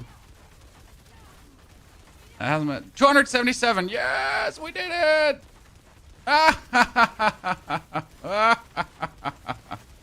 Perfection, ladies and gentlemen. Perfection. Because now we have both, right? Now we have the mana. Now we have the zooming. We have it all together.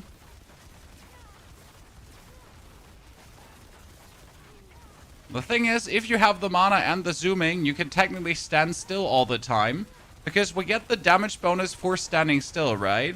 And if you just move around with teleporting, then you actually always stand still. I'm not moving any way but teleporting. I just move by teleporting. I don't move otherwise. I'm actually standing still. Doesn't look like I'm standing still, but I'm standing still.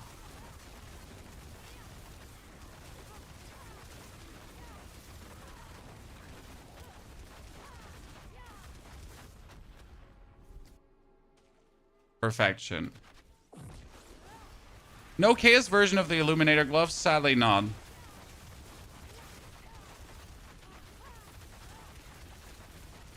Okay, this is now the fastest version we can do in terms of like just overall movement, right?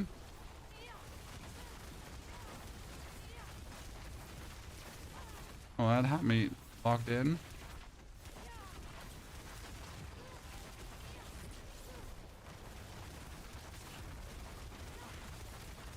Kill her! Kill her faster! More damage! More boom!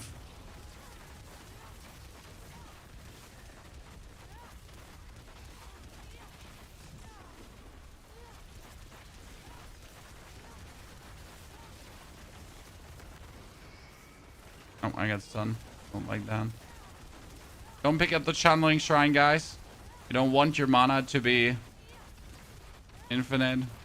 We want to use up our mana.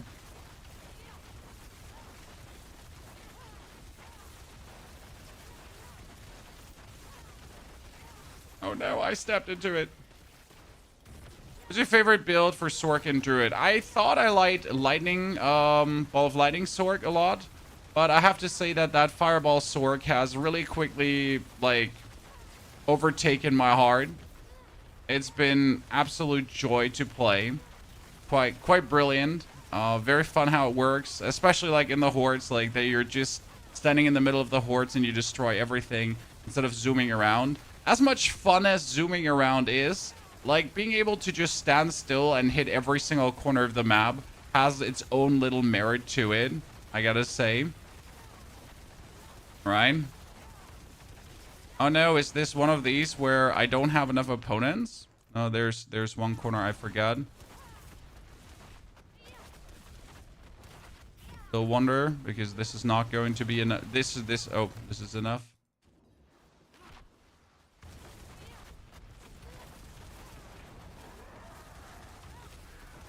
Don't forget to do your 3 basic skills, because that's going to give you more damage. Oh yeah, please push me towards the wall so we can just hit you with everything harder. See, now we get him below healthy again, Chad. So the problem where he goes below healthy, if he's below healthy, I can hit him like with a Frost Nova and everything, and we can just go places.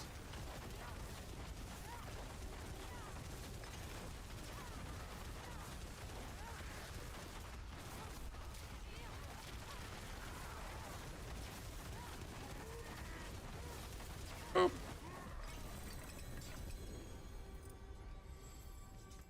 Very happy.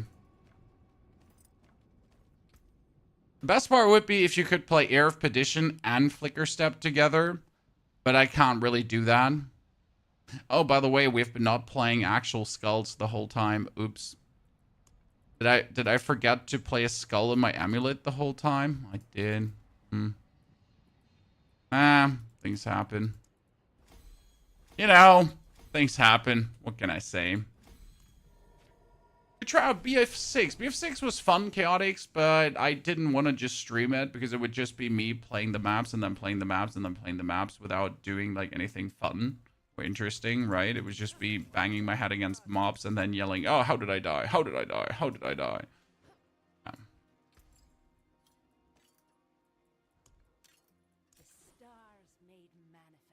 So more intrigued in other games than really just rinse and repeat playing shooters.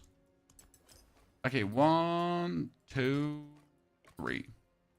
Oh, look at that. We are at 600 armored, Chad. Woo! We actually got meaningful armor values. Da-da-da-da-dum. We are not super squishy anymore. Beautiful. When does below healthy kick in? 80%. But again, you don't want to play the Ahu rune. Okay? Playing Ahu is bad. I wouldn't recommend playing Ahu. I just play Ahu because I only have Ahu, right? I don't have anything else. That's just what I have.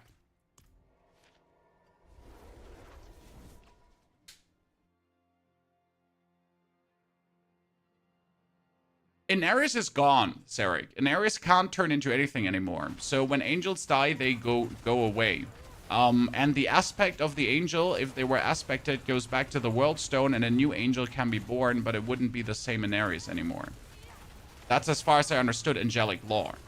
So Inarius coming back in any way, form, or shape is impossible because he's just gonzo. It's not like demons, because if you kill the demons, like right, if you kill Asmodon, if you kill Astaroth, if you kill any of them, the lesser evils, they go back to hell. And then you could resummon them again. And the greater evils, they also go back to hell, but they go on a respawn timer. Right? So Andariel or something, like Andariel goes back to hell, and then you just need to resummon her. Congratulations. But someone like Diablo goes back to hell, and then he goes on a respawn timer, right? And you gotta wait until that's over before he's available again. So and angels they gonzo, right? I mean, if the angel of justice, for example, dies, then the justice aspect goes, I think, back into the world stone, and you could spawn another angel of justice, but I think there's a finite amount of angels that can exist at any given point.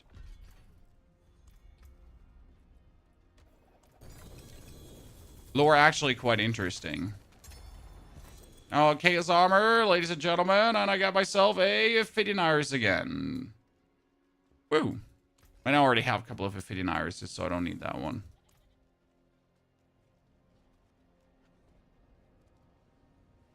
Miss fighting Diablo? Nah. Diablo was cool, but, you know.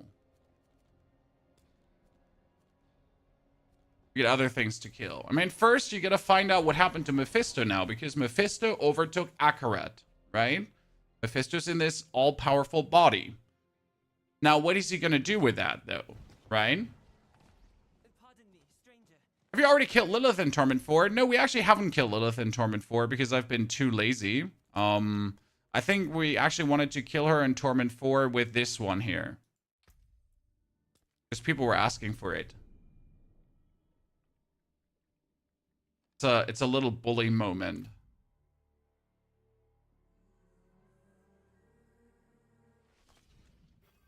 You take the Necromancer and the boys, right?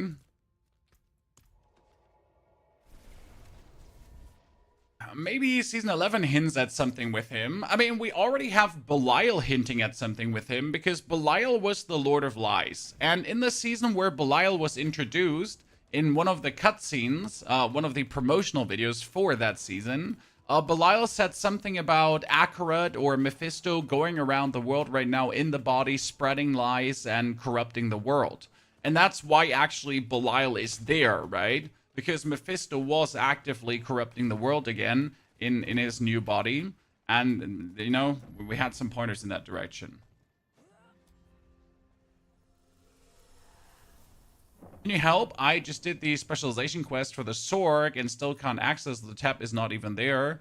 Sorc doesn't have a tab. Sorc, as soon as you have the quest done, if you have properly done it, gets it right here. It only shows at the bottom. Sorc does not have a tab here, right? So let's quickly kill Lilith with my boys. With my boys, Chan. With the lads.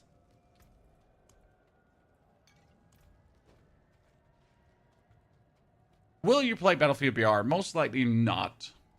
However, if there's nothing else to be played around that time, maybe yes.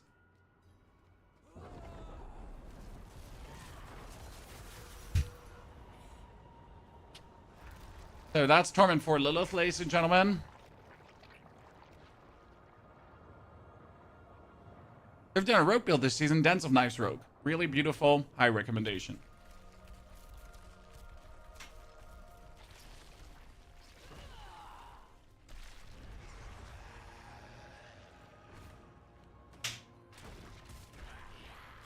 Boys!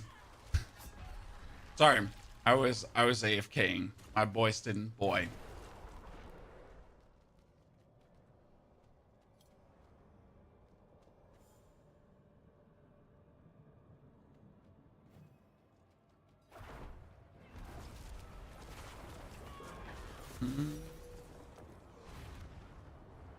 Oh, lady, you jumped away and didn't instantly die. Sad face.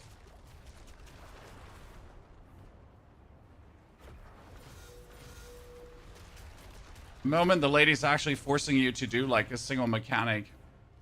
She didn't instantly die.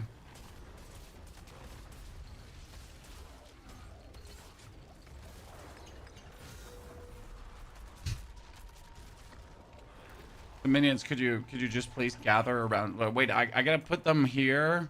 Wait, no. Minions here. Here. Here. Here. No, there.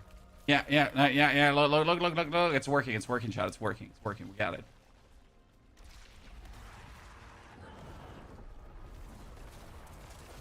And it's over. Dude, just hit her. God damn it, Christ. I'm really sad that they didn't give Lilith the immunity faces. Because I think she should have it, personally. Right? I think it's really, really bad that she doesn't have the immunity faces. You know what we're going to do right now, Chad? We're going to actually finish the seasonal journey. But with a Sorc, okay? So we're going to take our Sorc, and we will actually finish the seasonal journey. That's a good point. The build might be perfectly suited for this. Because I got to destroy the Helltides for this, okay? Probably gonna turn crossplay off too. How do I turn crossplay off? Crossplay off. Because then you just have more chances to see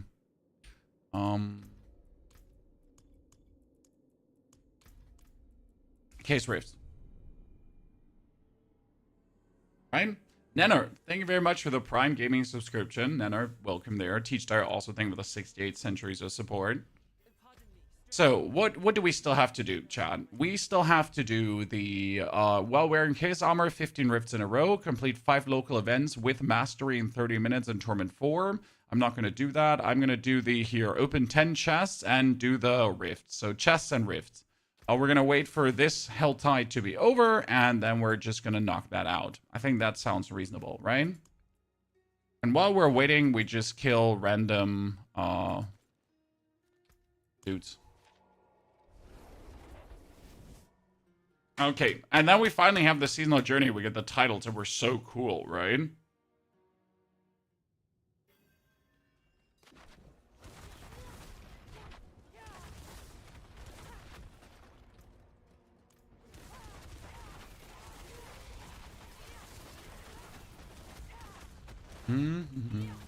Schleicher, good to see you there, partner.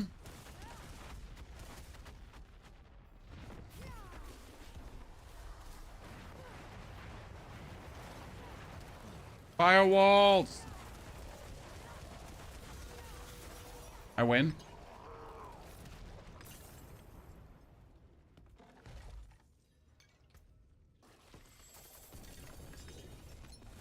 Nothing interesting. We're just waiting to get a Belial.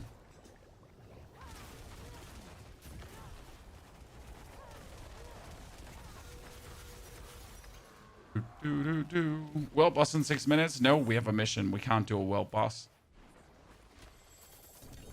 Well boss makes my hat go sleepy. Only no like well boss. Well boss makes me sad.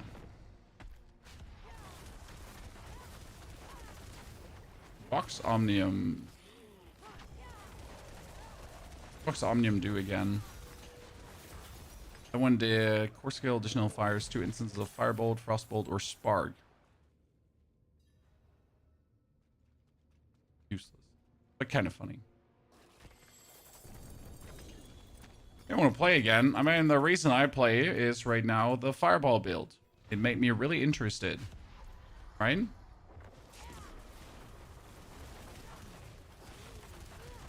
The Helltide over already, Chad? Still not over.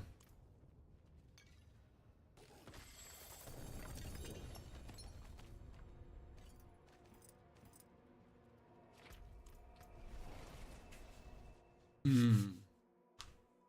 14 life, Maja. Yes. Mana shield. I don't have a build for this. Not yet. Sorry. You'll have to wait for tomorrow. What do my resources say right now? We got 1,600 whale crystals, 1,400 forgotten souls. There's not anything I really want to masterwork more. I'm kind of happy with what we have masterwork currently. The only thing I would want to do is a different weapon, because this weapon does not do what I need it to do. Like, it needs to get the...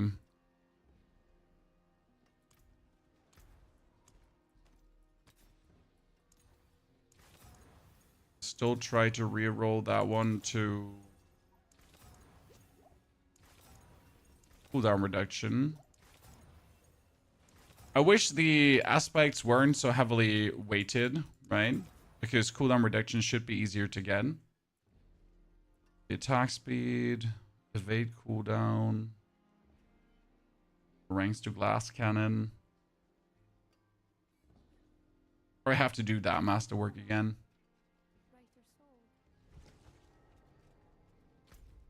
You could get your life that low even if you try. You just equip Mana Shield, and you have 99% reduced maximum life. That's it. Ta-da. So I think you could get your life that low, sir.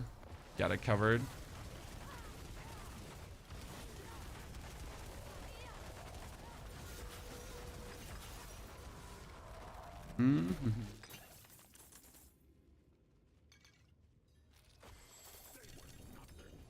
I need rapid ossification on my ring, but when I temper it, I only have 1, 2. How can I get it higher? By masterworking. If you masterwork, it will be higher. Only one betrayer's husk? Why don't you just stab me in the throat, huh?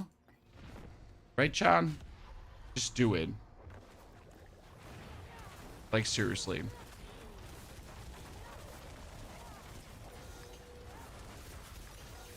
At least give me 2. Should be guaranteed 2.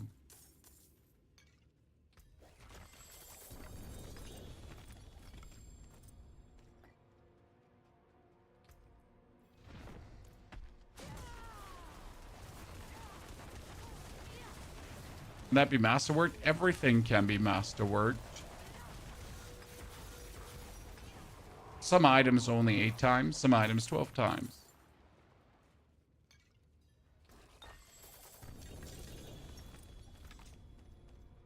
Or shot of Baratheon, maybe with 150. Sad face. Okay, the Helltides should be back by now. Let's get this done, chat. Oh no, Helltide is not back. Sad face.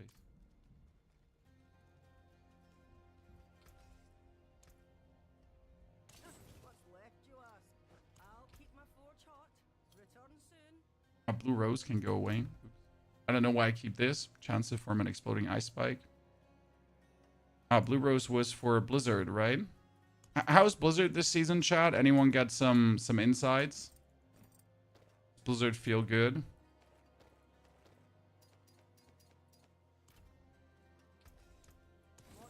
it well. Waiting for the Helltide. Don't want to do the world boss. Can go to the world boss until the Helltide is there.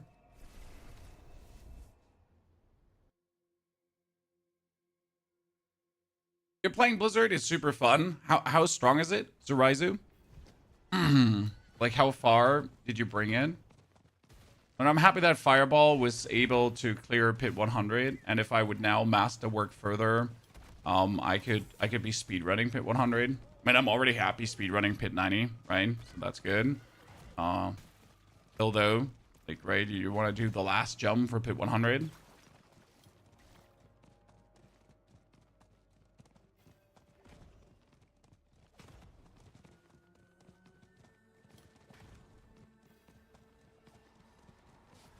Wandering Death.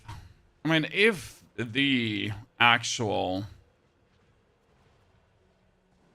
Helltide comes before, I'm jumping out because we need 10 chests and 15 rifts in 30 minutes. That should be, alright.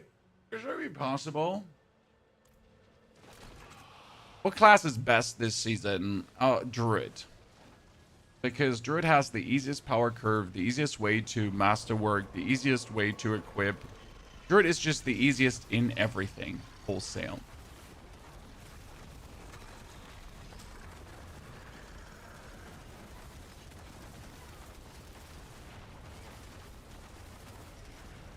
Right? It's not even questions asked, right? Just the easiest in everything.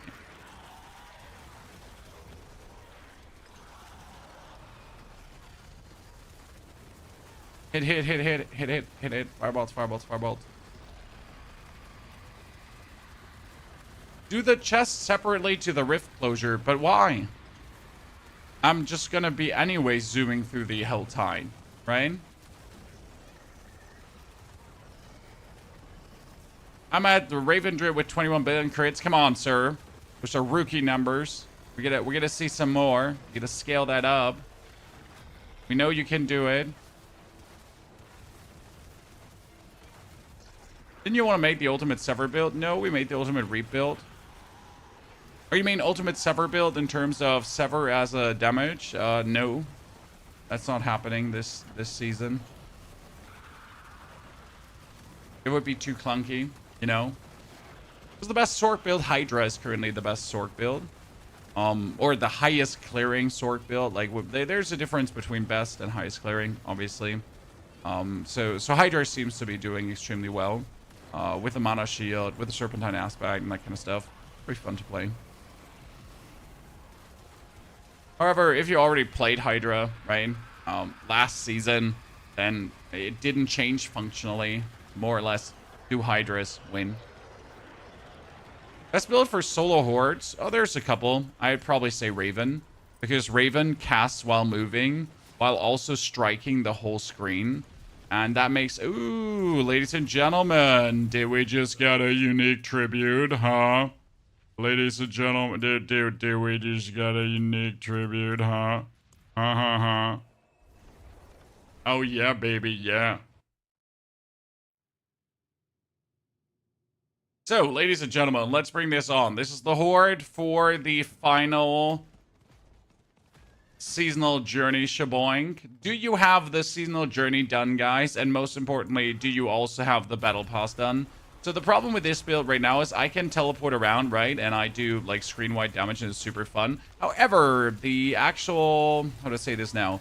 The Raven Druid does the same, but it just never stops while casting, which is beautiful. I mean, you can't teleport, but who cares about that when you're just zooming with 200% movement speed?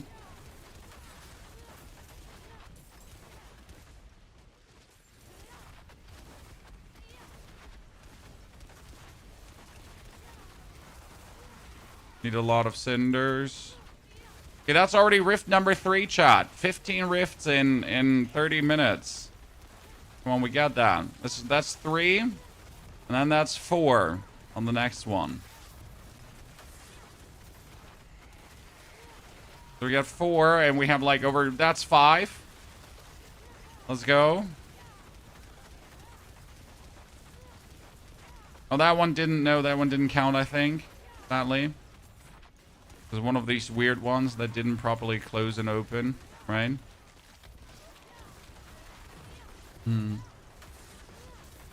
Unlucky.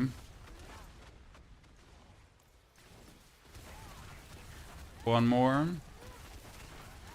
I ran 7 mythical tributes last night. I got 1 mythical, decided to salvage just to find out it bugged and did not even give me a spark. In my opinion, a mythical tribute should always give a spark or a mythic, right? A mythical tribute giving you nothing is just robbery. Like, it's this cool item that's very rare that you don't get that often. And by not making it give you anything, I feel like that's a dud. That's a big mistake, and it simply should not happen. I don't know how you feel about this, chat, but it's either a spark or a mythic. There shouldn't be a chance. It should be a guarantee. And everything else is like a scam, right? I mean, spark or mythic, and I would be fine if it just gives me a spark, right? I mean, make it at least some RNG. But if you already managed to pick up one of those, you should be rewarded for it. Like, right? This feels terrible. Like, you get it, you get excited, you go into the Undercity, you actually do the Undercity, you might actually struggle, depending on how strong your build is, right? And then the outcome is, well, gets fucked. You get unlucky, you get nothing. Right? All this excitement, all the fun for nothing.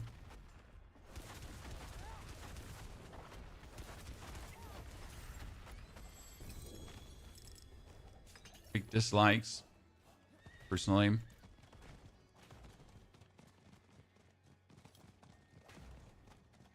I think it's just poorly done, right? For what the Horde stands for, like the Undercity should be like this amazing piece of content, right? That you get bonus with the DLC to make it worth it, and then you get like bound to like a random shitload of RNG again. Are Hordes the easiest way to farm Case Armor? Well, 8 times Horde, obviously. 10 times Horde take longer than 8 times Horde, so they're obviously going to, like, you do less per hour. So if you only want Chaos Armor, I would really do 8 times Horde. 6 times Hordes is a bit too risky because you might end up just doing it and getting nothing, right? But with a decent build, 8 times Horde is more or less a guaranteed 666 ether. That's that. Mythical crafting is poorly done. Mythical crafting is horrible done. Not poorly, horrible. It's absolutely stupid and shit. Like, forcing you to do the runes is just like 6 runes, 6 legendary runes. I have now 100 hours in this game right now. I have done like hundreds of bosses. I have done the rune runs, and I do not have 6 runes. I have not a single legendary rune 6 times.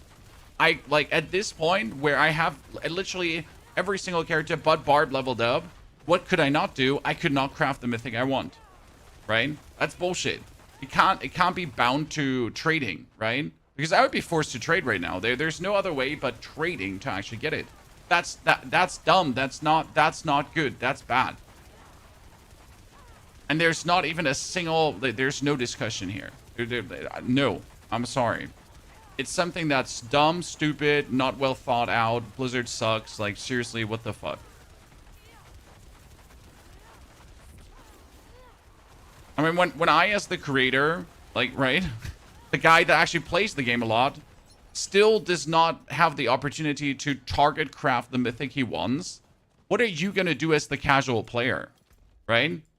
I mean, if I'm not doing it, right, and I have the time for the game, but I'm not doing it, what does that tell you?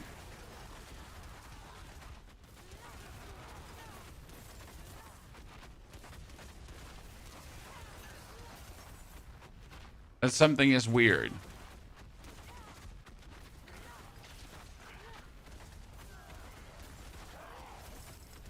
I mean, make it 1 rune, make it 2 runes, maybe even 3 runes, but 6 is just ludicrous amounts. Unless you're trading, and even if you're trading, like, it can't be that you're forced to trade in an ARPG where you want to find the things you're playing, right? Where a lot of people play solo self-found. It's my humble opinion. You're allowed to disagree. You're also allowed to be wrong. And you're allowed to fight me. Right? Curious Merle. Hello, Merle.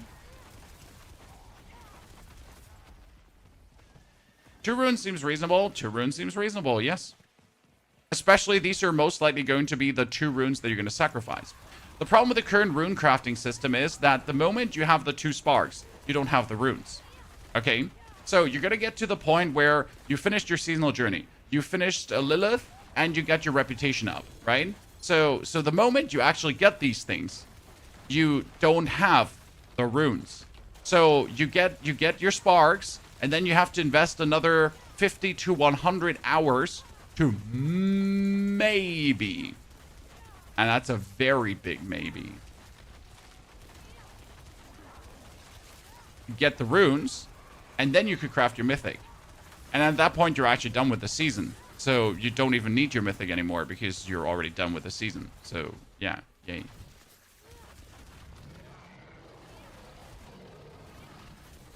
So what's going to happen is that you get your sparks, and instead of waiting, you're just going to randomly craft yourself a mythic. Also, can someone explain why it cost 100 million to craft a mythic? I mean, we have the Masterworking, 50 million, sorry. We have the Masterworking as a gold dump. We have the crafting as a gold dump, right? The rerolling. Why does it cost 50 million to make a mythic? Because, like, often at the point where I get the 2 sparks, I don't have 50 million money, right? But it's already cost me the sparks. Like, I don't see why that needs to be a gold dump. 50 million to take the place of runes? Yeah, but the runes cost you more than 50 million. If you would buy the runes, you're looking at a few billion invested to buy the runes.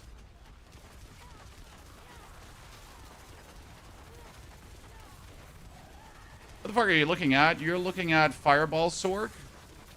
Going over the map and, like, molesting everyone? While we're also trying to open 10 chests. So we're, like, what you're witnessing is peak gaming, sir.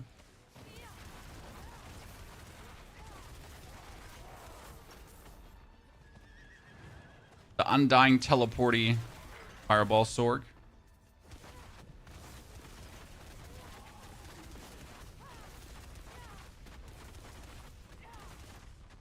Okay, more rifts. Oh, shit. I'll have to kill these because I also need the cinders. I need the rifts and the cinders. I need both.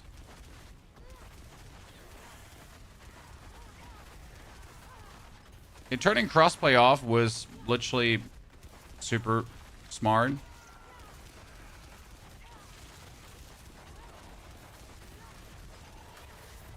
Oh no, there's someone else, and he's going to take my rifts away. Curse you, other sorceress.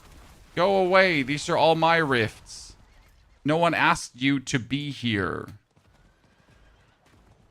there a build guide for this? No, but there will be a build guide for this tomorrow. Today was all about polishing and finishing the build, and especially hitting all the breakpoints, and making a version that works in non-mythic, with mythic, and with chaos armor.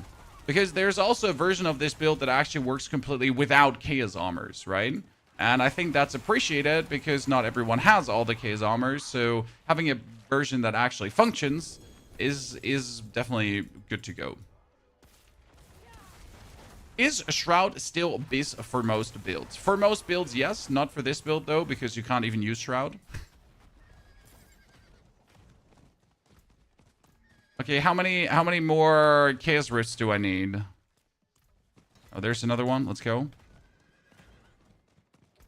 I need 3 more. Chat, 3 more in 30 minutes. Come. Mythics are not really needed anymore. Well, Shroud is still insane, right? No questions asked. Did that one count? Shit, that one didn't count for me, huh? I need to go to the other like side of the Horde, I guess.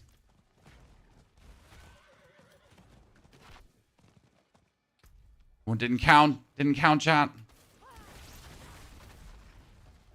I don't know how many chests we opened, by the way.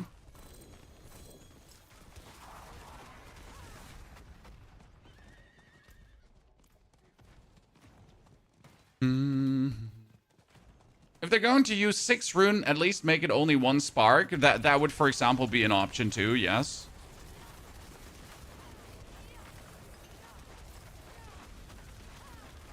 Don't see where it then should be 2 sparks. All in all, the system just doesn't seem well thought out. That's what I'm saying, chat, right? It seems like someone pulled up a random spreadsheet and entered some random numbers, and that's like just what we have to deal with without rhyme or reason, without actually breaking down how long does it take most people. It was like just like, no, like we're just doing this and we're never gonna review this again.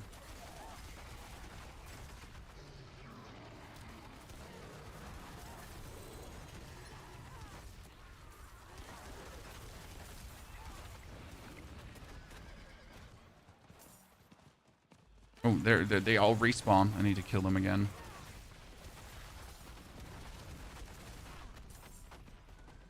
Okay, chat. One more rift.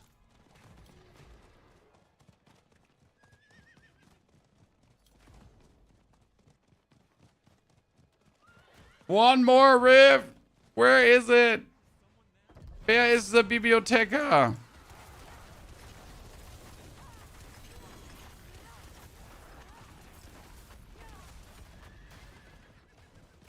Give me those rifts. What do you say about Necropit pushing? Oh, it's beautiful. Have you seen the Bone Spirit build? Super fun. I mean, as always, standard Necro problem on the not being unstoppable, but that's like the only issue. Apart from that, Necro is just very cool this season. Like, all the builds are beautiful. Okay, we got Entropy done, ladies and gentlemen. Oh, I just need to knock out the others. And then we get the seasonal journey. See, like, the Sorc build is just working great for this. 150. I honestly don't know how many chests I actually opened up, right?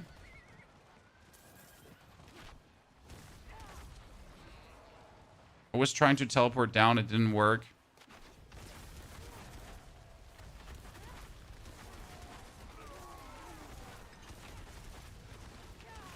Give me those cinders.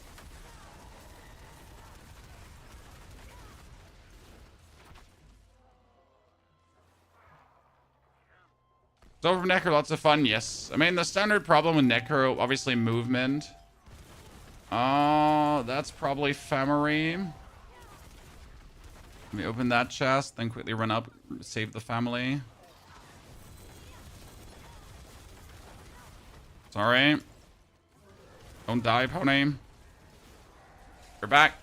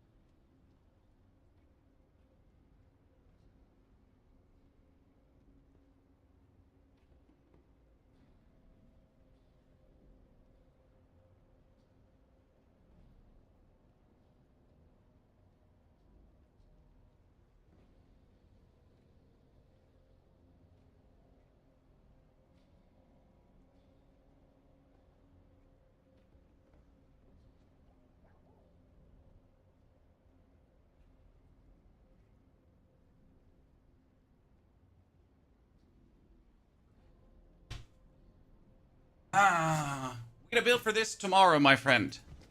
Sorry that I can't get you a build today. Today we already released the Reap Necro. I got ambushed. Okay, how many more chests do we need? We get this one done. Did anyone count the chests, guys? Always my biggest problem for the... Oh, we did it! Ladies and gentlemen, Loot Master. Whoever told me to do these in 2 separate, screw you. Right? Someone said, Pony, you should do these in 2 separate. Two. Do these in 2 separate. It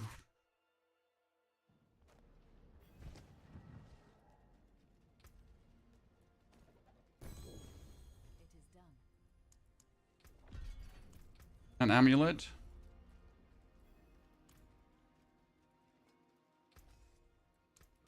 My hammer's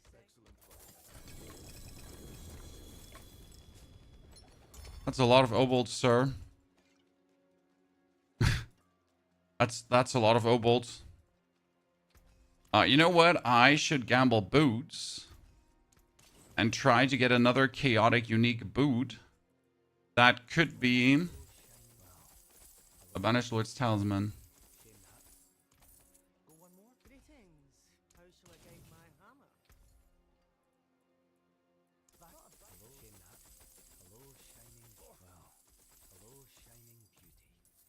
And you see how I'm still dropping obolts? That was Merle's bag of obolts, Chad.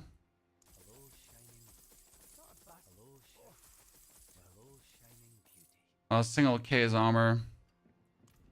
4 ranks to Blizzard, Chad. The Blizzard playstyle.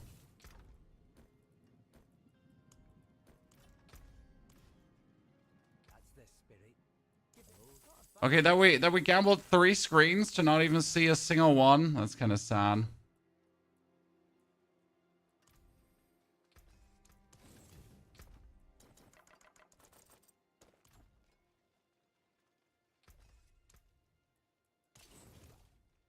I'm literally trying to get BLT boots. Well, I don't need BLT boots. My problem is that I just want new Banished Lord's Talisman, right? It could be a chest too. I don't care where it goes. I just needed to have core skills greater affix, right? Or attack speed greater affix, one of the things. So okay, thank you for the 3 years of support.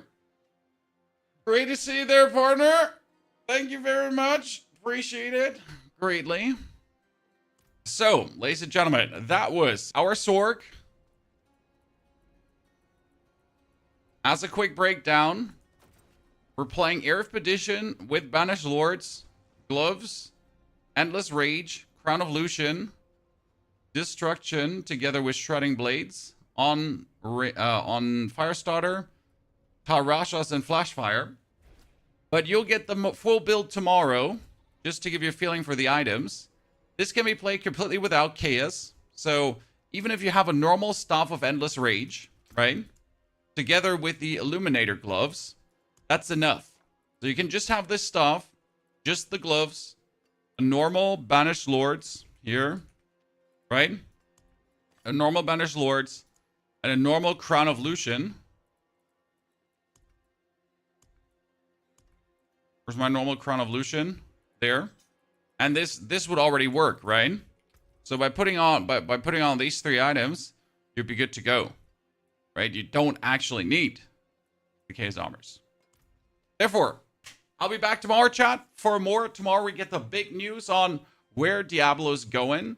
Thank you very much for watching, coming, lurking, chatting today. I had great fun. Don't forget to watch the Necromancer Reap video if you haven't. If you have already, just watch it again and leave a like. Thank you very much. And I hope to see you all tomorrow. Take care.